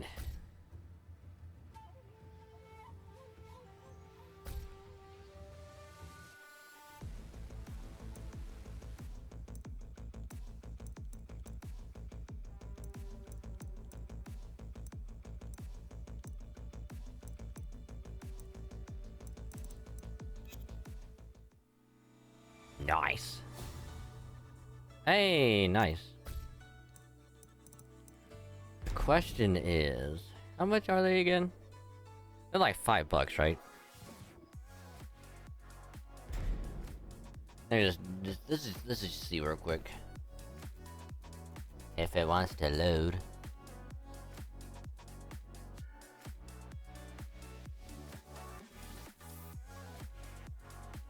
Oh, $8.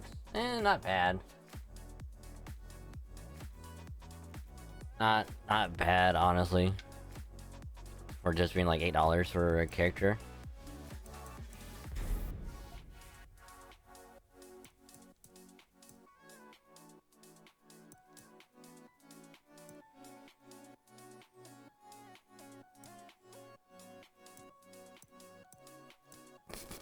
Nice.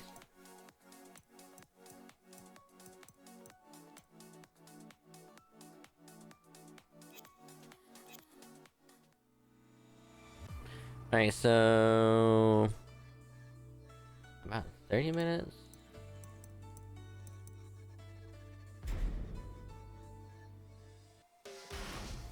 Just practice. Jin Kazama, Leroy Smith.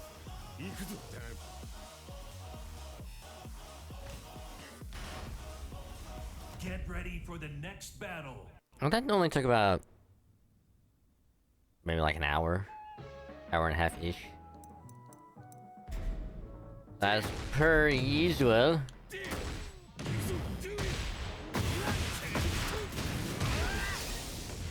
I do this as a refresher.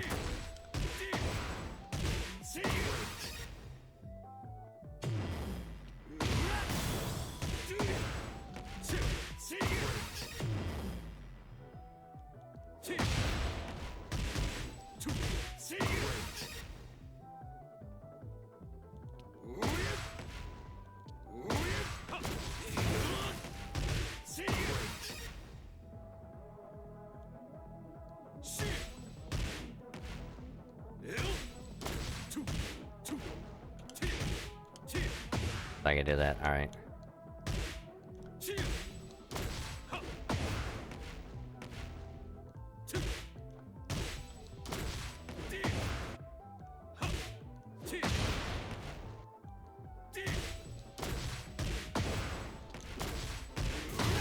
There we go.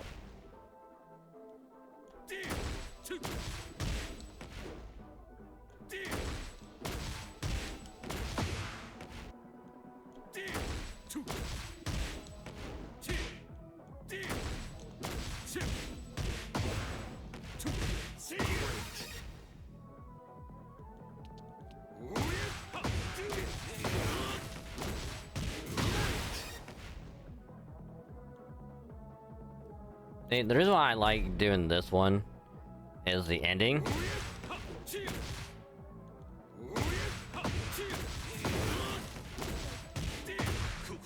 You do that, and it's 63.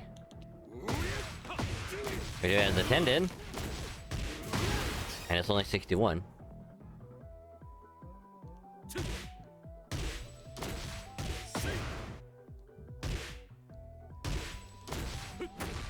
Ooh.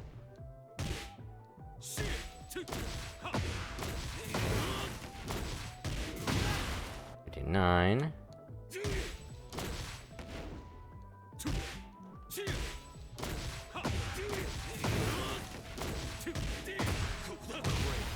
One.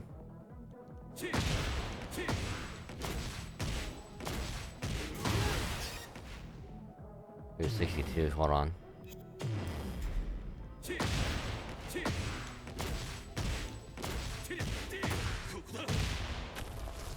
I'm wondering if I can extend that ending part a little.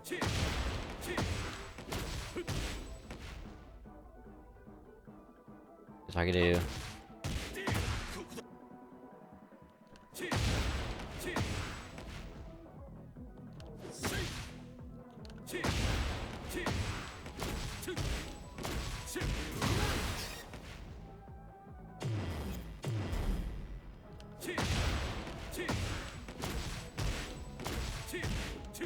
Nah, it'd be too far away.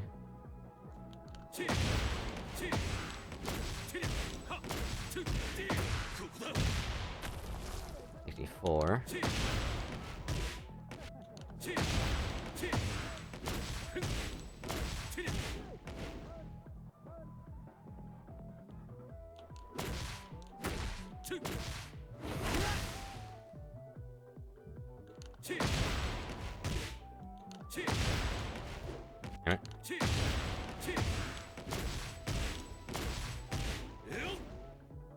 I keep on doing that.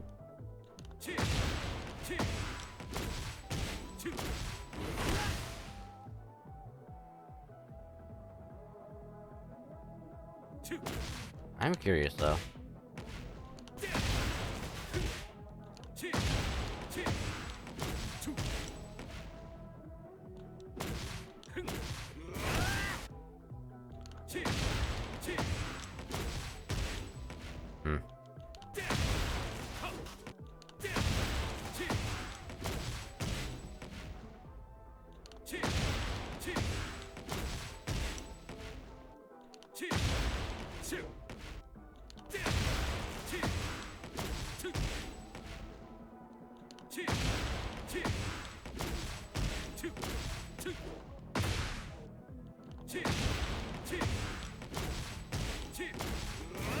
Nah.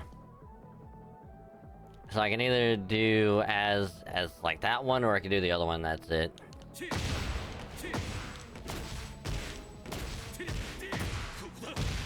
Yeah, that is 64.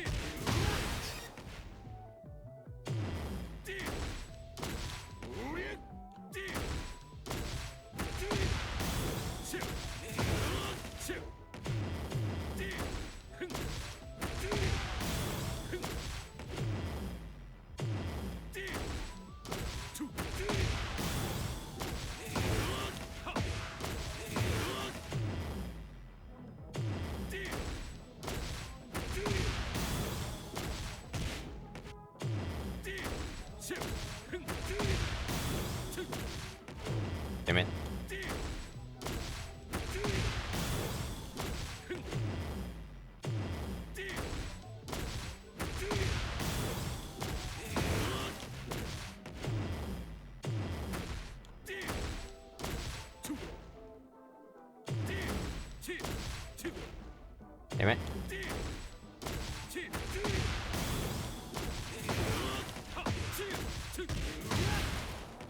So 54.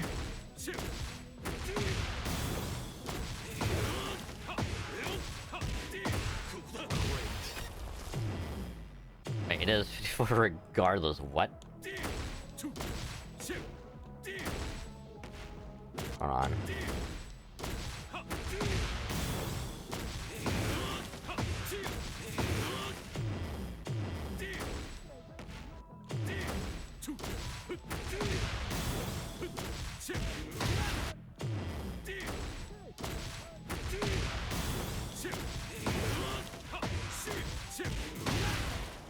So yeah, 1054.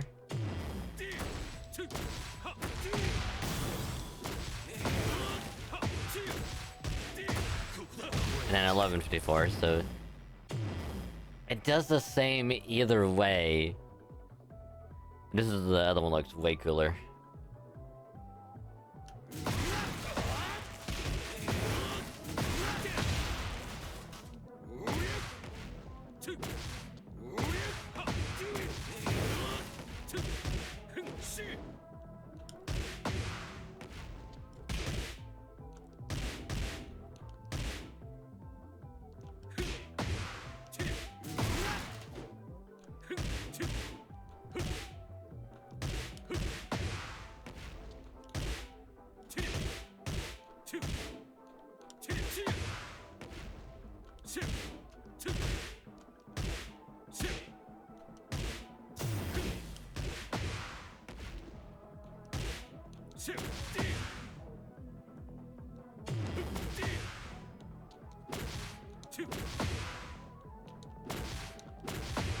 All right.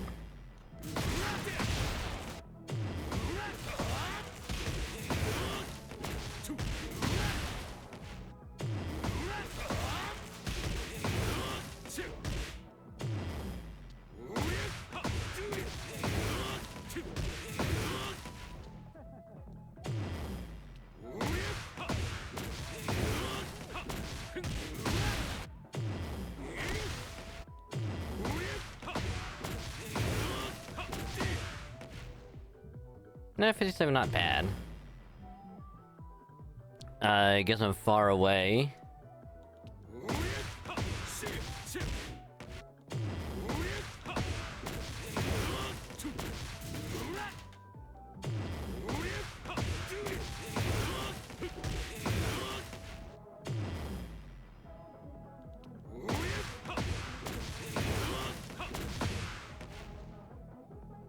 Oh yeah, that includes them far away, yeah.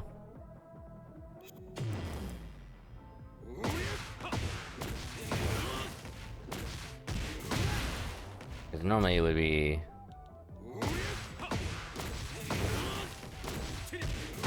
like that, but...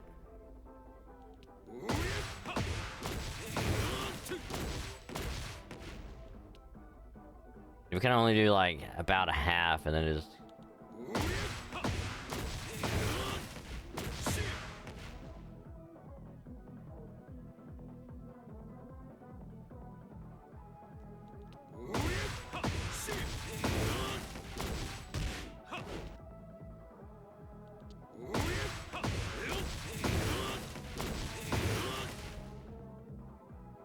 the way it is that. I kind of prefer doing this one.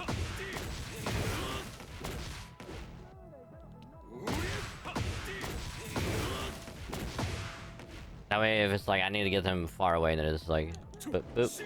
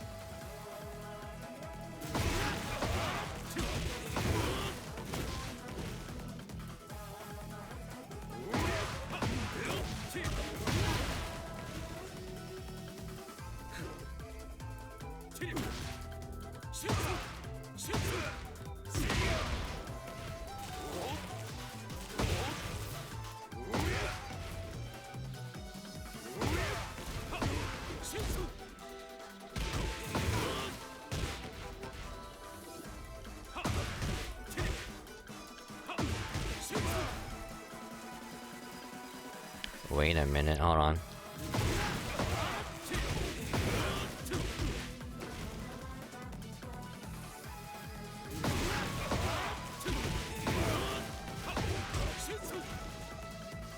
What do I... No, I can't delay it.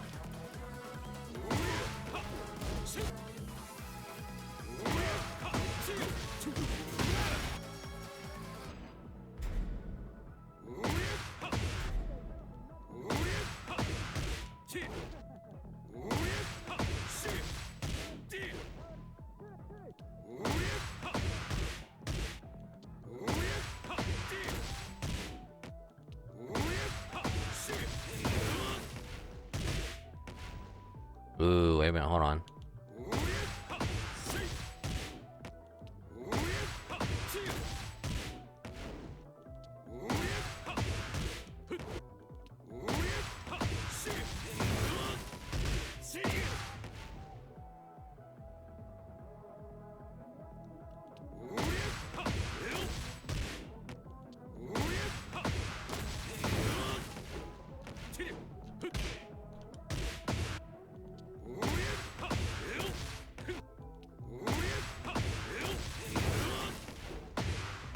Nah.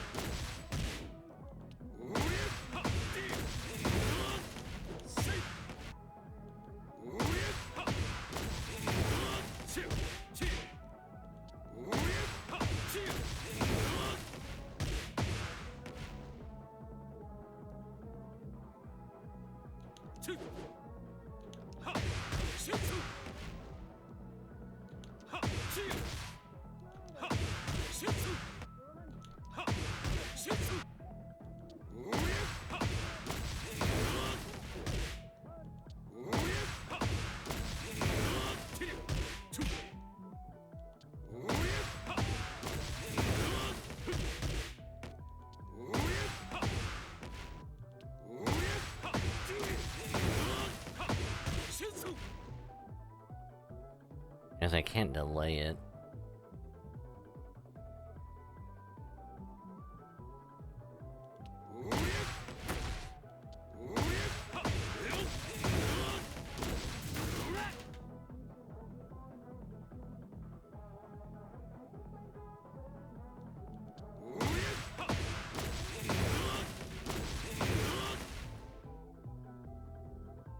Yeah, I don't think I can, because I have to use some other combo to get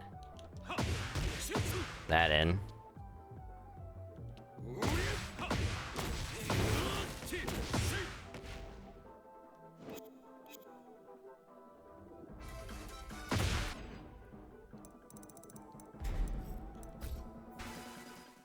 Wait, we'll do like one quick match. That's really all we have time for, one or two. Depending on how they go.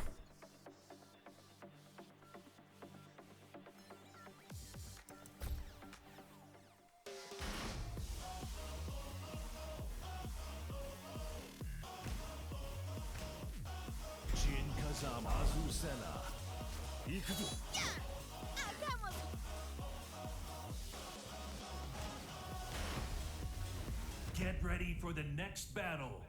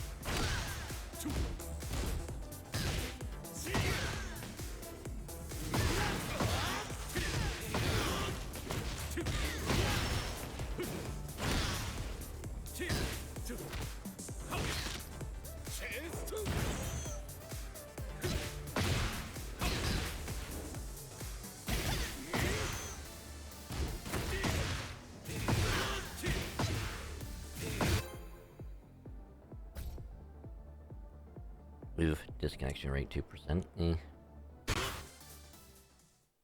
Get ready for the next battle.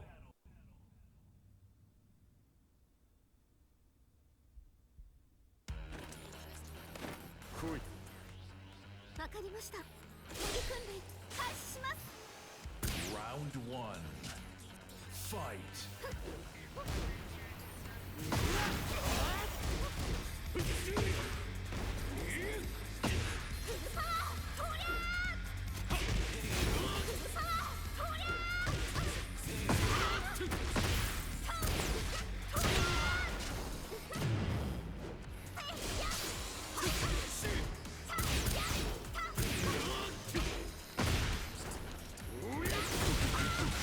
Oh, damn.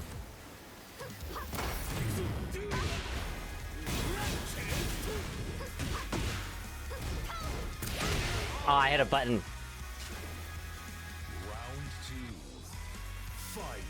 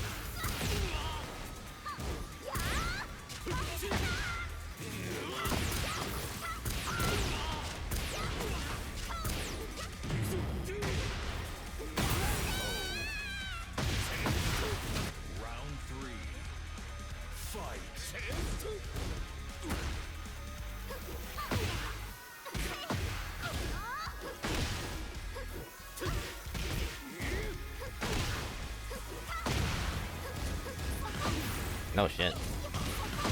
I hit a button and then I was dead. Round 4. Fight.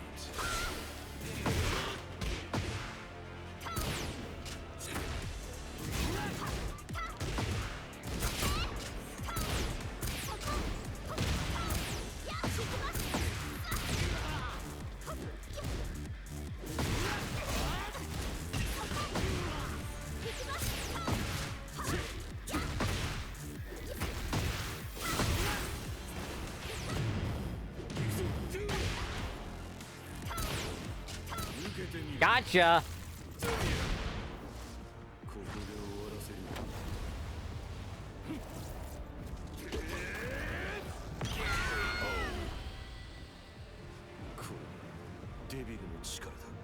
Final round. Fight.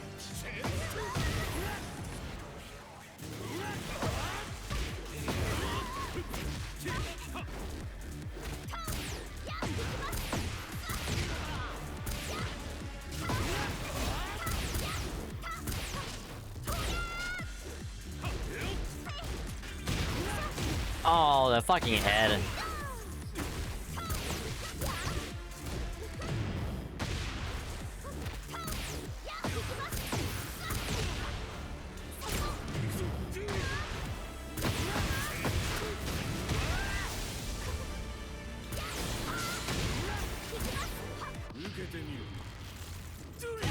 Oh my god, that was so close.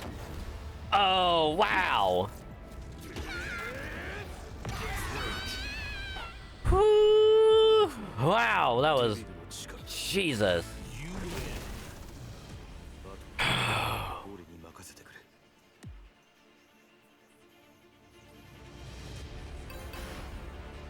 Wow.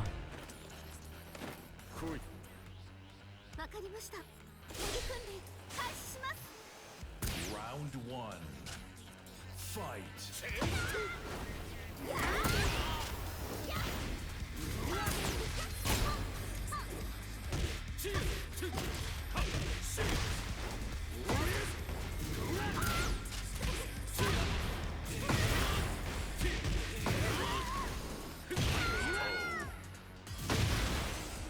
Round 2. Fight.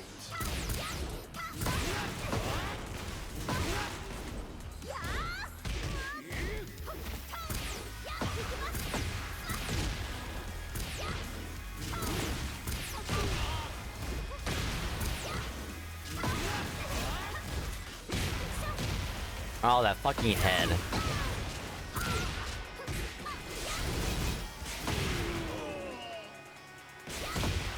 Round 3. Fight.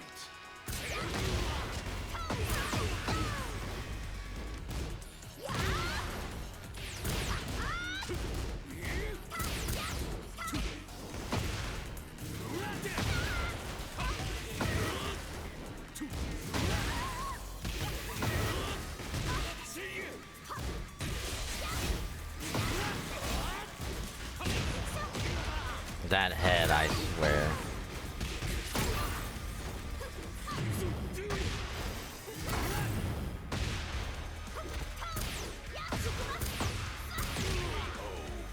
Oh my god. Round 4. Fight.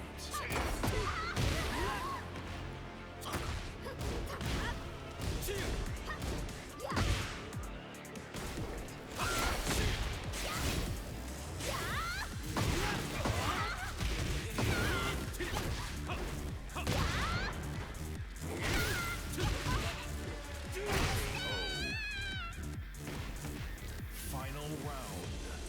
Fight.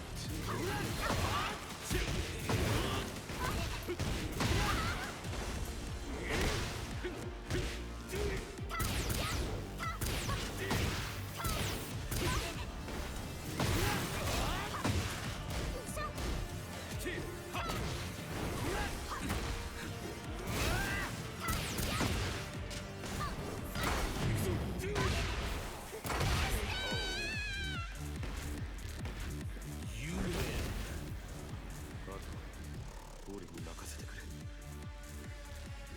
God, that was so much fun! Wow! God, I want to do...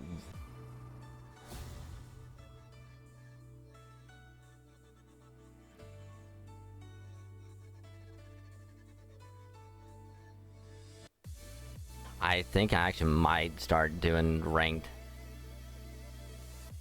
Honest to God, I actually might start doing it. Now, I don't get too ahead of myself just after that one. But... that was a fucking rush and a half.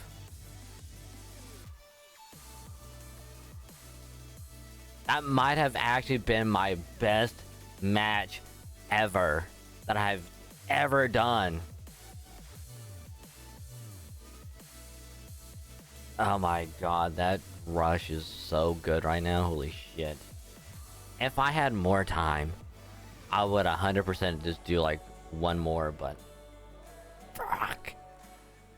God.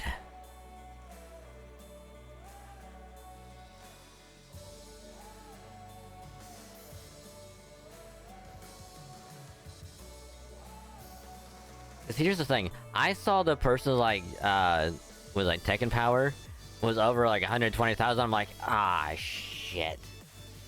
Ah fuck.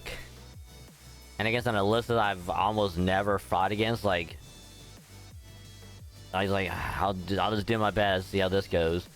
And it went so fucking well.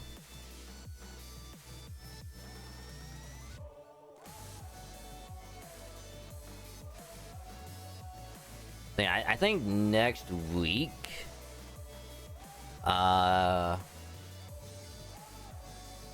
maybe the week after, I don't know, but we'll definitely start dabbling in ranked for sure.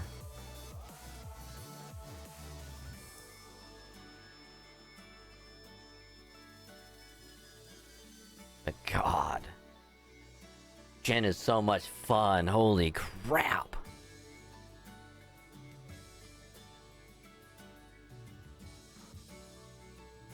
You know what I'm gonna do? I'm gonna highlight that one match and I'm gonna save it.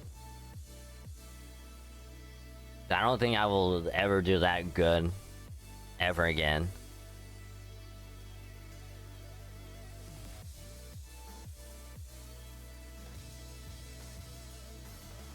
But yeah, I'm probably gonna call it there because I'm gonna actually try and get some proper sleep. I mean, obviously I'll be having to do like a couple other things first, but oh my god, that match was fantastic.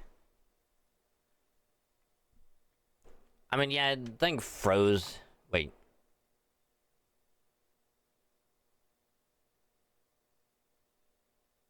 Don't fucking tell me my capture card froze.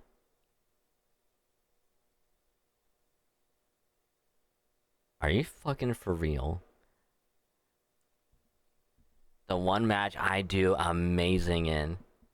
Wait, hold on. Can I do... Hold on. I need to see if I can do like a...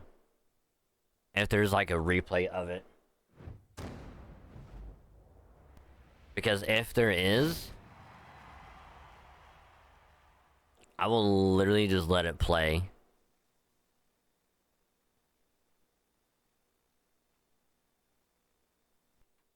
Like, I will legit just let it play out again on stream. Just so I can be able to highlight it. Oh, wrong one. There we go. Because if it did freeze before I did that one match, I'm going to be upset.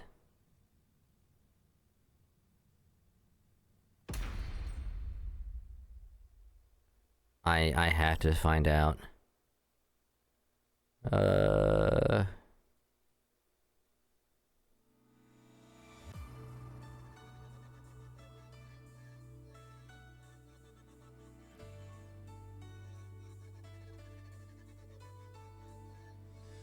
Oh my god, it did.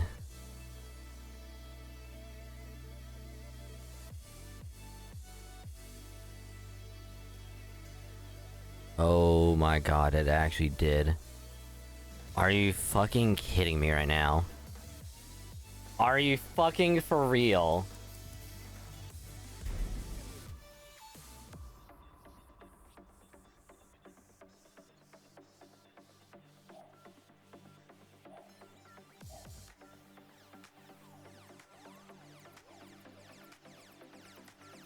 Alright, I'm gonna let this play out again. Both of these. There's a good one, and we'll do the other. And just see how well this all went.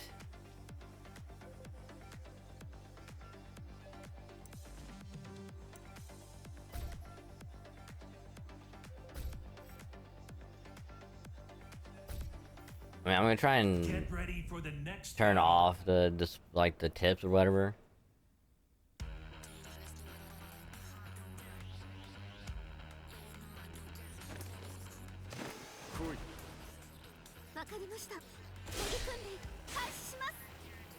Round one. Fight.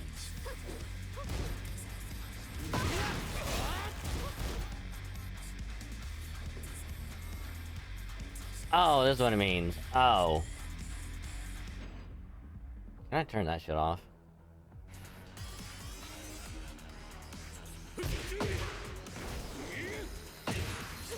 Hold on, let me do this.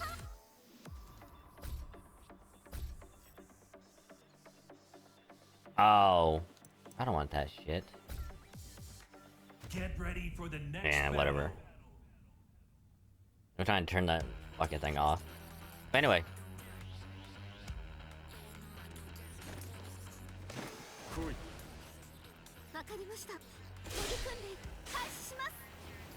Round one.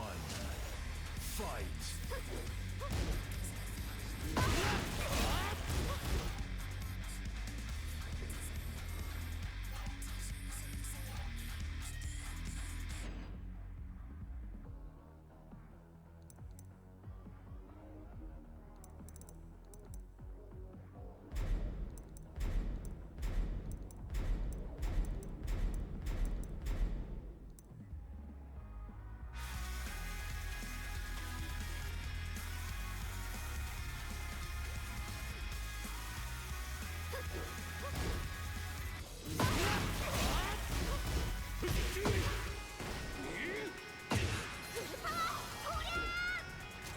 Cause like the only thing I remember was like don't get hit by the head, cause that will blow up and it's like a free launcher basically.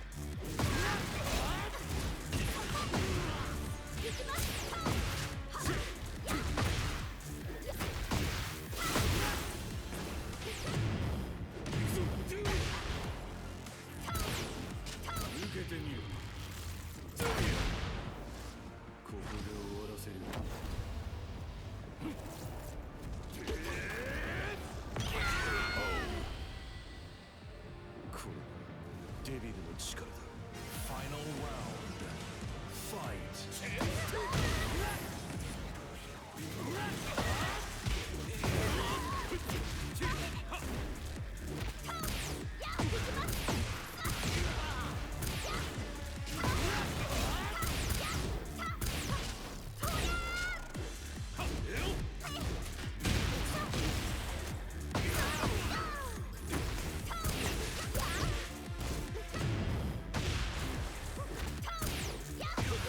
Yeah, I gotta try to figure out how to get out of that grab.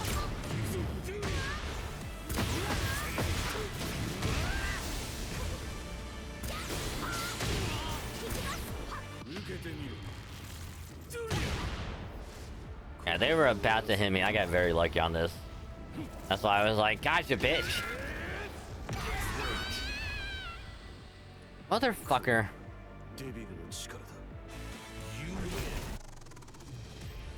Are you fucking for real? It freezes again? Oh, this capture card. I'm going to fucking destroy it.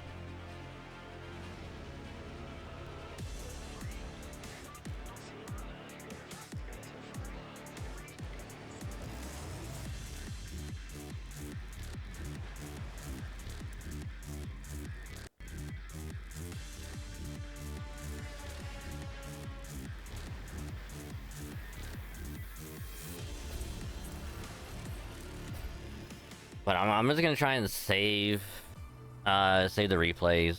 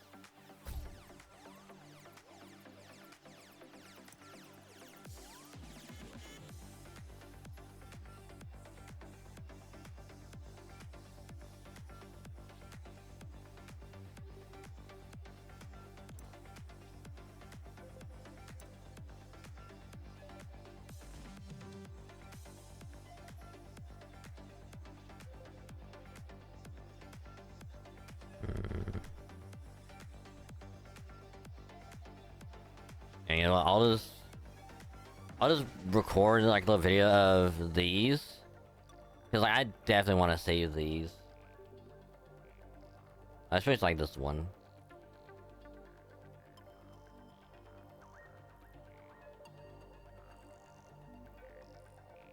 Which I'll probably do that after stream. Okay, listen, now they're added to favorites.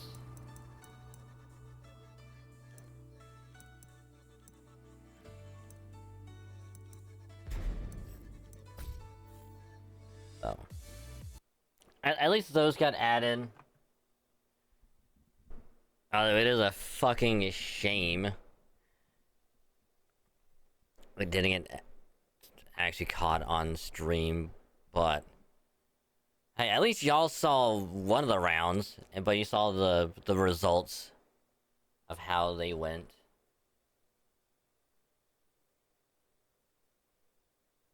So let me swap to that.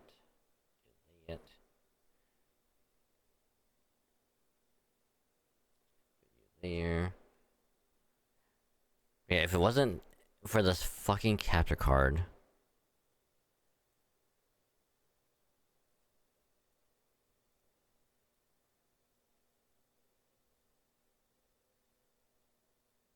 Because of course it has to freeze. During the one match that we fucking play.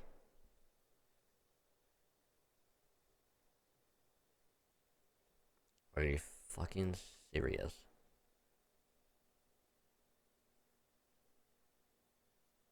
Hey, there we go. But I'll probably try and get it actually captured on stream next time. Cause I just trying to get it through tonight with it freezing and all that shit. It's like I'm not gonna waste time trying to get it fixed when it freezes every single goddamn time. So rather than trying to, you know, deal with it freezing every so often, I have to fix it and just all that stuff. Like I'll just make sure I'll get it recorded as like a little video, and if I can get it uploaded here, be even better on here on Twitch. That way, just be like, hey, this is how the matches went. But yeah, I'll worry about that later. So for now, oh, I totally forgot about the stream. I totally forgot about the handicap. I am so sorry. I know he's not here, but I am so sorry for forgetting about the stream handicap. I was so focused on doing story stuff and everything. It's just, oops. That's why I need someone to remind me. Just constantly be like, hey, don't forget to do this. And also this.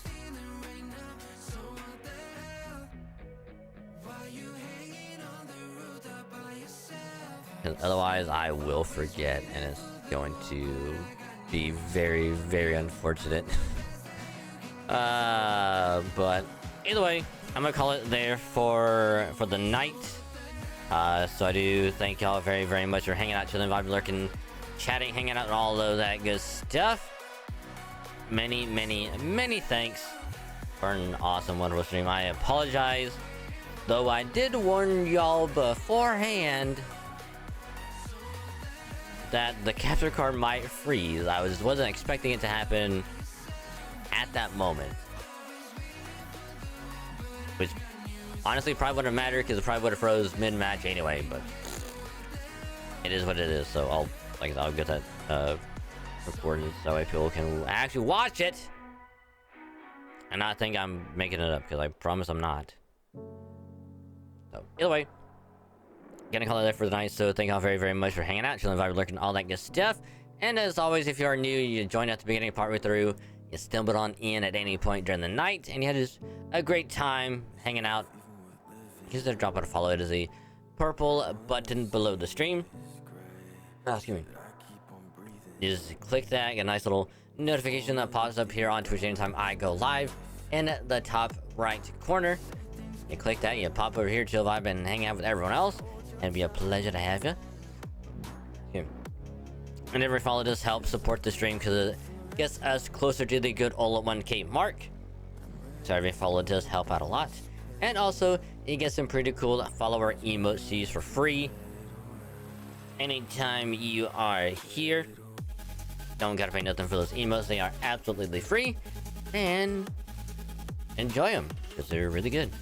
I like them. So, you want to follow me elsewhere?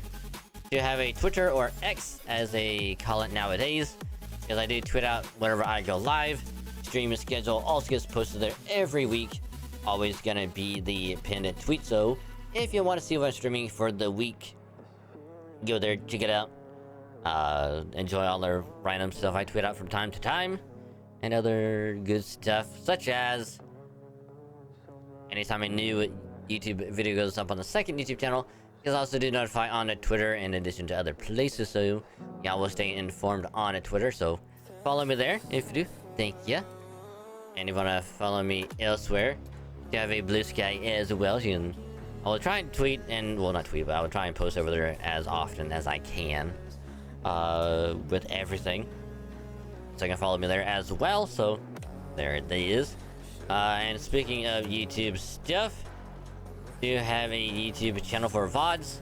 Which that way, if you miss a stream or if you want to see what happened on a particular part of a stream, assuming the capture card doesn't freeze on me, you can watch the VODs there or have them as background noise. Either one is fine with me. So if you do drop a sub on the VOD channel, helps me grow it out a lot. So more VODs are rolling out again, so enjoy. Hope you like the VODs. And you want to drop another sub elsewhere, you have a second YouTube channel for more original stuff, whether it be gacha stuff, Halo stuff, Pokemon stuff, whatever else will be up on the second channel for y'all to enjoy.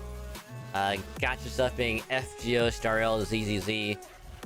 Whenever there's a new banner up, we'll try our gacha luck, see if we can't get lucky with the new character and what else. So if we do the polls on stream, I'll highlight it.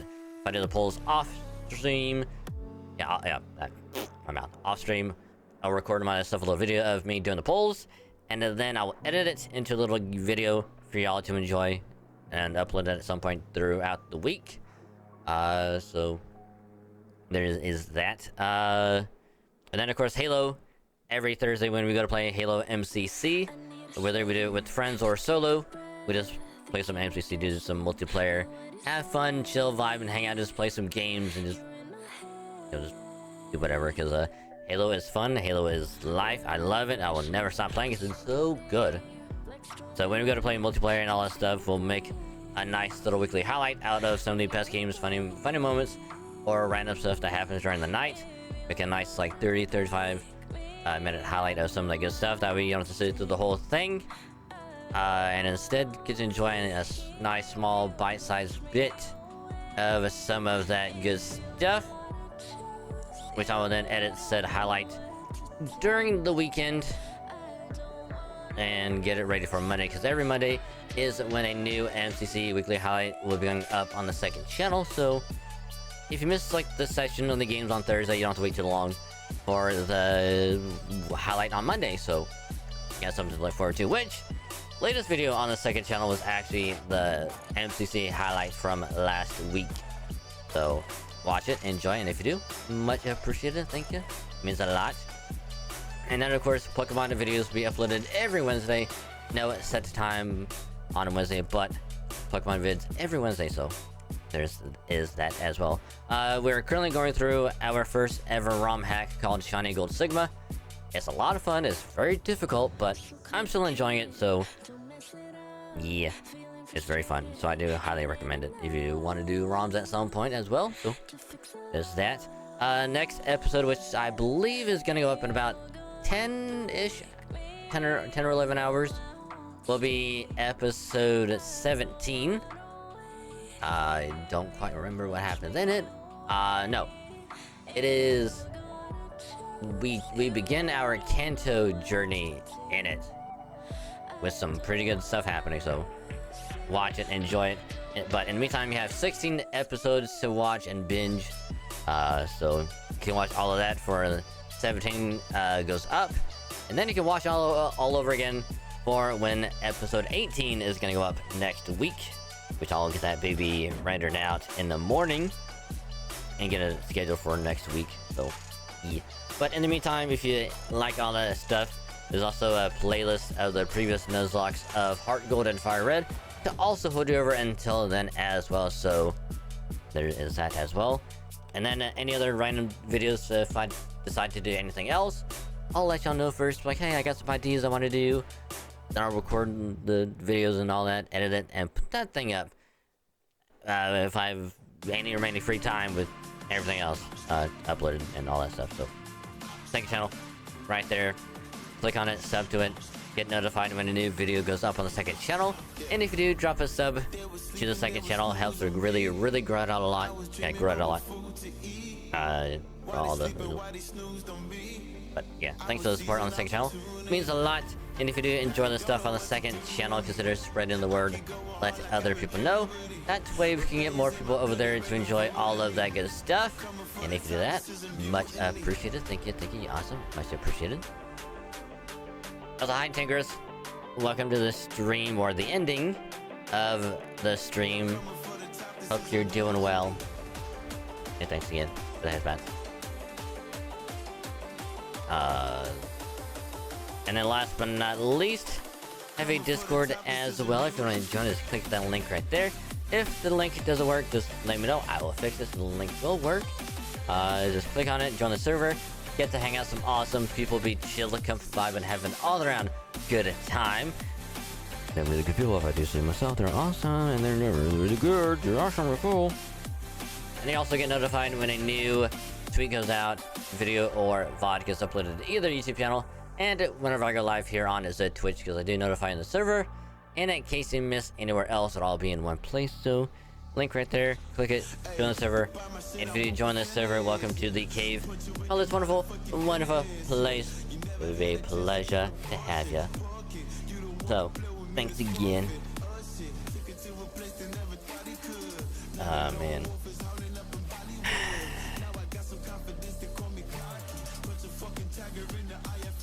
The thing that sucks is that I actually might just buy a new capture card. That way I don't have to deal with having to get new HDMI cables, see if they work, and if they don't, then I have to get a capture card, and then it's like, yeah.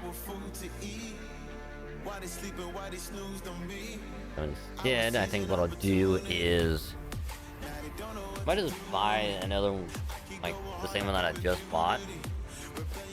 The only thing that sucks is that I'll have to buy a pretty long USB 3 cable just for it to reach. Because the one that it comes with is really, really short.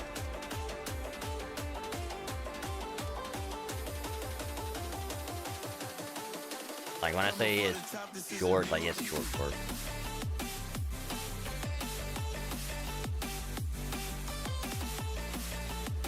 Kind of sucks because one Elgato uses HBC. Yeah, USB-C to USB. I hate it. But, anywho, gonna call it there for tonight. So I do truly appreciate y'all hanging out, chilling, vibing, lurking, hanging out, all of that good stuff. So before we dip out for the night, we gotta do a good old-fashioned raid, because yes.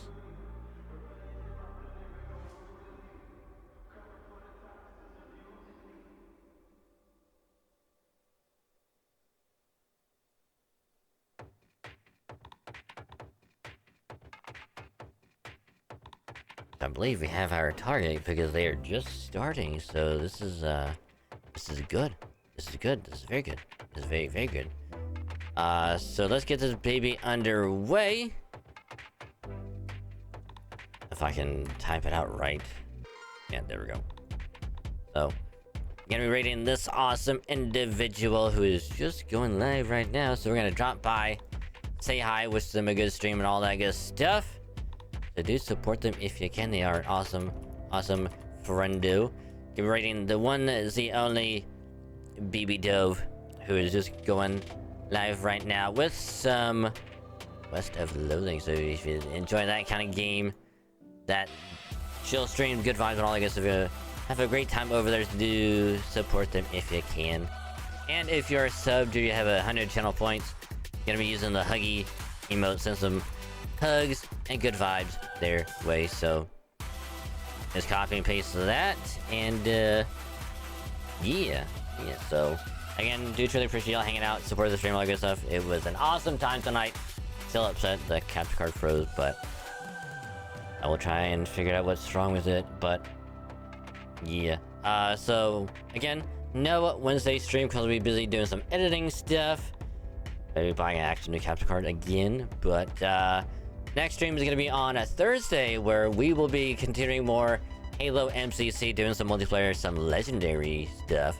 So y'all have a great rest of your day and or night, and I will catch y'all later. Bye.